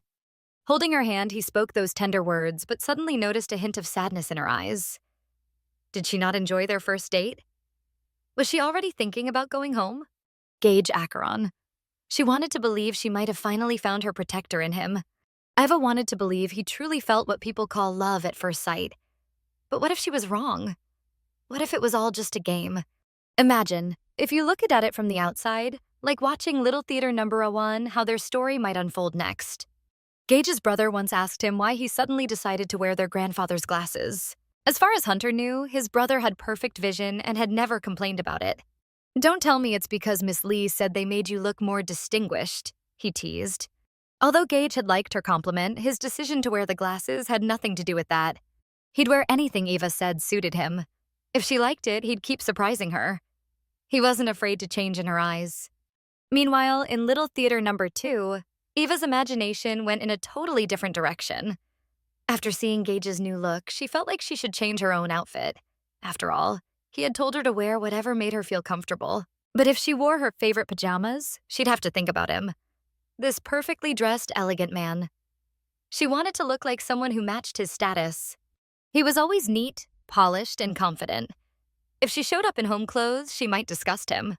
Although he never forbade her from wearing casual clothes, it was her elegant home style that excited him most. The kind that made him want to touch her, to hold her close. Gage kept complimenting her softly, saying she looked amazing. It almost felt like he was falling in love with her clothes. But that couldn't be true. He'd seen her in all kinds of outfits, and no matter what she wore, his feelings for her never changed. But it was time to return to reality, and that reality was incredible. Eva wanted to savor every second she could spend with Gage. Gage believed she had every right to her own opinion. Of course, she could have doubts about him. She wasn't some naive girl, and he knew it well. Eva had thought everything through carefully before she finally made her decision. After hearing Gage's words, the fear in her heart disappeared. Eva felt confident and had no doubt she'd made the right choice. She was glad Gage took her words calmly. He understood how hard it was for Eva to trust the sincerity of his actions and feelings. Gage knew she'd be tense because of those idiots, her relatives who'd betrayed her and kicked her out of her home. And as for her main question, why he proposed to her, it was simple. He wanted her and no one else. Eva listened closely, hardly believing she was the one he truly desired, the woman he wanted as his wife. Gage knew she'd need time to start trusting him, to let her guard down. So Eva shouldn't worry or rush. He could wait forever if in the end his reward was her. Eva was deeply moved. She wondered if he really meant every word, or had he forgotten he'd only given her 1 month to decide. He just wanted to make her his as soon as possible, before someone else tried to steal her away. And he wasn't the kind of man to stand by and let another take his woman. Eva couldn't imagine who would even want to steal her. Most people had always pushed her away. Gage was the first man who didn't walk away, even after everything she'd said to him. Gage Acheron couldn't wait forever. Not when the prize was all of Eva, her body, her mind, and her soul. He wanted her forgiveness, yes, but he wasn't willing to wait an eternity to marry her. That's why he'd set a deadline. Could he really be so sure, after such a short time together, that she was the one meant to be his wife? The morning sun filled the room. Eva hadn't wanted to close the curtains. For the first time in ages, she slept in late. She didn't wake up because she had to rush to work, but because she was simply well rested. 3:15. The only downside, her head was pounding. She'd definitely had too much wine. The only downside, her head was pounding. She'd definitely had too much wine. The night before, Gage had let her enjoy herself. He didn't stop her or tell her how much she could drink. He didn't even ask for kisses. He just let her be herself. She could act freely without pressure or expectations. Ava talked and laughed nonsense, and he just listened, sometimes even smiling softly. Taking her morning shower, Eva couldn't believe she'd drunk that much wine on their first date and acted nothing like she'd planned. But she had an excuse. She'd been nervous. Maybe Gage had noticed it too, which was why he'd let her drink to help her relax. Had she ruined everything? Would Gage change his attitude toward her because of it? She'd never acted like that before. For the first time, she wanted to hug him, to kiss him, so she decided to take the lead. He tried to stop her, insisting they should wait. Rushing could ruin everything. But if he truly wanted to marry her, if he desired her, then why did he always pull away when she tried to get closer? Gage believed it wasn't right to do that while she was drunk, when she couldn't fully grasp the meaning of her actions. Even when Eva assured him she was fine, he kept saying no kisses until she was sober. But Eva wanted to kiss him now. She was sure of what she felt, and she knew she wouldn't regret it. He wanted her to stop insisting. It wasn't the right time. They had to wait. He needed her to understand. He hadn't invited her over so she could get drunk and throw herself at him. It had to stop there. No explanations needed. Eva didn't get it. Was he really not going to kiss her? Even once? Gage couldn't resist her pleading eyes, so he agreed. Just one soft kiss. A gentle, romantic kiss. Nothing more, nothing less. It was perfect. She could feel how restrained his lips were. Tender, but not passionate. When she tried to deepen the kiss, Gage refused. He knew the kind of kiss she wanted could be dangerous right now. He needed her to understand. She could kiss him as much as she wanted, but only when she was sober. Even when she swore she was fine and knew exactly what she was doing, that she wanted to kiss him right now, he still said no. His refusal seemed absurd. How could anyone turn down a kiss like that without a real reason? It took everything in him not to lose control. Her persistence was driving him insane. He finally said it was late. Time to end the evening before they ruined their first date. Lifting Eva into his arms, he knew it was time to take her home, and hoped she agreed with him. Holding her tightly, Gage was ready to carry her for as long as his strength would last. Mr. Akron was informed that Miss Lee had left the house. The assistant apologized, but he hadn't been able to stop her. Gage understood immediately. Of course his assistant couldn't stop that woman. She was determined and never listened to anyone. He let out a deep sigh, both frustrated and impressed by his stubborn girlfriend's behavior. Still, he couldn't help admiring that fiery attitude. In fact, he liked it. Headstrong, temperamental, yet entirely his. Even if keeping up with her required constant attention, it somehow thrilled him. Did Miss Lee really feel fine after all that drinking last night? It was surprising that she was already out so early. Her behavior puzzled Gage. Normally, she was composed and reserved, never letting herself get carried away. Even when she pushed him, Gage tried to hold back. She was clearly intoxicated and not fully aware of what she was doing. She was his little tigress, trying to pounce on her prey to satisfy her needs and desires. She kept begging Gage to kiss her, really kiss her, but he stood his ground, insisting he wouldn't do it until she was sober.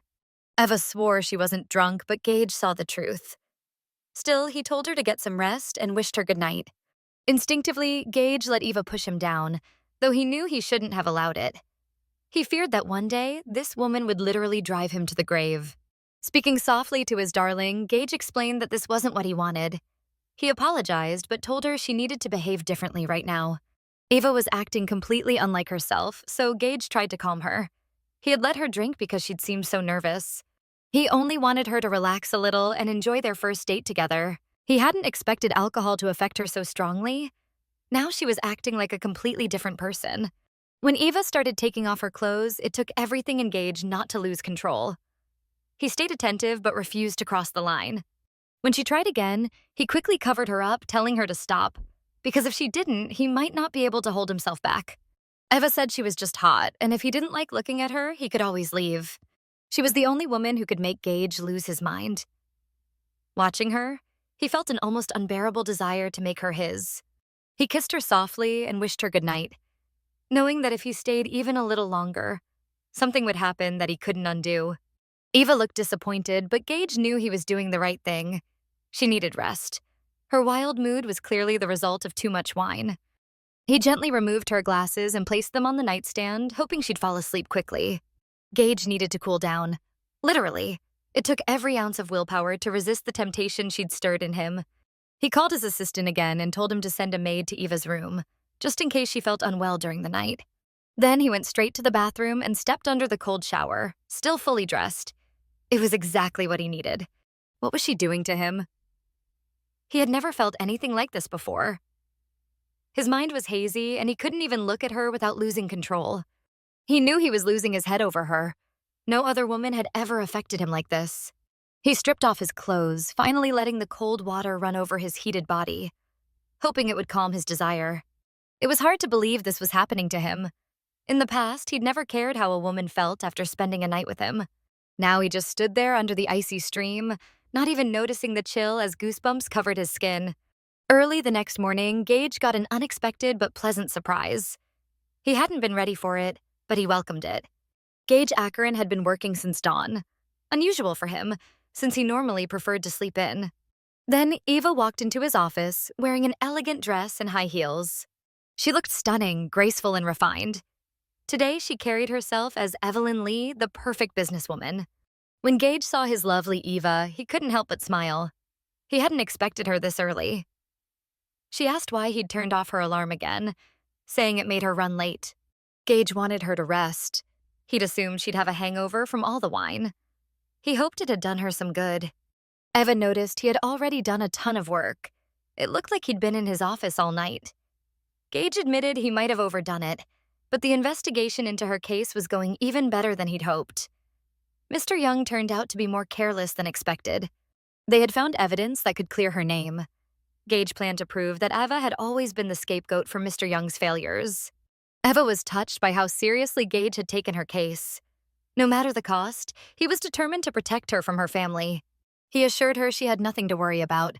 Her family would regret everything they'd done to her. Honestly, Eva was troubled by something else. She realized she wasn't worried about anything. Maybe she was trusting Gage too much. She had started relying on him completely, and that scared her. Gage knew it too. She'd always been independent, so this was hard for her to accept. He understood that she wanted to fight her enemies herself, but if someone could help, there was no shame in accepting it. He also knew that if she had a choice, Eva would probably refuse his help, because she wanted to win on her own. That's how she'd truly feel the taste of victory, and he respected that. Gage tried to convince her that asking for help wasn't a weakness, especially for someone as strong and beautiful as her. She had relied only on herself for too long. Now it was time to let someone else stand beside her. Her relatives had never been fair to her. She'd been fighting alone against an entire crowd, and the fact that so many had ganged up on her only proved how strong she really was. It was time to stop being a lone wolf. She didn't need to fight alone anymore. Accepting help didn't make her weak. It made her human. He wondered if she understood that, or if she still blamed herself for letting Gage handle things for her. He told her not to worry, he'd try not to overwork himself. Most of the work would still fall on her. He'd just be there to back her up. Together, they could accomplish what neither could do alone. A strong, determined woman and a confident man side by side could achieve anything. This new experience in their lives turned out to be truly valuable. They got to try everything, even the roles that carried them into another world. For Gage, this image was something entirely new, yet he was perfect in it. It felt as if this was his true nature, as though royal blood flowed through his veins. Eva was a true queen in her role, a ruler of the world who captivated everyone with her beauty. They looked like a royal couple, graceful, harmonious, and perfectly complementing each other. The elegance of their energy seemed to transcend human limits. Holding hands, they created a real fire of emotions, an inner strength that radiated victory. Together, they possessed a power so incredible it felt like they could conquer the entire world. Their characters perfectly reflected their inner selves. No effort was needed to make it look authentic. The genuine emotions, the breathtaking glances, and the harmony between them, all of it was part of the script, but also a piece of their real lives. When the camera finally stopped rolling and the director called out that the scene was perfect, Gage and Eva could finally relax. Gage had agreed to Hunter's request to star in his new perfume campaign. That's why they were here. Whether Hunter had blackmailed Gage or used other tactics, Eva didn't know. But honestly, she was just glad the shoot was finally over. Everything turned out great. And Hunter's instinct for talent didn't fail him. Gage and Miss Lee were perfect for these roles. Hunter considered Miss Lee incredibly gifted. They both did an amazing job, and now he wanted Eva to join his agency. He thought Miss Lee was flawless. That's why filming wrapped up earlier than planned. But now, Hunter was waiting for Eva's answer to his offer. Eva didn't enjoy the shoot at all. She couldn't wait for it to end because she still had her own work to do. Hunter didn't believe she truly wasn't interested in his proposal. She turned to Gage and told him they really needed to get back to the office as soon as possible. They had important matters waiting. Sitting on the royal throne, Gage fully agreed. He was ready to follow all her orders because she was his queen. The crew was surprised. They thought Gage still hadn't stepped out of character and was just enjoying the transformation. They had to hurry. Time to change clothes since the costume was heavy and uncomfortable. Hunter approached Gage, saying that his brother should convince Eva. After all, he wasn't the kind of man who hid his woman from the world. But Gage believed that wasn't his decision to make for Eva. If she said no, then it was a firm no. He knew he needed to hurry, otherwise Eva could easily lose her temper. She hated when work wasn't finished on time. Now it was Hunter's turn to film, but before that, he reminded his brother not to forget about their deal. Even though Gage had told him to stop digging into Eva's past and to leave her alone, Hunter still hoped to uncover something interesting, though he knew his brother would never let that happen. Eva had flown abroad in Gage's place to take care of a matter. He had an important meeting scheduled that he absolutely couldn't miss, so she volunteered to handle it herself. He'd clearly hesitated and wanted to refuse, but eventually agreed. And so, for the first time, Eva went on a business trip without Gage, her first solo mission. Eva handled everything so easily that she could barely contain her excitement. She hadn't felt such adrenaline in a long time and couldn't wait to share the good news with Gage. He was the first and only person she thought of when the deal was sealed. She wanted to return as soon as possible, to celebrate with him. Now all she wanted was sleep. The previous night, she'd barely managed a few hours. She couldn't stop wondering why Gage hadn't asked her for a kiss like he usually did. Even before she left, he hadn't flirted with her or asked for a goodbye kiss. Eva knew they'd both be busy these days. But before, no matter how packed his schedule was, Gage always made time to tease her, or kiss her. It had been several days since their last kiss, and though it was likely because of work, Eva couldn't shake the feeling that something was off. Maybe it was just because it was Gage. If he wanted something, he always made sure to get it, no matter the cost. So why hadn't he kissed her before she left? Maybe she was just overthinking it. Or maybe she simply missed him. And his kisses. She forced herself to fall asleep, but her thoughts wouldn't stop. Morning was almost here. Just a few more hours and she'd see him again. It felt like she hadn't slept at all, but her alarm was already blaring. Getting up was hard, but the thought of seeing Gage kept her moving. When Eva picked up her phone, she realized it wasn't her alarm. Someone had been calling her nonstop since early morning. Eva couldn't ignore it, so she reluctantly answered. Talking to this person never brought her any joy. At first, she was happy. She thought it was Gage, but it turned out to be Hunter. It was so early that she hoped the call was important. Otherwise, she'd hang up immediately. Hunter seemed to sense her irritation and got straight to the point. He had some news, though he wasn't sure it even counted as news, but he felt she didn't know about it yet. Eva's confusion only made her more annoyed. Hunter just wanted Eva to say yes. The news was shocking, and he was sure it could turn her world upside down. He told her to brace herself. He'd explain everything. But Eva couldn't take it anymore and hung up before he could finish. She opened the message on her phone cautiously. She had a bad feeling about it. Her intuition had never failed her. Anxiety and uncertainty made her heart race with unease. A photo popped up on her phone. Gage was in it, with her sister Jessa. The caption claimed that the CEOs of rival companies, XY and Asean, were in a personal relationship. Eva didn't want to believe it. Not until she saw it with her own eyes. Or until Gage confessed he had betrayed her. She couldn't just stand by anymore. This had to be dealt with immediately. She called and said she'd changed her mind. She was coming home on Gage's private jet. But she had one big request. No one was to know she was returning today. Not even Gage. When Eva landed, she rushed straight home. Her mind was spinning and she couldn't focus on anything around her. As she reached the front door, her hands started trembling. She paused for a moment, trying to calm herself down. At first, she wanted to ring the bell, but decided to walk in unannounced. She had every right to do so. Gage, in truth, had never been hers. What bound them wasn't love, only business and a contract. She had no reason to be afraid. She had to demand an explanation. Maybe he wasn't officially hers, but they did have an agreement. He'd promised her, twice, that they belonged to each other and that he'd never look at her sister Jessa that way. Eva felt completely justified.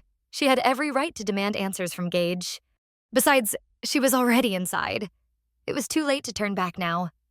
Knowing herself, Eva could imagine a lot, but unless she saw it, she could never be sure. She gathered her courage and opened the door. As always, the house was empty. Gage's favorite spot was deserted. Eva couldn't understand why he would leave the house while she was away. She stepped inside cautiously. A strange, uneasy feeling wouldn't let go of her. Was it her imagination, or was something truly off about this place? Goosebumps crawled up her arms, a chill tracing down her spine. She stopped to make sure no one was there. For the first time, the emptiness itself made her uneasy. She thought she'd be overwhelmed with emotion once she entered, but to her surprise, she felt completely calm. Eva decided to go to his room, just to be sure he really wasn't home, and wait for him there. She needed to pull herself together before taking that step. Before entering his room, she knew she had to knock. It was his personal space, after all. Strangely, there was no response. She waited a little longer, thinking maybe he just didn't hear her.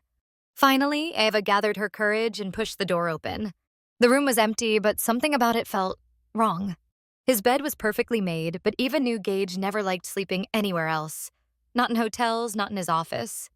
His butler once told her that no matter how late it got, if Gage was in the city, he always slept at home. And yet, he wasn't here. And dawn was already breaking. Something about this didn't sit right with her. If those rumors were true, if that's why he wasn't home, there could only be one explanation, and the thought terrified her. It meant that Gage had betrayed her. Just like her ex, Julian. But this time, the thought didn't bring anger. Not like before. What she felt now was something new. Something she didn't know how to handle. Maybe it would have been easier to explode in rage than to hold everything inside. She wondered if these feelings were a warning, a sign of the end. Her new life had been better than the old one.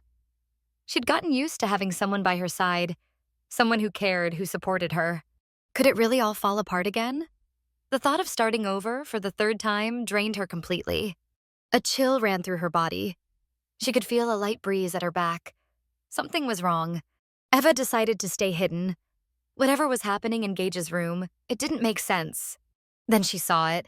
A massive figure shaped like a human, with the wings of an eagle. And the terrifying part? That figure looked exactly like Gage. She always knew he was mysterious, but never imagined it was real. Could it be true that she'd signed a contract with a demon? His mystery, his dark charm, they drew her in even as they scared her to death. The strange bond between Eva and Gage, sealed by a demonic contract, was both terrifying and mesmerizing. You could only meet Mr. Acheron in hell when the time came. He had no right to say it, but it was his final word. Let me know in the comments what you thought of this story and what manhwa you'd like to see next. See you in the next installment.